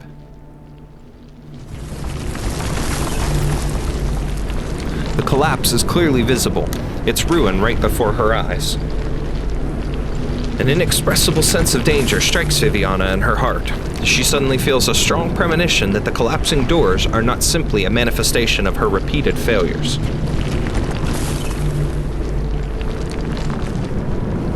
If this tiny room were to be swallowed up by something truly would be wiped away, something would be lost forever.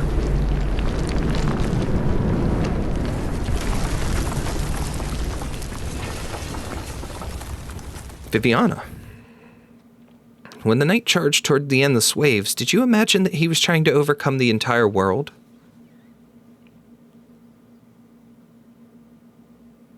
No.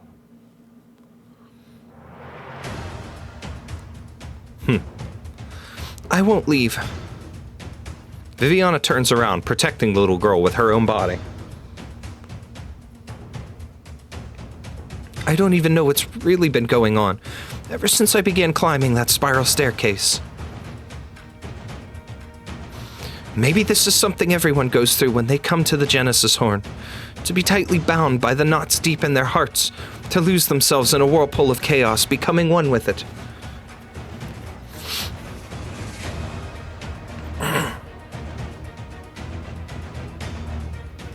Vivian, what do I say to you? Or rather, what do I say to myself? The light of a candle is dim, and its flame will always flicker at the whims of the night wind. There will always be filth coming at you and regrets you can't revoke. The bafflement of finding and grief of losing will seek to swamp you over.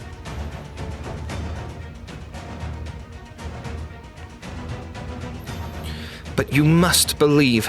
The stories you once yearned for are not at all legends or symbols. You've seen for yourself a radiance that can light up the entire land, a light that does not flicker, even when no one is walking the path it illuminates. Maybe you yourself are not that radiant light, but you too have once drawn your blade to protect it.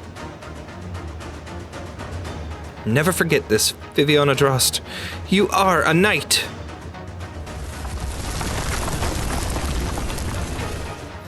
The collapse arrives, and darkness swallows her in an instant. This part's cool. Every time the thing changes, it darkens. Compared to the last knight, whose nemesis was the ocean beneath and the sky above him, she knows nothing about her enemy's identity. She suddenly finds herself unable to feel the sword in her hand, nor can she light a candle. Fear, suffocating as the ocean and raging as a tide, instantly scours her to the point of numbness. But soon she feels calmed, soothed, and relaxed somehow. Dread and sorrow no longer drown her. Because bit by bit, the waves are no more. Just what is it, in those collapsed doors and their cracks, that is devouring her emotions? Now it's completely dark. Countless images, real and fake, intertwine, binding Viviana into a strange yet soft cocoon. What must she hold on to? What can she hold on to? A dazzling light fills up her vision. She comes to a stark realization. Tested by a dark, bitter, and thorny path, and scored in history by its legend, a knight's sword staff that even time itself can never wear away. Here and now, it shines in the palm of her hand. And there she opens her eye, and she's got it. She tightens her grip with the weapon in her hand. The knight now wields her sword staff and cleaves at the darkness ahead. Its radiance intensifies, and a resplendent gold builds all, delivering its radiance toward the end of time and space.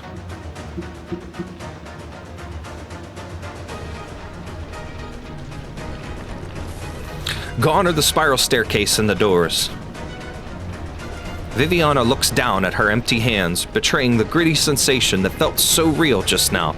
She shuts her eyes, reconstructing in her mind the last thing she had seen within the darkness.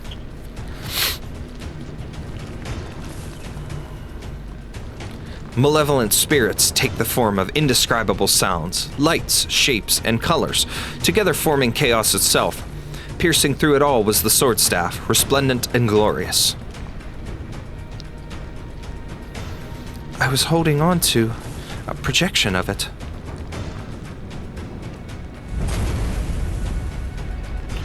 Their Majesties. No, more terrifying calamities than the chaos outside the Genesis Horn would befall. This place must not fall to ruin.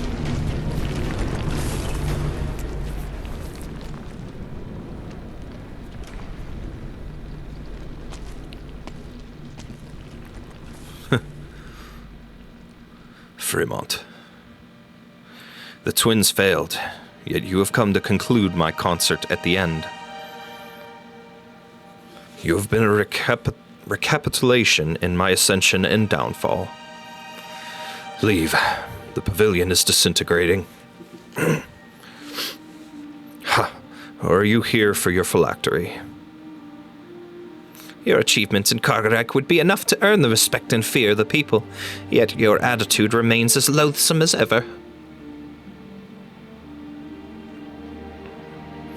Should I be grateful that you milked it for all it's worth? Yeah. I've never seen you so reluctant, Herkamshorn. But I must have it back. It will have a role to play in Kasdal's survival. I've dragged this on for far too long. So many years have come and gone. The Lich King's court should have left Leithanien ages ago.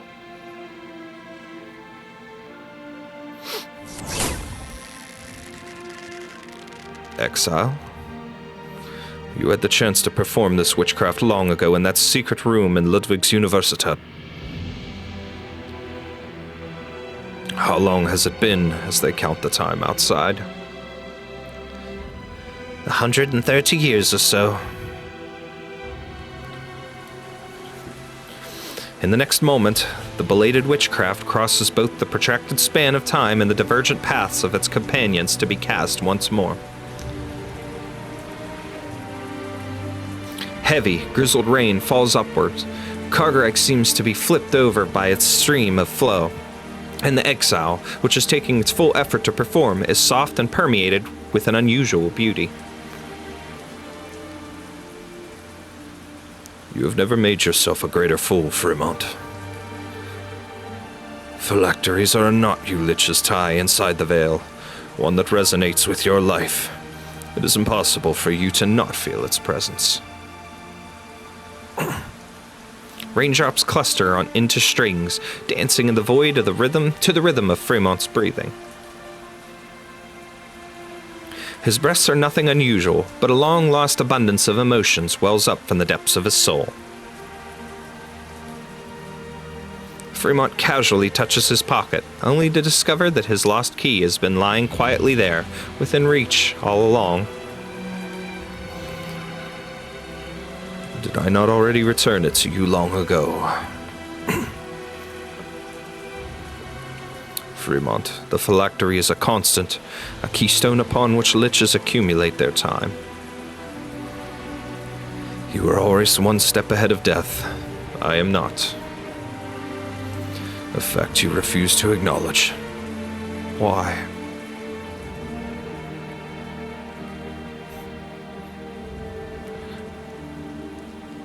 The moment the entire space is soaked, the lich's strings finally envelop the Witch King, embracing and tangling, almost forming a coffin-like shape.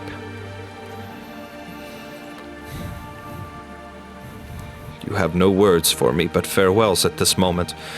Tell me, Fremont, my dearest friend, why is this spire still lacking? The age-indifferent lich merely stands before the empty space, without a hint of expression on his face. The traces of the exile scatter, and the threads feel not the Witch King's presence, as if the ferocious Cabernet with the twisted horns had never existed in the first place. He's gone. Only his final murmur remains in the air. As weighty as an interrogation, as light as a sigh.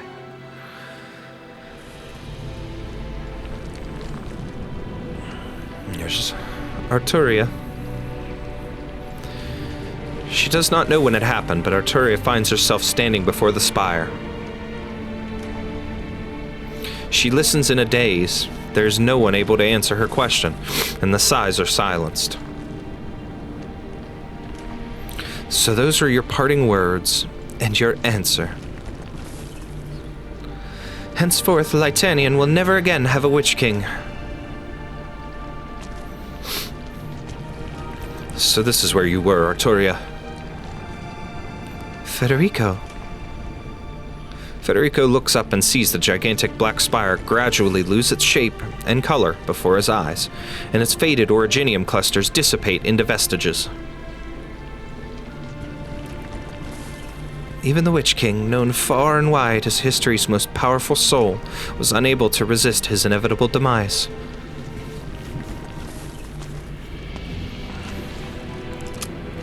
Freeze. Federico lifts his gun. Leithannien's twin empresses have already intervened directly, and the overall impact of this case has far exceeded the initial risk assessment of the mission.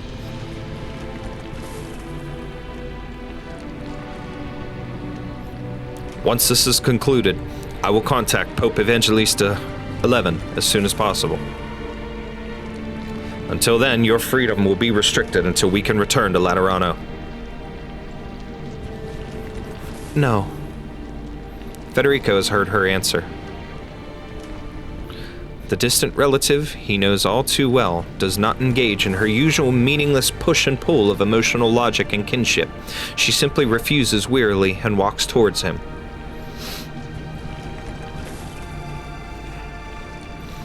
You can pull the trigger now, Federico. Right this very moment, in the chaos known as Cargareg, you're the only one before my eyes, and there is no one I can perform for. I've lost my music. I won't run, and I can't play any games either. There are holes in your logic, Arturia. Arturia walks straight past him as if she did not hear him at all.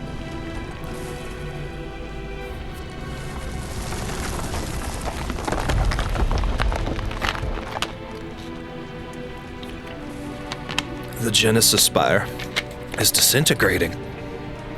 Arknights is dead, so naturally the bubble he was bracing will also burst. Is he really no longer here? You don't believe your own eyes? Even after dropping that attitude of yours not so long ago. So in the end, Grimmocht and Yuiginod were still the only ones who could kill him. Wonderful. You only sound mildly disappointed this time. One day you'll look back on today and realize with even more clarity just how fortunate you were to turn away from the fate that lay before you.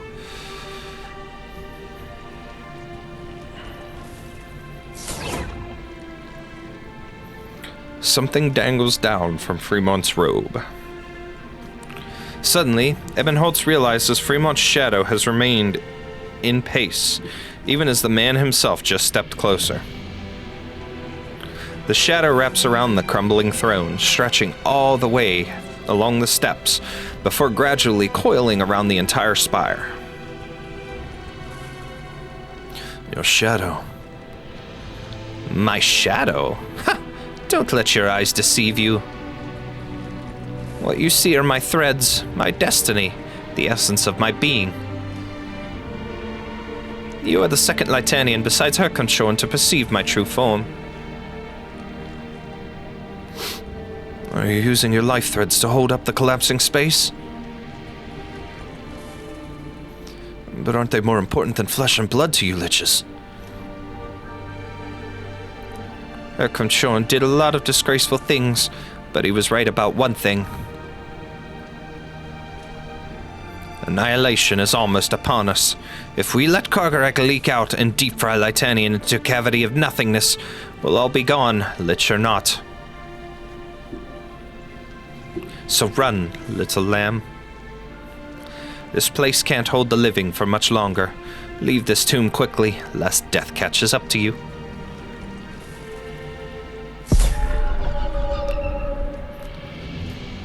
Shadows crawl all over the old lich's body. Shades of black instantly split into countless threads.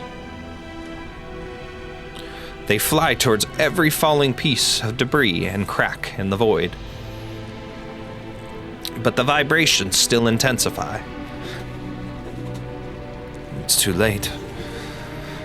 The collapse is right before us.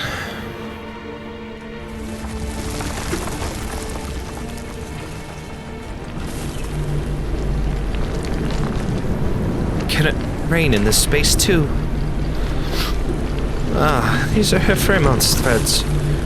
He's always kept himself so neat and tidy, unlike the other liches. I've never seen him grow so many threads. The Genesis Horn can no longer support this place. We need to return to reality before this place falls completely apart. Then we'll need to find a way out first. A brilliant ray of arts. Empress's voice, Viviana Drost. I should have fought alongside your majesties. Please forgive my tardiness. Please forgive me for my tardiness. It's you. Viviana, your light is somewhat brighter than before. That's because I saw true darkness. I was just walking along an endless spiral staircase, witnessing the collapse of one possible reality after another. I was almost swallowed by the chaos. After that, at some point, I caught a glimpse into the darkness, and I haven't the slightest idea what I saw. Perhaps it was the deepest of dreads, the largest of voids, complete disarray, and a calamity we cannot comprehend. They lay dormant within the chaos, and I felt their gaze upon me. Grimocht, Uigignod. The enemy is advancing like a blitz. They're about to invade everything known to us.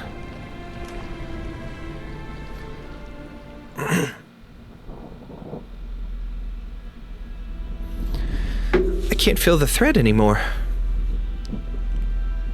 Oh, no. The threads are all vibrating together. They're so intense I can't make out the one connected to the Genesis Horn. Lessing! Unprecedented noise. Frau Ermengarde, Herr Meyer is over here. He shouldn't have... I'm not dead yet. Phew, my threads are a mess, so it's hard to sense you even at this distance. And the professor, we were still connected earlier. The other liches and I were pulling on reality from our side, while he was doing the same to the Genesis Horn from his end.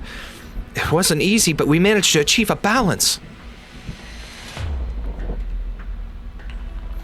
But things are looking bad now.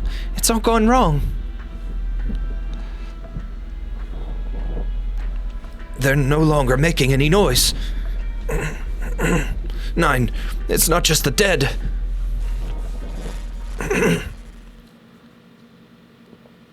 The music, it stopped. The Witch King, the Twin Empresses. Sterling, Martha. The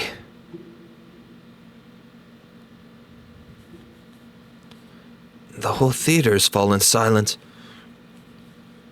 Every piece of music, every sound has vanished. It is as if someone had used the largest scale silencing arts ever cast. Those who lost control of themselves in the chaotic noise have now lost their surface level agitation.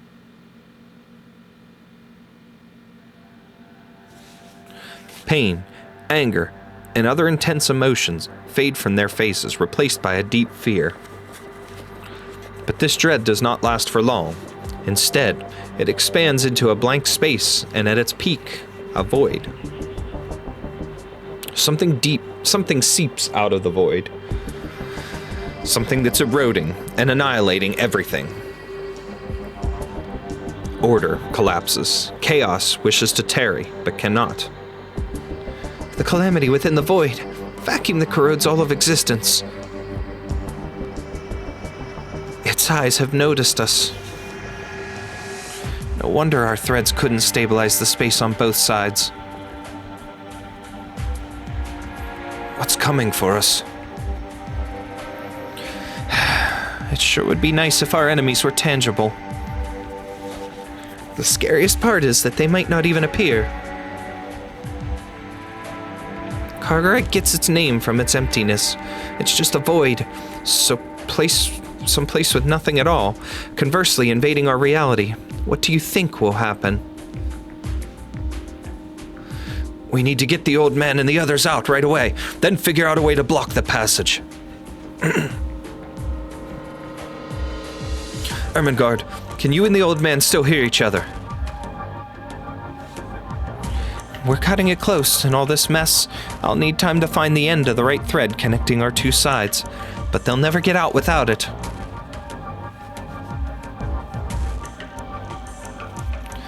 Did they fail? Grimlock failed. That's impossible. Get back here. Think, fool, think about what's concerning you most. Grimlock, I can't. She should have given you a final order. If she doesn't come back, if time runs out and the Gestsvakter don't receive a new order, I see. Their last resort will be to annihilate Zwillingsturme. For once, I agree with her choice. It's one thing if we all die here, but we mustn't let Leithanien and everyone else outside the country die with us.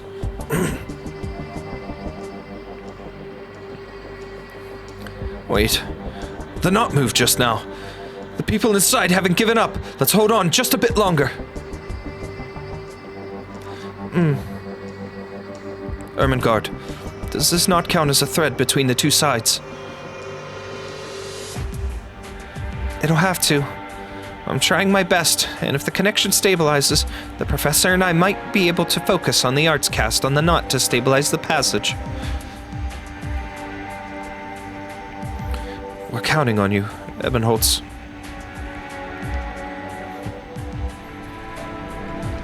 I can feel Lessing and the others. They're close. And you think that's a good thing? Kargarik and reality are once again drawing near, like two bubbles stacked on top of one another. No more like a bubble balanced on the tip of a needle. Even the slightest bit closer and the bubble will burst.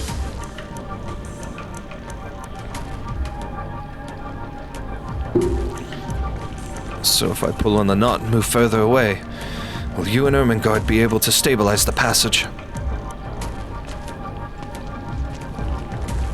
Stay away from the edge of the bubble! Scheisse, little lamb! You're going to get yourself caught in the void!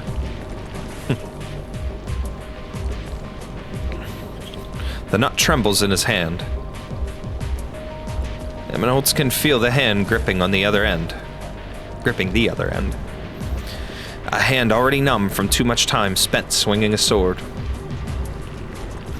His strength spent, his arts nearly exhausted, his wounds no longer bleed, and his pain gradually blurs. His duty and his will remain seated deep within his brain, pulsing tenaciously. Such concepts are difficult to describe after language itself has collapsed. Why did we come back here? Why have we been fighting? Why did we come here? Why have we been fighting? Why were we born and why will we die? The void greets him. There is no path either forward or out, only nothingness to meet.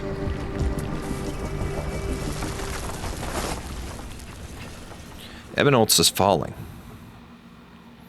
And at the end of his fall, there will be nothing at all.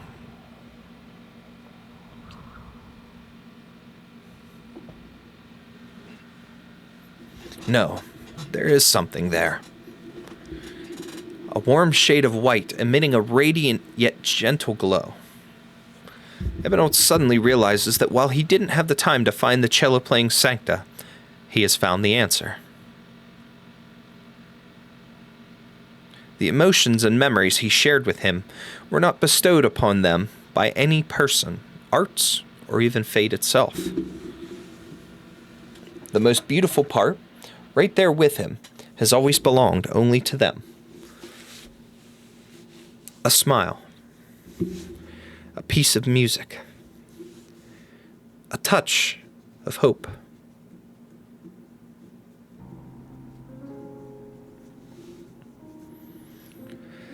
Fate will always be snatching things away from us, but unfortunately I still retain the ability to love and hate. Zwillingsturme's glowing sunset, ardent marigolds in bloom, a child with eyes glistening like a lake, and her gentle parents. I love the scenery and the people I cannot see. They illuminate me, dispelling the darkness obscuring the eyes of many others. But I also hate it. I hate how brief the flowering season is, and the formless wills constricting everything I love. My child, your brows have been knitted ever since you returned to Leithanien. You asked me, where is the new order? Can you guarantee it will be better than yesterday or today? There is no way I can answer you, so I just decide to do as I have. Love means responsibility, and hate will likewise attract even more. You must take responsibility for the things you have changed and have yet to change. My child, my friend, if you love, if you hate, then you will bear far more than you can imagine.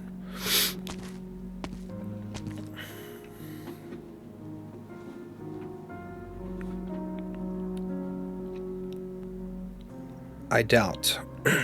Is doubt a form of cowardice or bravery? If cowardice, then why did I mix the flesh and blood of those monsters into our sacramental bread and wine, willing to place my hopes in a different faith? If bravery, then why did I retract my hand? Did the vivid and hideous living tissues frighten me at the very last moment? For 60 years I could not see that elusive paradise. While my life fell apart before my eyes, I do not want to pray, but it is all I can do. Some of these characters, like this stuff here, I don't know where that's coming from, what event or what part of the story this was from. Who wrote the laws and who ensures their purity and integrity? I ask my faith. I dare not say that I've already rid myself of the delusions embedded in the depths of my mind. No, I still harbor doubts. The monastery gets further and further away, and I find a handful of seeds in the folds of my robe. Oh, Clement, my son, I will find them a patch of moist soil, even if I were to die on the road. I doubt our laws, question my cowardice, suspect my bravery, and doubt pushes me on forward. It's obvious he's a Sancta. This is probably Laterano, so it's something to do with Executor or Arturia or something in the past. So a different event or something. Honestly, I hate alcohol, but suddenly I found myself unable to live without it. It's been a long time since Yulia's death. 3 years? 5? Twice in my life I have run away. The so-called holy city of Laterano is not as perfect as it seems. The sweetness and noise in the air mask the inequality beneath, the differences between Liberi and Sancta seemingly not worth discussing. I was still young when I came to Leithanien. The dark clouds I saw were a stark contrast to the walls of Laterano. Countless died tragically under the Witch King's regime.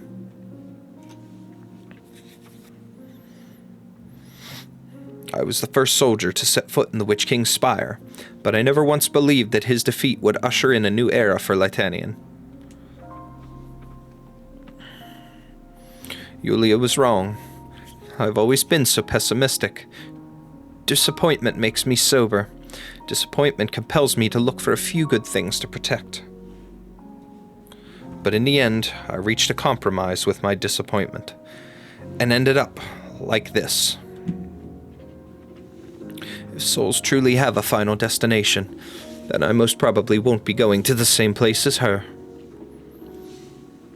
But surely I've protected at least a few people. At the very end, I want to ask her executor, Yulia, and myself, do I still count as a hero?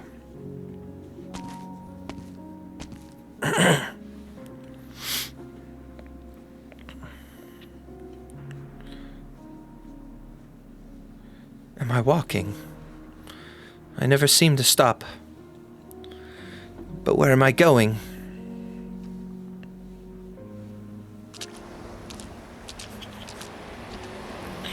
I seem to be walking along a sandy shore. A sticky beach, a strange creature from the ocean, actually reverberated in my strings. It has the dullest inner voice I've ever heard, and I couldn't obtain any answers. The waves pushed me away from the beach. I was 20 then.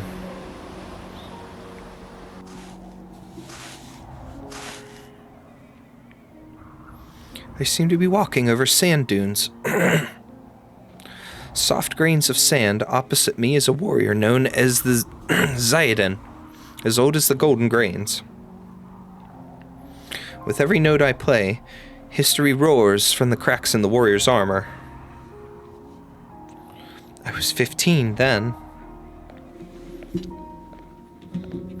I am walking. I never stop. I am walking on.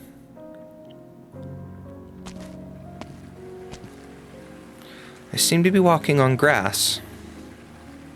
Out on a lawn in the rain, I'm attending my first funeral. My thanks to Arturia. It was her music that helped free me of my fetters. And my thanks to you, Marcello. Thank you for blessing me with a wonderful life all these years. I doubt we'll be parting for long.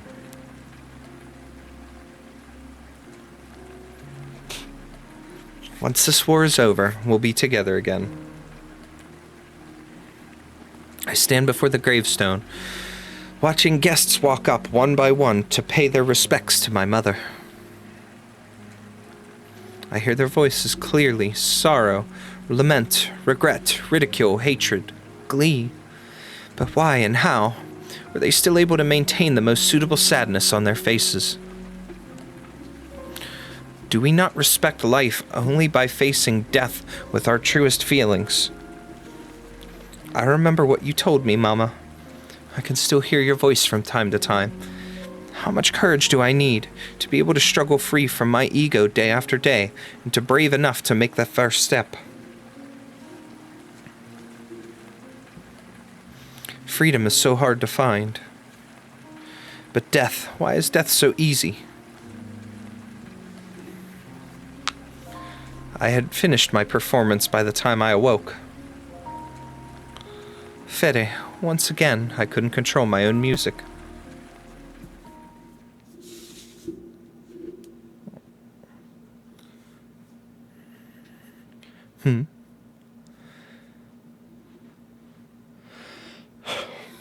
Arturia, you revere death so much. Death erases one's existence so easily and puts all emotions to rest. The melodies of those who face the truth, and inevitably their deaths, leave you impressed, but more often they leave you fearing, hating, doubting. But you are silent. How much more do you need to perform as you wonder endlessly about? How long before you finally reach that future? How many more blank pieces do you need to compose for yourself? Even silence will be played, and every composition must have its conclusion.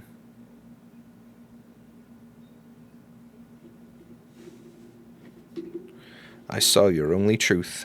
You are so fragile.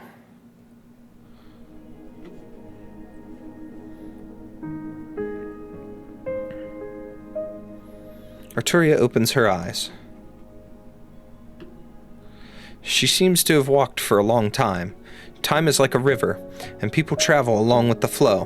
But why is she, step by step, trudging back the way she came?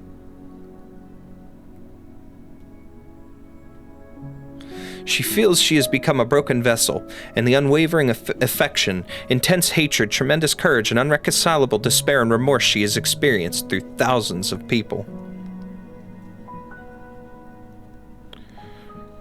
They drain from her, drop by drop, until she is left with only her empty self. She finds herself outside Kargarek, in a plaza surrounded by a crowd. Emotionless faces walk past her, and she stands there in a daze, mirroring the same expression as everyone else.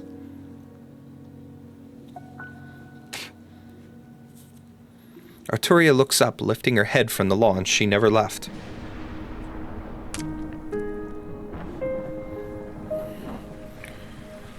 Dark clouds drift over her, and a glistening drop of rain falls on her face like a tear.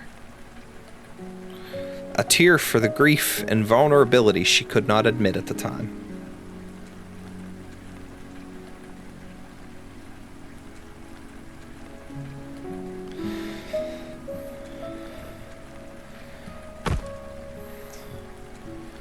Martha, my love, you were the only one who lifted me up from my darkest days, inspiring me.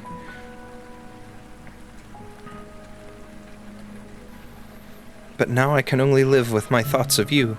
Should I go looking for you? Even if our fathers disagree, you must at least know that my love for you has never wavered, not in the slightest.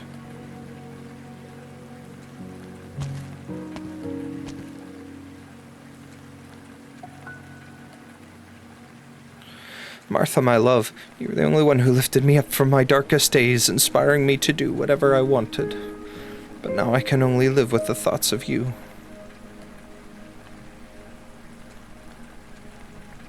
I should go looking for you. Even if our fathers disagree, you must at least know that my love for you... Every person in the huge amphitheater before the spires is muttering something on repeat. They speak of their feelings, but their words lack even a hint of emotion.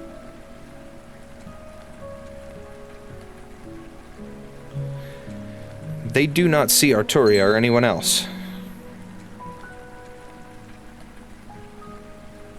A triangle hits her arm as people cross paths with one another, and she almost drops her own instrument. Grimmacht. Grimmacht. Michael. Don't leave me alone. It's futile, Federico.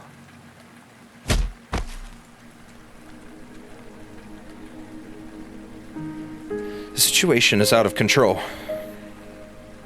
Mass hallucinations. This is the third time I've seen something like this, but the situation here is much more serious than it was at Sonata Spire. It's of a different nature. The Genesis Horn has crumbled after the Witch King's demise, and Kargarek is about to collapse into reality. It's not a simple hallucination either, but rather... they are unable to resist the onslaught of chaos, and their various profound emotions are leaving them. What you're hearing from them now is the only emotion they have left, and their most intense. What are you doing, Arturia? The Goldenisgesatz, the law, morality, exemplary aesthetics, order cannot help them resist the all-pervasive chaos. Everyone in the plaza will turn into an empty shell of themselves one by one as they lose their very scrap of emotion. Very last scrap of emotion. We need to bring them back to their senses. You alone are special here, Federico. For most, how can there be will without emotion? Only with emotions and emotions alone can people preserve their ego. These people are blank, as you say, and you still plan to play their tunes. No, this time my performance is about me.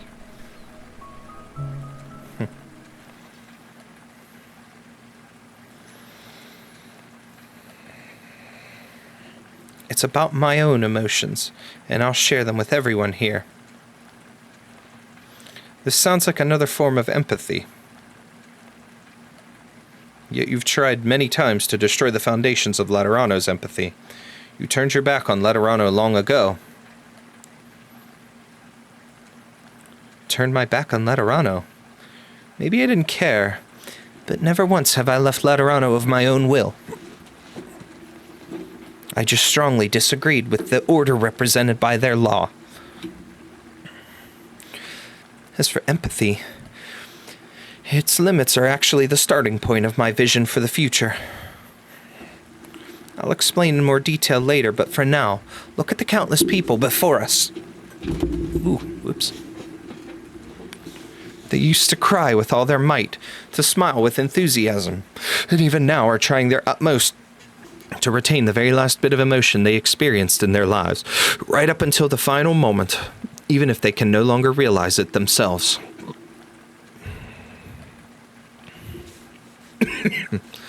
Be it the Witch King or Yulia, everyone is equally great and praiseworthy, but also equally incomplete and fragile. This is our ego, the very essence of our humanity. We must become strong, but we must also leave room for our incredible fragility. This is why we need a future where we can all stand side by side, sharing our joys and sorrows. I am perceiving myself, Federico. At this very moment, I can only give hope to others, if I harbor hope myself, and likewise with love. I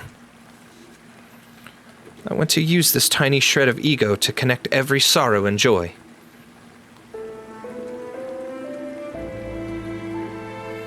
The sound of your strings. People are coming your way. That young noble's face is showing an expression. Emotional reflux, an involuntary reaction. A hollowed-out soul needs time to re-accept everything.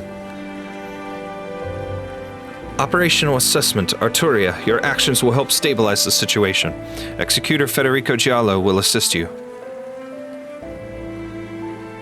I will allow no one to interrupt you until you have finished playing. After the briefest of pauses, Arturia grips her bow tightly again. The movement builds towards its climax, the scrubbed strings resounding in a rapid flutter like a butterfly's wings.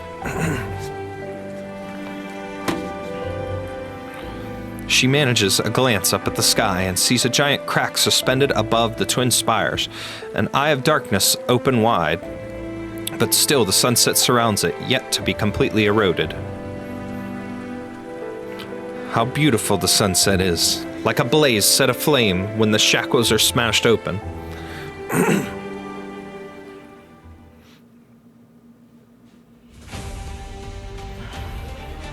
That sound, the Sanctus performing. The knot's moving again. I can sense Ebenholz. Ermengarde. On it, on it! Threads fly into the clouds from the Lich's fluttering robes. The wind traverses the sky again, and yet the frozen clouds resume their drifting. A mildly intense vibration follows right after, like the slight turbulence when a train enters a station. The passage is stable. As long as you stay awake, they'll be out in no time. Michael, wake up! Grimmock must have entrusted you with something. You need to recall what it was. My tuba. Hold your instrument properly. Grimmock? Is this my memory? The strings are showing me. The tuba's heavy, and you're tired, correct? Then say it. You're but a child. There's no need to hide what's in your heart. You're afraid? That's normal. Adults fear me, as do nobles older than yourself. Even the most ferocious casters fear me. They believe my sword will pierce through their chests the moment it crosses my mind to. Yet you're unafraid, and you want to be my voice. Have you really thought this through? No, that doesn't matter. You're just a child, after all, who knew nothing when your kin sent you here. Don't cling to my leg. I can't wield my sword if you're like this. Fine, I'll just assume you're tired. You'll have to practice your instruments and arts later, in your own room. There are nobles waiting outside to see me, so I won't be coming back here today.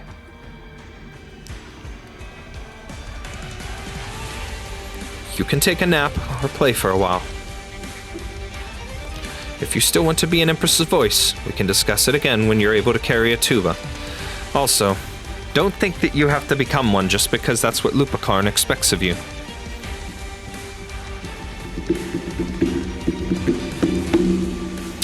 We cannot choose where we are born, but we should at least be able to choose when to turn around. Our responsibilities should not be forced on us by others.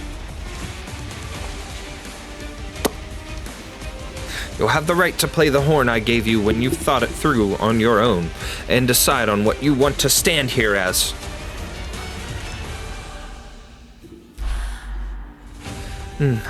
I remember now. I have to play my tuba. I have to tell the Geschitzvater everyone's safe. I won't disappoint you. Mein Majestat, Grimmacht.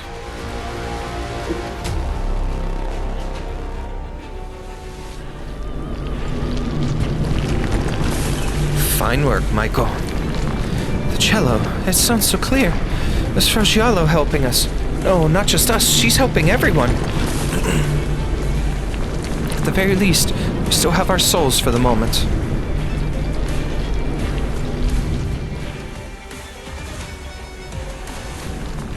We can still fight. Is that the outside? Is this a passage? We can exit through it. Viviana, find Fremont and ensure that everyone in this space returns to Terra. What about you and Grimmacht? Us? Naturally, we'll fulfill the duty we've always shouldered. To keep any and all threats away from Leithanien. Excuse me.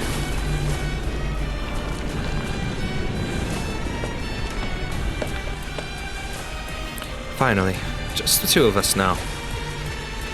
The final melody has already resounded. Liselot, your shield will cover the Twin Towers and everyone under the spires. And your sword. My fate has long since been decided from the moment I stepped into this place. No, from even before that. Once the Genesis Horn broke away from the plans Fremont and I had drafted for it, and descended upon the center of Zwillingsturme, there was only one choice left to me.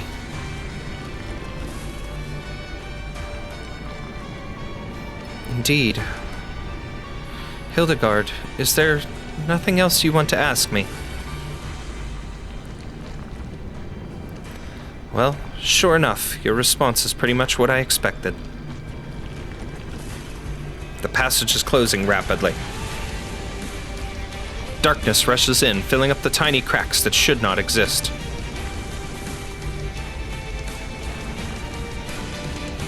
Wrapped in the dark fog are countless restless eyes swarming towards the two of them and the reality behind them. A shade of gold brushes past a hue of black.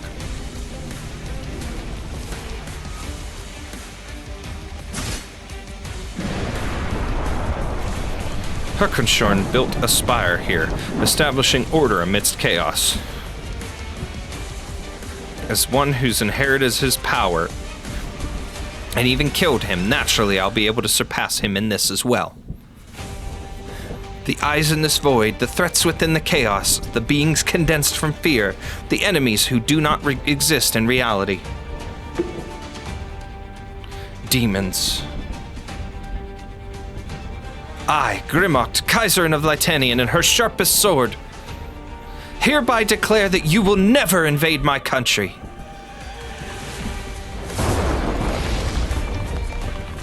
A radiant blaze blossoms from Grimmacht's sword. The fragments of the Genesis Spire scattered in the void, reunite under the command of her arts, erecting a new spire. The monument stands between Kargarike and reality, blocking the eyes in the dark from prying on all living existence. The twin spires, in reality, the people beneath them, and the clouds above all, blend into one under her light, becoming a blurry, warm ripple, gradually drifting away from her. Grimok does not look back. Her arts, her sword, and her body have all become one with the pitch-black monument.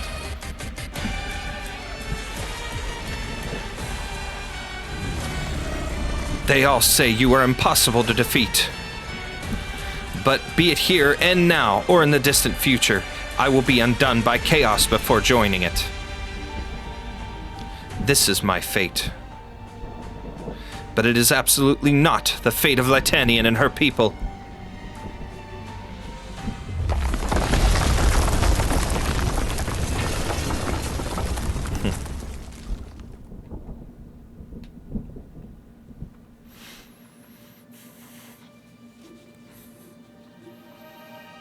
The sunset? It's back. And so beautiful. Did something fall from the sky? That's...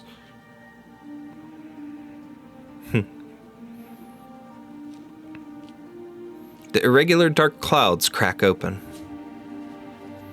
A clearly visible hue of gold shines from the grim sky, gracefully caressing everyone's faces with its light. Leithanien's people wake up from their dystopian nightmare and are immediately greeted by dazzling clouds of rosy gold descending between the twin spires. No one knows who started it, but the people involuntarily begin to play the instruments in their hands. It is no longer the Goldeneskashats or any other familiar classical piece. A brand new melody accompanying the multicolored radiance of Originium arts echoes the excitement in everyone's hearts, flowing spontaneously under the rosy clouds. Did you see that, Federico? Leithanien's new hero, no, the birth of a new god. The one who killed Herkonshorn for the second time, neutralized Leithanien's calamity and brought hope and vitality back to the people of this great land. Leithanien's sole Kaiserin, Uigignot, the eternal grace. She will replace the Genesis Spire completely and become the sovereign of Leithanien's skies, more splendid than the gold of the sunset itself. Gold der Zwillingsturme. The people are ecstatic, and her wish is fulfilled. But this newborn god, she sheds a tear. The brilliance of her golden radiance snatches away everyone's attention, leaving the tear rolling off her face to remain in darkness for eternity.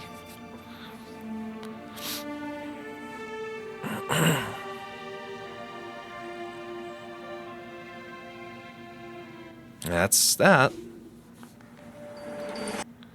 All right. Now we just have the epilogue. Now let's go ahead and do the epilogue here.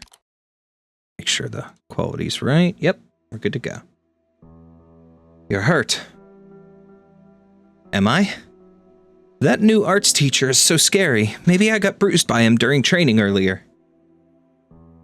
It hurts. Does it? It's nothing. The arts in our bodies will heal our wounds in no time. Why are you crying, Hildegard? Haven't you been injured far worse than this before? It's a flashback of the sisters. No, we can't. We shouldn't be treated like this. Hand me the wooden sword. I'll go look for that caster. I'll go find Leopold and everyone who treats us like creations instead of recognizing us as people with feelings. And what are you going to do after that? Resist. You might not even achieve anything. That's fine. I just need to prove something to all of them. To you and to myself. Which is... that I'm alive, and that my sorrow, my joy, my pain, my love, and my life, that they definitely mean something.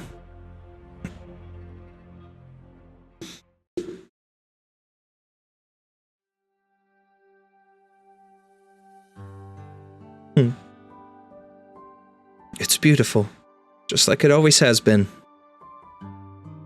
It's getting colder lately. Autumn will be over in a month or two. Zwillingsturme doesn't tend to see any snow, so the sunset won't wane.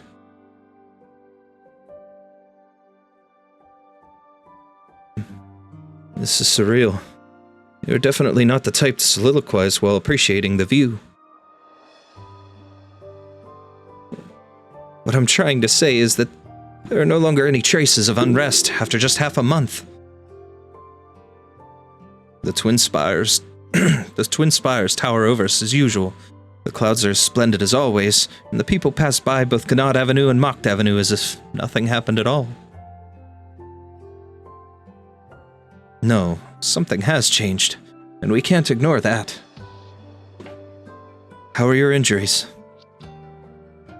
The old man said it's nothing serious, but you did stay in Kagarek for a bit too long, so it's hard to say if you're completely free of corrosion.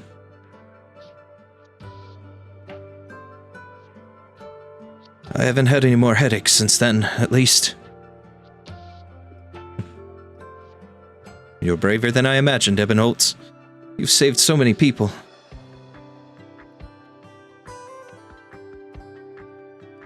I just couldn't allow those echoes haunting me to hurt any more people. You met the Witch King, and whether you cursed or killed him, you've already completed the last thing you could still do. So what's next for you? I hope I'm not intruding on you both. Herr Ebenholz, I was looking for you on Grimmock's behalf. And here I thought it would be you, Ignod, to send you to punish a dead man for coming back to Leithanien without permission.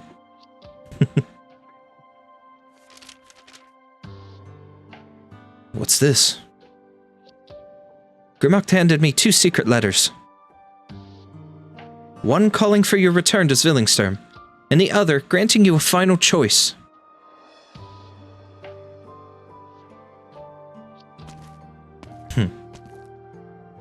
Have you been staying in the spire the whole time since the incident? Officially, there are still 2 Kaiserinnen in Leithanien. Grimmock is just away for the time being, and someone has to handle the mountain of paperwork she left behind. She's stuck in the other realm. She won't get that done anytime soon. Only I can do it, as I always have. You're set on that. Leithanien might have only one single spire in the future. I came to Zwillingsturme to meet with the Kaiserinnen 7 years ago. You Ignod didn't like my performance, my caution, or maybe my status as Lupikarn's representative. It was Grimmock who saved me.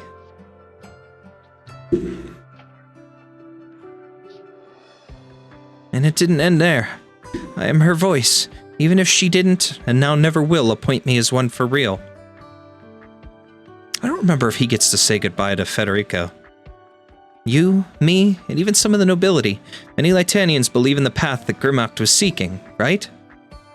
It might lead us to an era where we won't need the spires at all. There's still so much more we can do. The way you're talking, you've matured since the last time I saw you, Michael. That's because I'm a growing boy after all. Herr Ebenholz, I see you're done reading the letters, so I'll take my leave now. Whatever your answer is, I hope you'll be happy with it.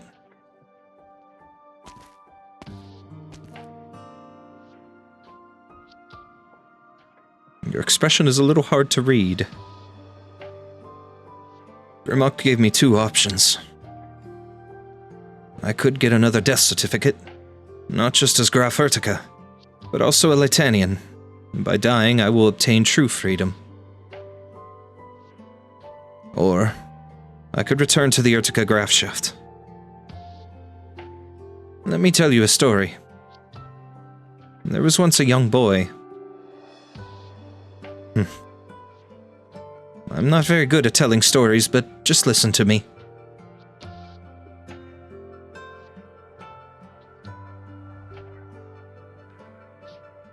The boy's family served as retainers to a certain aristocracy for generations. From one generation to the next, the retainers fought on the noble's behalf, shedding blood, vying for glory, and bearing any rebukes for them. Until a certain noble came along. Birth, tradition, systems. He saw them all as worthless. Everyone looked the same to him, mediocre, frail, and shallow. So with a piece of paper, he removed the status of every retainer working for his family, and the boy's family obtained their freedom. Afterwards, the noble became the most controversial ruler in the history of the country. His crimes eventually eclipsed his accomplishments, his spire was toppled, and the empire ushered in a new age. Many decisions made during his lifetime were also overruled, including the decree to remove his retainer's shackles. One day, the young boy was told that the deposed king's descendant was granted leniency by the new Kaiser, and had regained his family's territory. He was told he needed to rush back to the spire to meet his master. Fate seemed to only turn a corner before coming right back again. But in the end, the boy never managed to enter the spire. The newly arrived noble refused to sign the documents that could get him his servant back. This new noble, as they said, was also a boy around his age.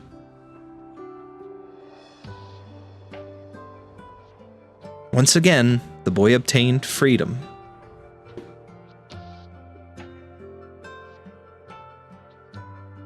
The boy's name was Lessingmeyer, and that newly arrived noble was you, Ebenholz, the 12-year-old Graf Urtica. You'll never remember it, so don't bother trying. Back then, I was so full of anxiety, afraid that someone was playing a prank on me, so I asked a servant to find out what was going on. She said the young Graf's migraines seemed to be upsetting him again.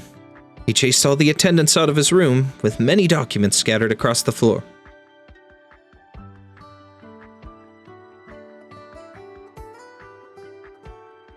Don't take this as grumbling about some fateful arrangement. I'm just telling the truth about how one unintentional move from you changed someone else's entire life.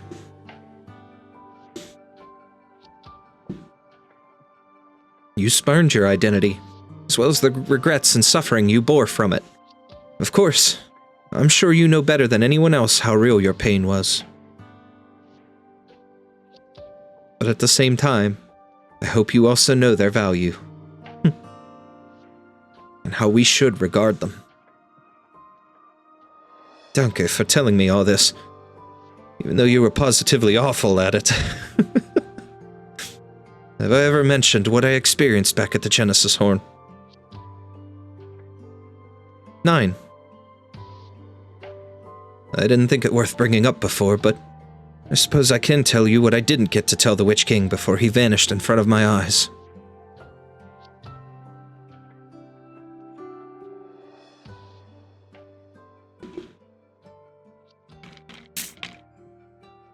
You have no heir. I'm merely a descendant who shares the name Urtica. Before your time, it had yet to carry either honor or so-called disgrace. This changed because of you alone, so I will change it once more, but never by the same means you used.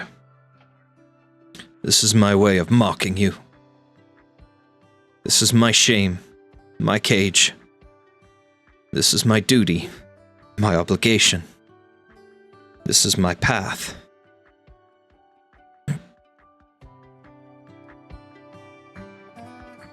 So you had already decided back then. Then why did you make that face earlier while you were reading the Kaiser's letters? He's so surprised. Because there are still other matters, which have suddenly become somewhat tricky to deal with. Hibiscus. Ebenholz! I finally found you! Hibiscus? Have you forgotten who you are? No. You're a Rhodes Island operator. I'm sure you've read the operator manual you got after onboarding, right? Carefully, from cover to cover. I invite all of you to witness how 2 centuries of sin will come to a conclusion. How fortunate it is that this day of farewell has finally arrived, for I have seen my life's path ahead of me, crystal clear.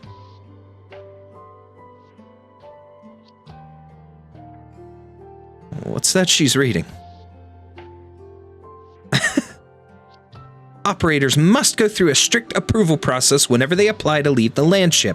How could you just run off after leaving that unintelligible letter? She's bad. I haven't even had time to hand it in yet. Give it back, Hibiscus.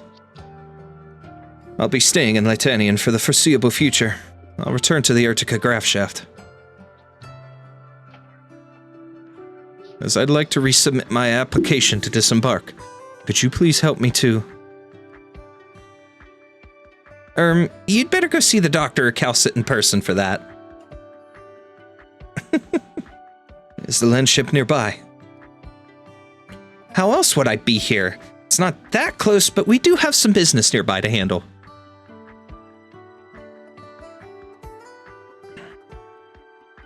You don't seem at all surprised to hear that I want to return to Urtica. We've been on edge ever since we left Weisheim. That's because you weren't gnashing your teeth or spouting nonsense this time, which means you've thought this through.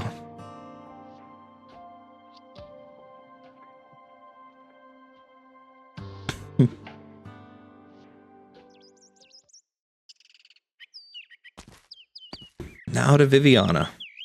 And her choice. Zwillingsturme, Bockschaft, Bock Street. Viviana looks at the courtyard before her. It is not large by any measure, but still well maintained. The low stone steps surrounding the planted vegetation have been removed and enclosed with a waxy white oak fence, presumably to prevent the homeowners from tripping over them.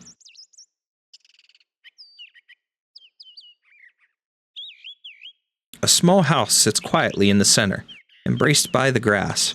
Freshly painted white walls reflect the morning sun, casting the climbing vines in a radiant glow. Come in, Viviana. You made it.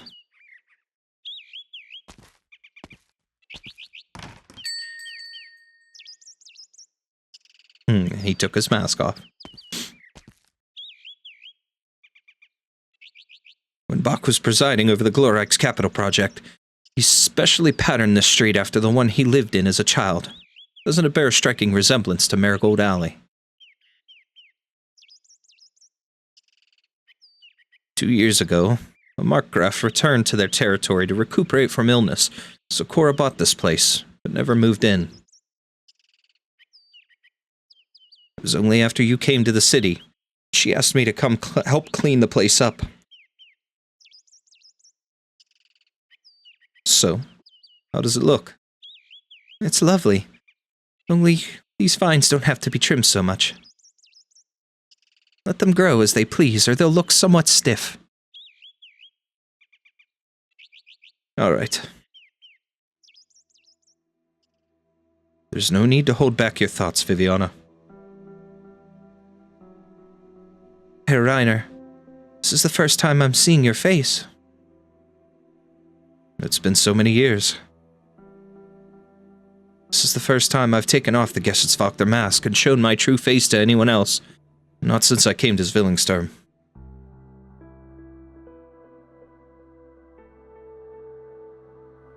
It's my identity, my duty, and my everything. I guess as Gesichtsvachter shouldn't be reminiscing about the mastermind who spoiled Das Kaiserinnenfest and tampered with the Godenischatz.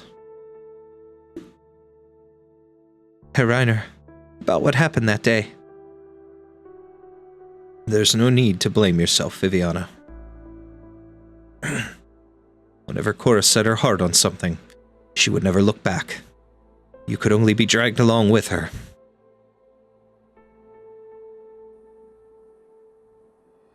Her eyes were already going when she joined the Reichsorchester on Werner's recommendation that year. I promised Werner I'd do my best to help the girl he saved.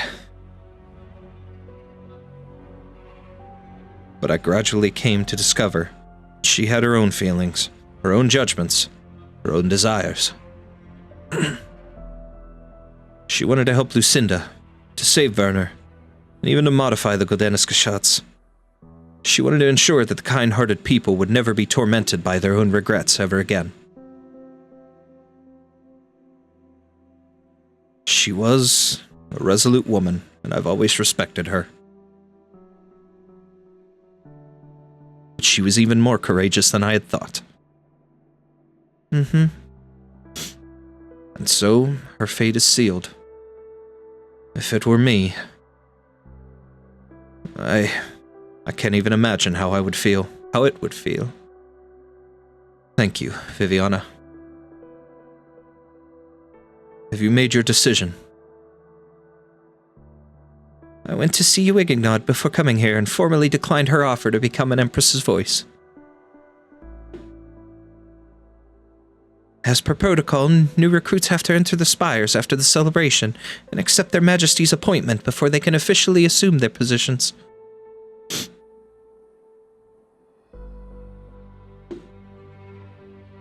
But Her Majesty Grimmacht has just lost her voice, and this year's appointment ceremony has been cancelled, so it's an appropriate time to submit my refusal. If this is what you've decided on, then I have nothing to say.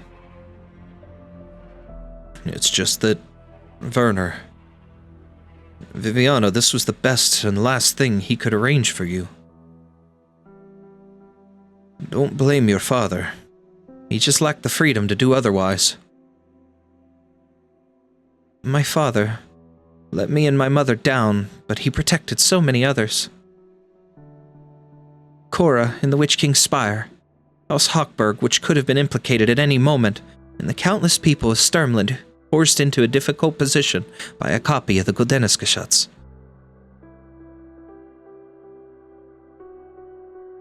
From the beginning to end, he was caught up in this vortex of this time, his time. He witnessed, experienced, lost, was powerless to change anything, and could only do his utmost to fend off the storm. He never left a single line, but regardless, this is a poet's way of writing about himself. Viviana, I'm glad you feel that way, child. Whether sending me to Casimir's or arranging my appointment as an Empress's voice, it was never because he thought the paths he chose for me were good. He simply saw me as a child in need of constant protection, a job at which he failed to excel. So I don't blame him. Then I presume you won't be returning to Sturmland either. In Casimir's, I felt like a stranger.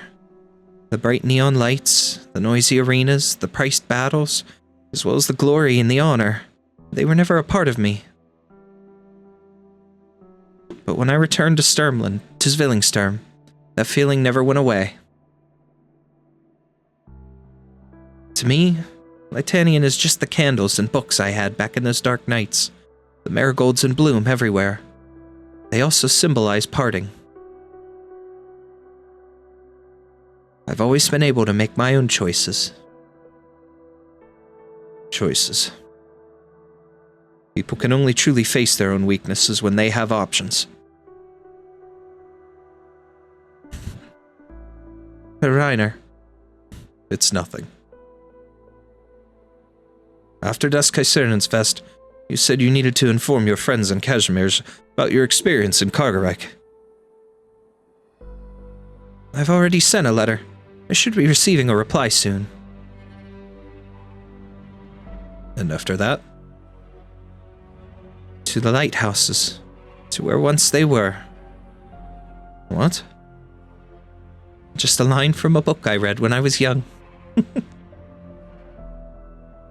Allow me to bid you farewell. Liebewall, Herr Reiner. Liebewall.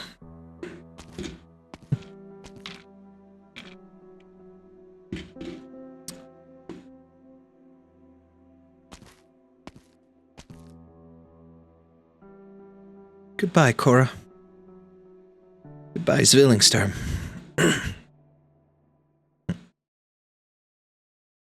She's made her own choices, and she knows what she wants to do now. Messenger. Frau Jost! Phew! Frau Jost, the Nero you've been waiting 2 weeks for is finally here. Just up ahead at the crossing. And she simply smiles. And it's Malnar. Madame Viviana Drost. Mr. Malnar. The Nero family has received your correspondence. I just happened to be near Leithanien, so I came as soon as I could.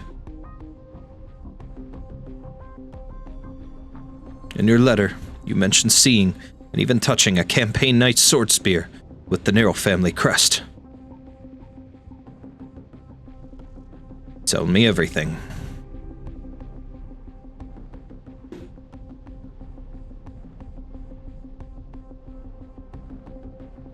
So this is the melody of the present moment. Indeed. What you're hearing are all the emotions I'm feeling. It's no different from what I usually hear. The people of Zwillingsturm love you, after all. And you love them too. This has never changed. You were there too, when I returned to reality from the Genesis horn. Perform the melody back then for me, Sancta. That's impossible. Oh? I cannot record the moment the tear rolled down your cheek. If it did not fall into the depths of your soul to bloom into fruition, then it was merely a drop of water impossible to retain, evaporated by the sun as it fell.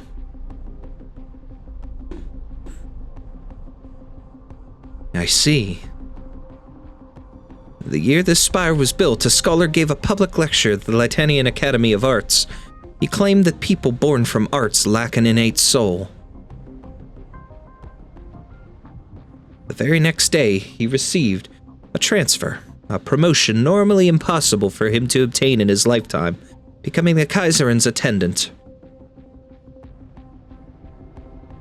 Unfortunately, he passed just a year later from overworking himself in the depths of the spire, though he left behind a scholarly magnum opus before his death, overturning all of his previous opinions. Would you like to have a look at it, Sancta? The writing is mediocre, so I did not allow its publication, but the emotions contained within are actually quite interesting. Are you planning to lock me up in your spire too? Who let you in, Sancta? The Kaiserin has not approved your audience. Bring him over. Executor Federico of the Laterano Notarial Hall. I've recently submitted several requests to the Empress's voice for an audience. So you're the Lateran Saint. I'm here to recover the fugitive Artoria. Your sister has done many things in Leithanien. Former Reichsorchester tuner, Cora Lowenstein, and the remnants of the Witch King. Cora? No, I'm not talking about that. The Ludwig's Universität case concluded long ago. Das Kaiserinnensfest did go through some incidents, but the final performance was satisfactory. I'm sure you've seen the whole thing, Herr Saint. I hope Leithanien's might and magnificence will leave a deep impression on you, even after you leave. Am I to take your statement as such? Leithanien is prepared to refuse any procedural communication with Laterano over Artoria and her criminal offenses.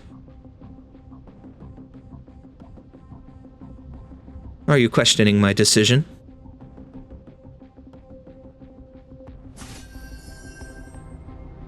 Ah, I remember this, okay. Federico hears the sound of swords and the floor colliding.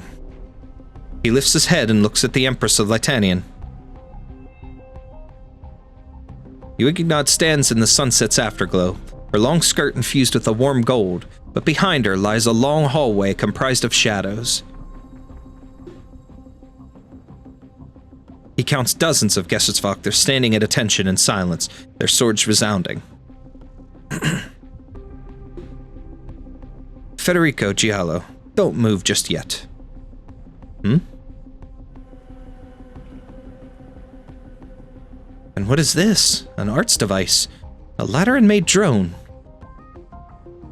I'm just a little machine. On some occasions, you can also treat me as a messenger. And to whom do you belong? I belong to Laterano. There is someone who wishes to speak with you, Empress of Leithanien.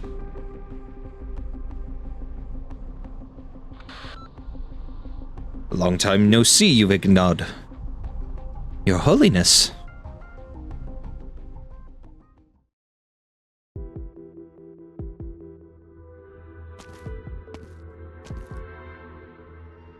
Your Majesty, Arturia Giallo has been taken away. Yes, I saw. If you wish to keep her here, then we shall not let them leave so easily, even if Evangelista 11 himself were to show up in person.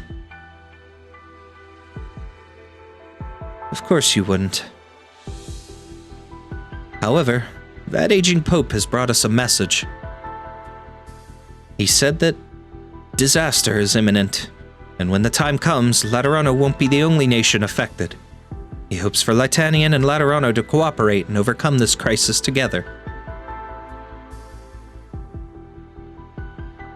His usual rhetoric, then. Hercomshorn said something similar. Within the chaos, right before the illusory throne he had created for himself. He said, hope is already lost, and eternity is no more. And then, after that, I saw them with my own eyes, the enemy hibernating within the chaos. At one point, they came infinitesimally close to our Leithanien. Give us the order, and we will bring the Sancta back for you. No, not just her. We will do anything, no matter the cost. Whatever it takes to find the way to re-enter that chaotic space and bring Grimocht back. Hildegard. In the final moment before the Genesis Horn completely disintegrated, I raised my shield protecting the twin spires and everyone beneath. But not her.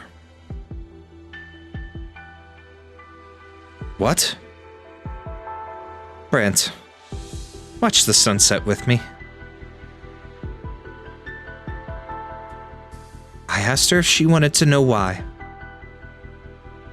If she wanted to ask why I let everything be, even though I knew it would turn out as it did. Or to ask me why I turned my back on her at the very last moment. But she didn't. She didn't even hesitate to do what she normally does, turning to face the enemy head on. As we passed each other, her final words were to wish that I could have this sunset as I wanted. Grimocht is a great ruler. We will never forget her sacrifice and continue the fight for Leithanien's future. So you've made your decision too? Yes, Your Majesty. Very good, Brant. Hercomshorn built a spire in that impossible chaos, naming it after the tower that has long since crumbled in reality. He declared that it would stand eternal. Therefore, I can achieve the same. No, I could surpass it even. I will keep this sunset for all eternity. It will bathe Leithanien and everything that will belong to Leithanien in eternal grace.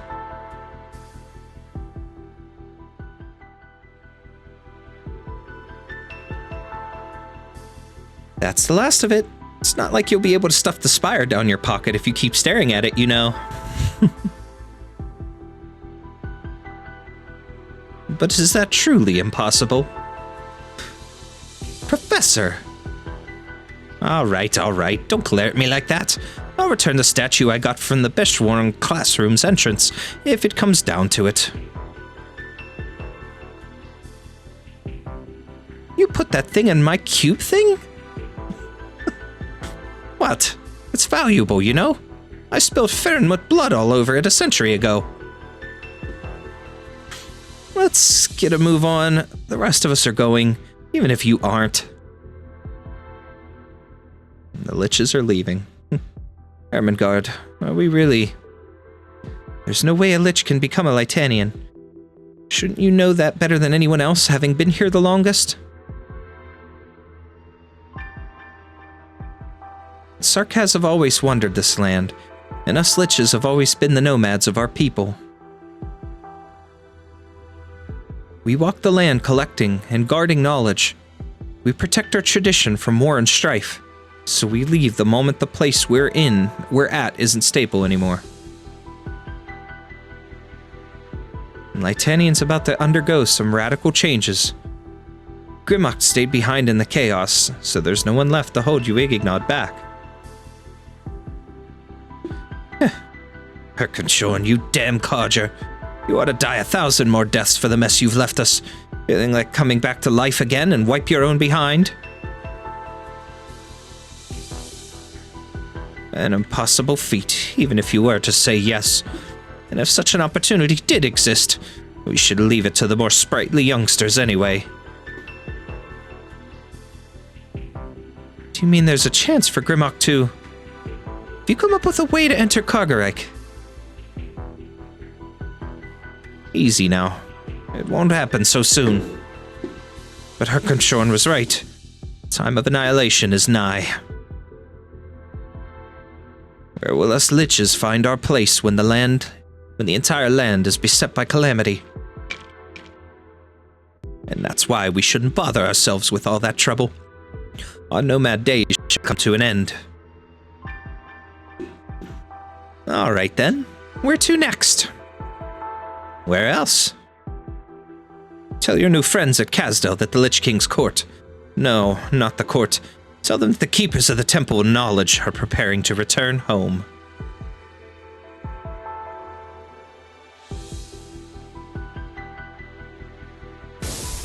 Thus, the liches are leaving Leithanien for good.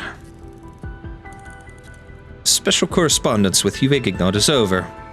I shared Leithanen's caution and once again offered my hopes of advancing together with Leithanien.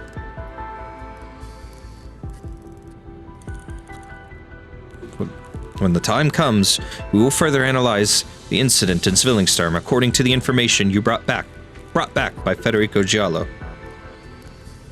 It was clearly more than just a revolt instigated by the remnants of the Witch King. Perhaps what happened, there was a harbinger of disaster, much like the warning Laterano received. Zwillingsturme, the only Empress of Leithanien with a voice now. The way she spoke was appropriate enough, and her attitude sufficiently ambiguous. I could even imagine her expressions. All within my expectations. The Lateran Declaration didn't really receive any practical response after the Summit of Nations. From the furthest coastlines to the central, the disaster remains a secret in many countries. Excuse me. Faith unites Laterano, while division has always been an everlasting blight upon this great land. But if we wait until the disaster connects all nations into one, it will be too late. We already have a vague outline of what we're facing, but are we still unable to deduce its source? Analysis complete. Threat level at maximum. Disaster unknown. Path simulation failed.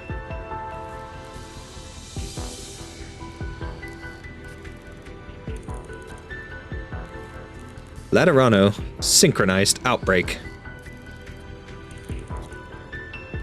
I wonder what that means. Laterano will accelerate the development of yet more emergency response mechanisms. I need to reconfirm the list of suitable personnel.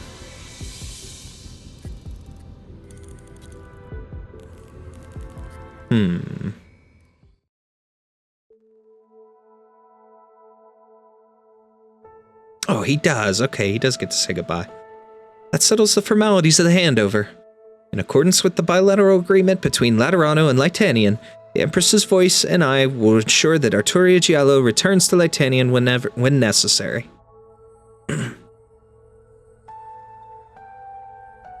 The aforementioned agreement has been confirmed. Phew, that's it. I guess this is goodbye for real. Michael, feel free to come find me anytime, whether I'm in Laterano or on Rhodes Island. Huh? This is new, Herr Executor. What's with the human touch in your words today? Human touch. A uselessly vague descriptor. I just have an intuition. This incident has not yet been fully resolved. To be more precise, what we experienced was just the beginning.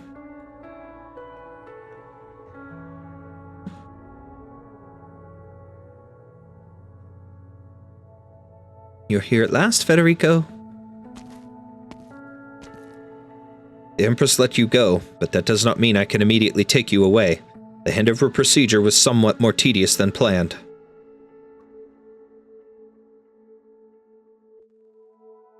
Fine work, I assume. You heard Herkomshorn's final words within the chaos. What exactly did he tell you? Get in line. Everyone wants to know. Nobles, scholars, Witch King's remains, Uigignod. They're all guessing what exactly Herkomshorn's legacy will be. Might, power, knowledge. What do you think, Federico? All I saw was an enormous mass of shadows that didn't exist in reality. Herkomshorn's death 23 years ago is the only fact of the matter. No matter how many images he fabricated of himself, or how many words he spoke, they were all simply echoes of the past.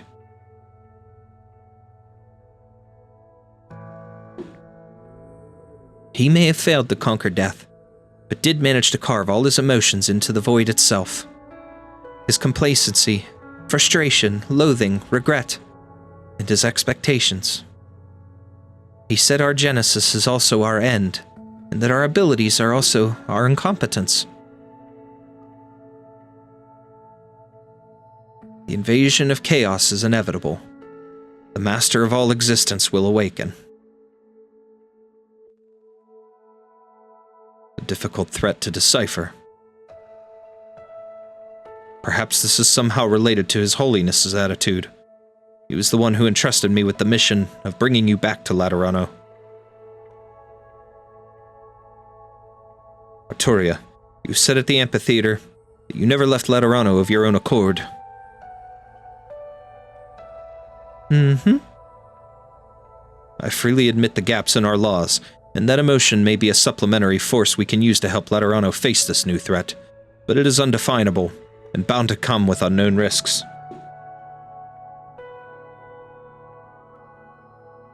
Therefore, I will increase my vigilance over you in order to determine the subjective motivations and possible objective consequences of your actions. I.e., I will shoot to kill if I find anything suspicious. I am most grateful, your beatitude, for with your refined rationality, you are my most suitable executioner.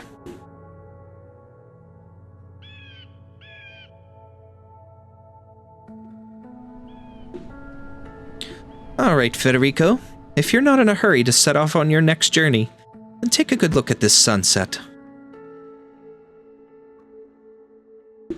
This is the moment where Zwillingsturme reveals the pinnacle of its beauty.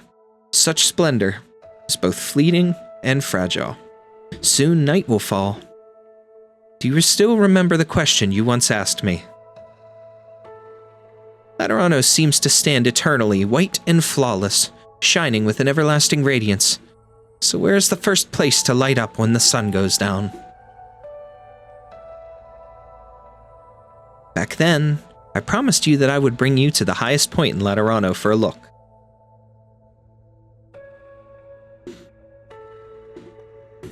I know the answer. Oh? I went to the top of Basilica after I met with the Pope and received my sainthood. Once night falls in the city, streets to the right of the Tower of Revelations will be the first to light up. I even looked into why that is the case.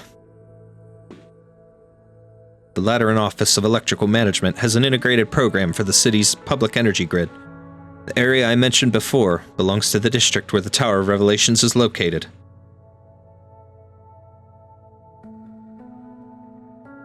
Outside, the operator at the management office is left-handed and has a mild case of obsessive-compulsive disorder.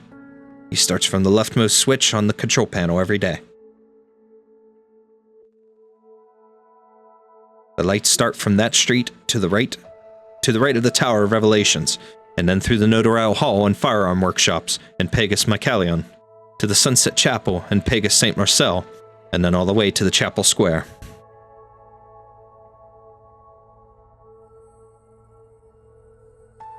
At night, the streetlights in Laterano illuminate in order.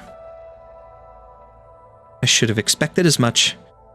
Your answer, as the most rational person I know, is also... And they look just as nice as they were before.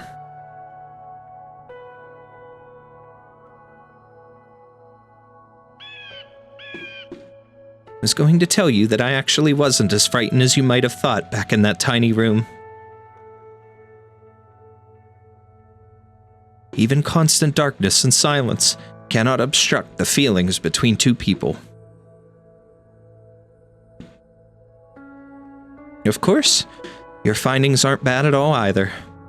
They reminded me that my question does indeed have a definite answer, somewhere out there. The lights will turn on again. Even the halos on our heads have never gone out. Light is a constant, while darkness is temporary. As for our emotions, grief and joy may happen only in certain moments of our lives, but we can always feel them all the time. They've never left us. Like how the sunset has never truly left the sky.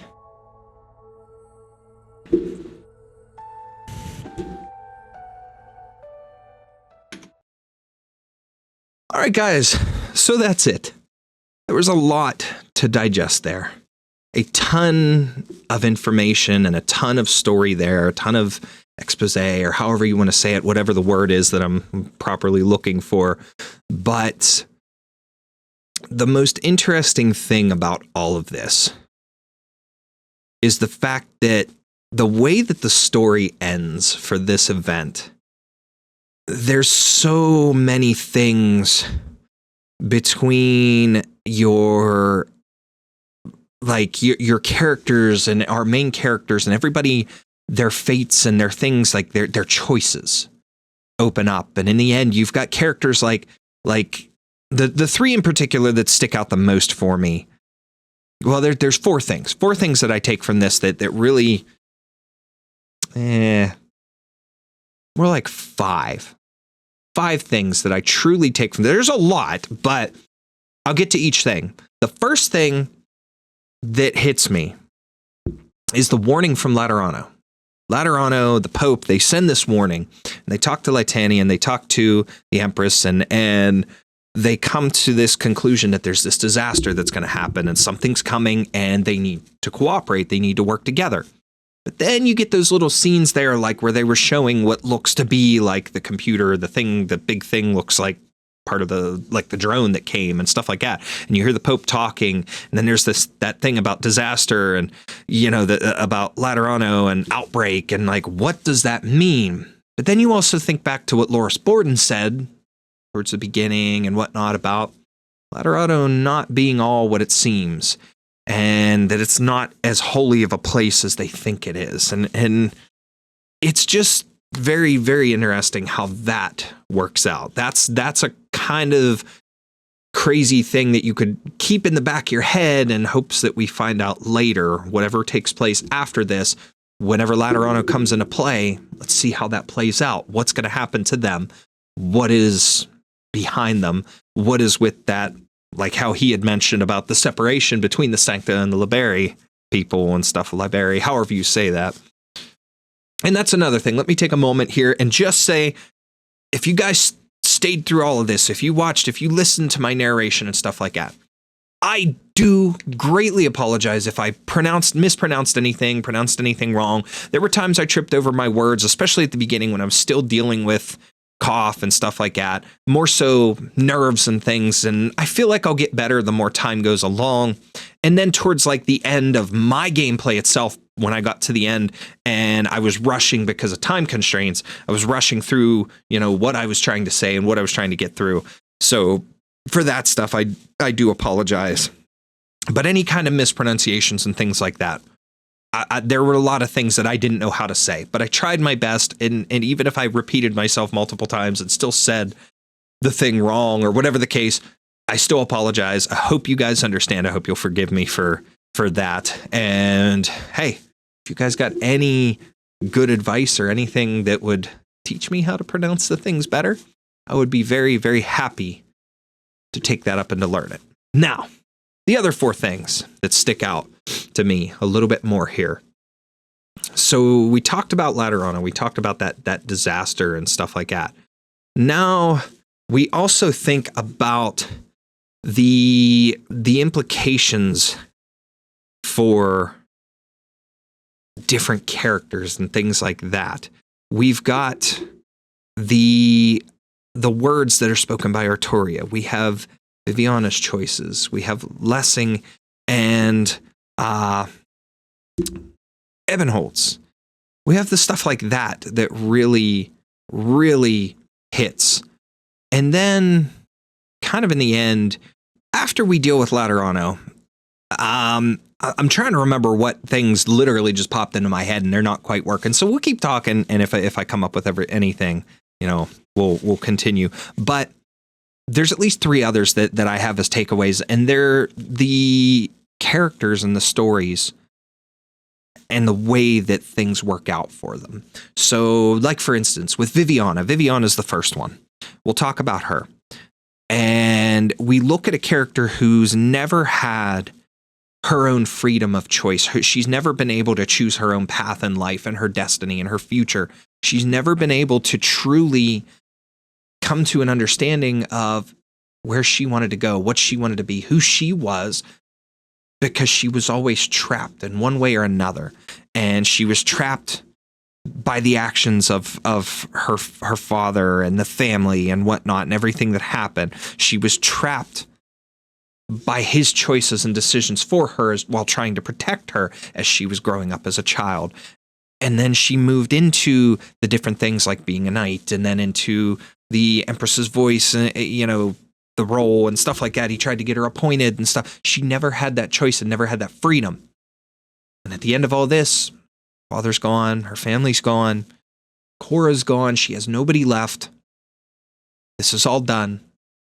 She finally has the choice. Does she take the role? Does she become an Empress's voice, or does she move forward? And she finally takes control of her own life and says, no, I'm not going to become an Empress's voice. I'm going to move on. I'm moving forward. I'm going to make my own choices. I'm going to go. And then she uses that line to Brandt. She uses that line from the book. And he's like, huh? And she's like, oh, it's just a line from a book. And to me, that symbolizes I'm taking my freedom. I'm taking my control. I'm going where I want to go. And I'll figure out my life. So she's going to move forward. She finally has made her choice. She finally has made her decision, her choice. And she now can move on. She can move on in a new path in life. Then we have Arturia.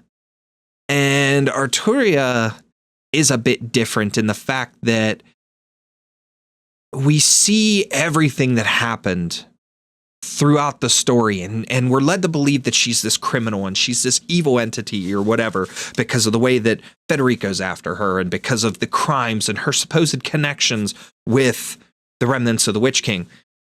When in all reality, she's completely operating alone. If you look at it, if you think about it, at least the way I see it, I perceive her as somebody that's operating alone of her own accord because of her abilities, because of the way that she could manipulate people, but in all reality, she's more or less just getting them to open up, getting them to not hide their true selves. And that's kind of something that we as a society tend to do when we're around people we're comfortable with, or we really want these people to know who we are. We show our true faces, but around everybody else, we hide behind a mask. We don't tell our truths. We kind of tend to hide ourselves. She gets people to open up. Because of her ability, because of her arts, a lot of people think it's illusions and things like that. No. She gets you to open up your emotions, and she gets you to really start questioning things and questioning your true self. And there's an obvious regret there in the sense that she's kind of, it was almost told that she's the cause of her mother's death. In essence, she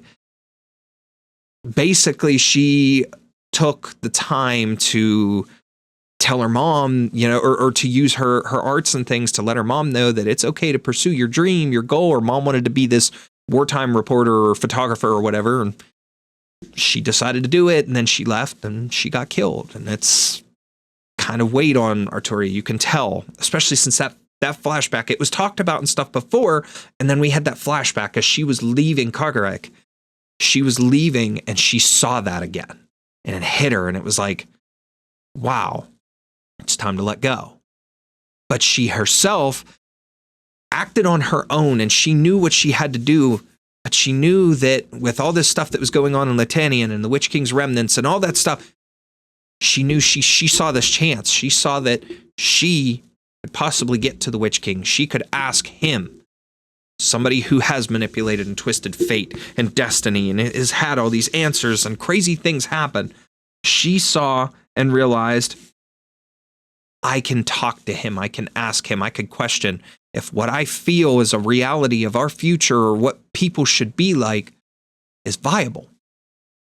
She thinks it, and maybe I'm misinterpreting some things, but she seems to think that we need to stand together as a people, or that the people need to stand unified and share their joys, their sorrows, their happiness, their sadness, their anger, to be able to work it out together, to be able to push forward together, to achieve peace, to achieve problem solving for disasters and the calamities and the catastrophes and various things. We need to be together. We need to be unified.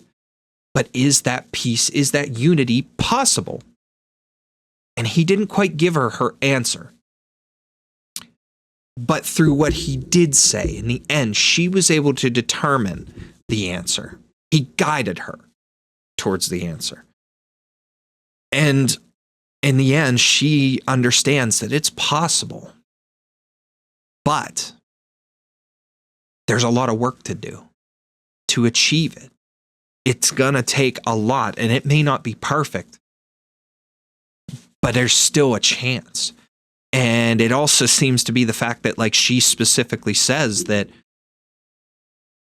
the darkness is only temporary and the light will be supreme. It will be victorious and things like that. There's a lot of connotations and things there with that are really cool. And she gets her answer.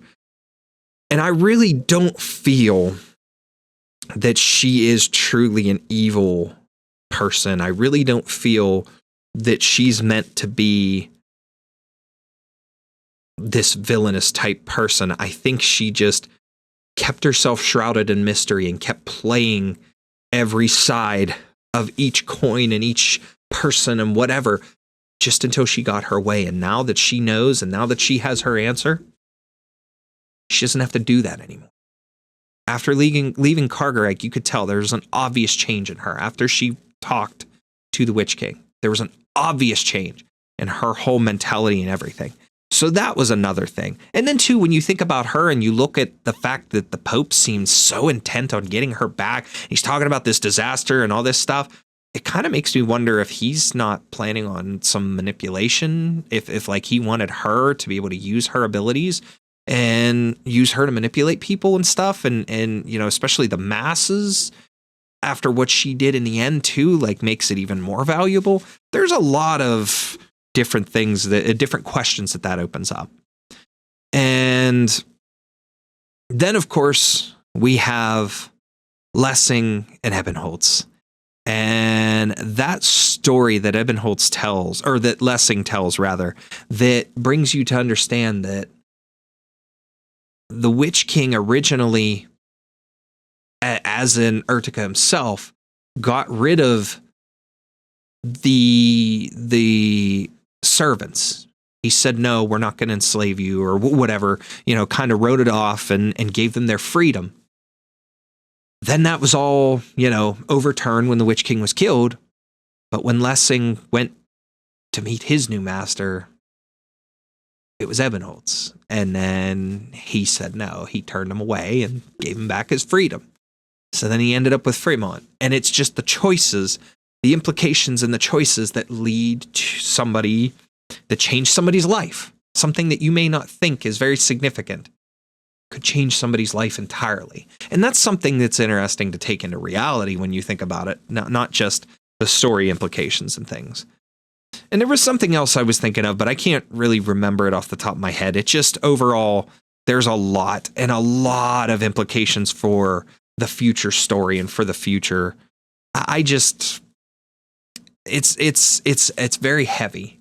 And it's very emotional for me. It's one of those things where this one, especially those three particular story ends, so to speak, for this really hit me and choked me up a bit. And there was a couple times that I got choked up during this story just because of the way things were playing out and the characters.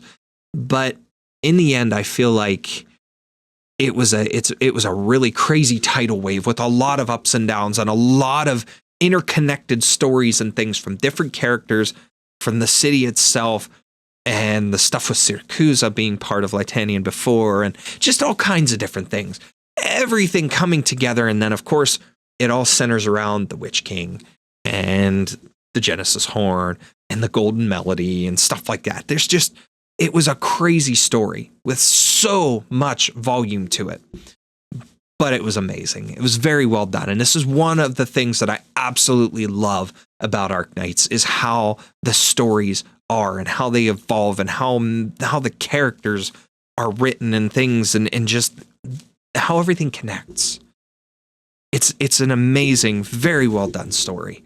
And this event just continues to prove that their writing is top notch. So with that being said, though, that is it for my playthrough of the Zwillingsturme event. And it was an incredible playthrough. And although we did not finish the last stage, whenever it is rerun or put into the side stories thing, I will go through and I will do it. I will finally beat it, hopefully with a better team at the time. I will figure it out and we'll beat it and we'll put that into this. We'll make a separate playlist for each of the events and things on this channel. But that is it for this one, guys. I appreciate you all for watching, for hanging out, for taking the time to come here and watch and to support the channel. And for those of you who want to continue helping and support in any way, shape, or form, there are a couple ways you can do it as usual. You can like the video, subscribe to the channel if you haven't already. It's free to do. It's going to help me to continue to grow and to put more content out. And if you're feeling generous, you don't have to do this, completely optional as well. But you could go down into the link in the description and buy me an operator. And basically, you're just sending a donation to the channel. I use this link while I'm streaming and stuff like that. But you can put in the notes that you donated through such and such video and you want to buy me an operator. And what I'll do is in a future video, I'll shout you guys out. We'll shout you out. We'll use the money towards buying either Originite Prime or one of the packs in the shop that we can use towards getting some sort of pulls to try and get an operator off of whatever banner is available. Thank you guys so much for watching, and I will see you next time.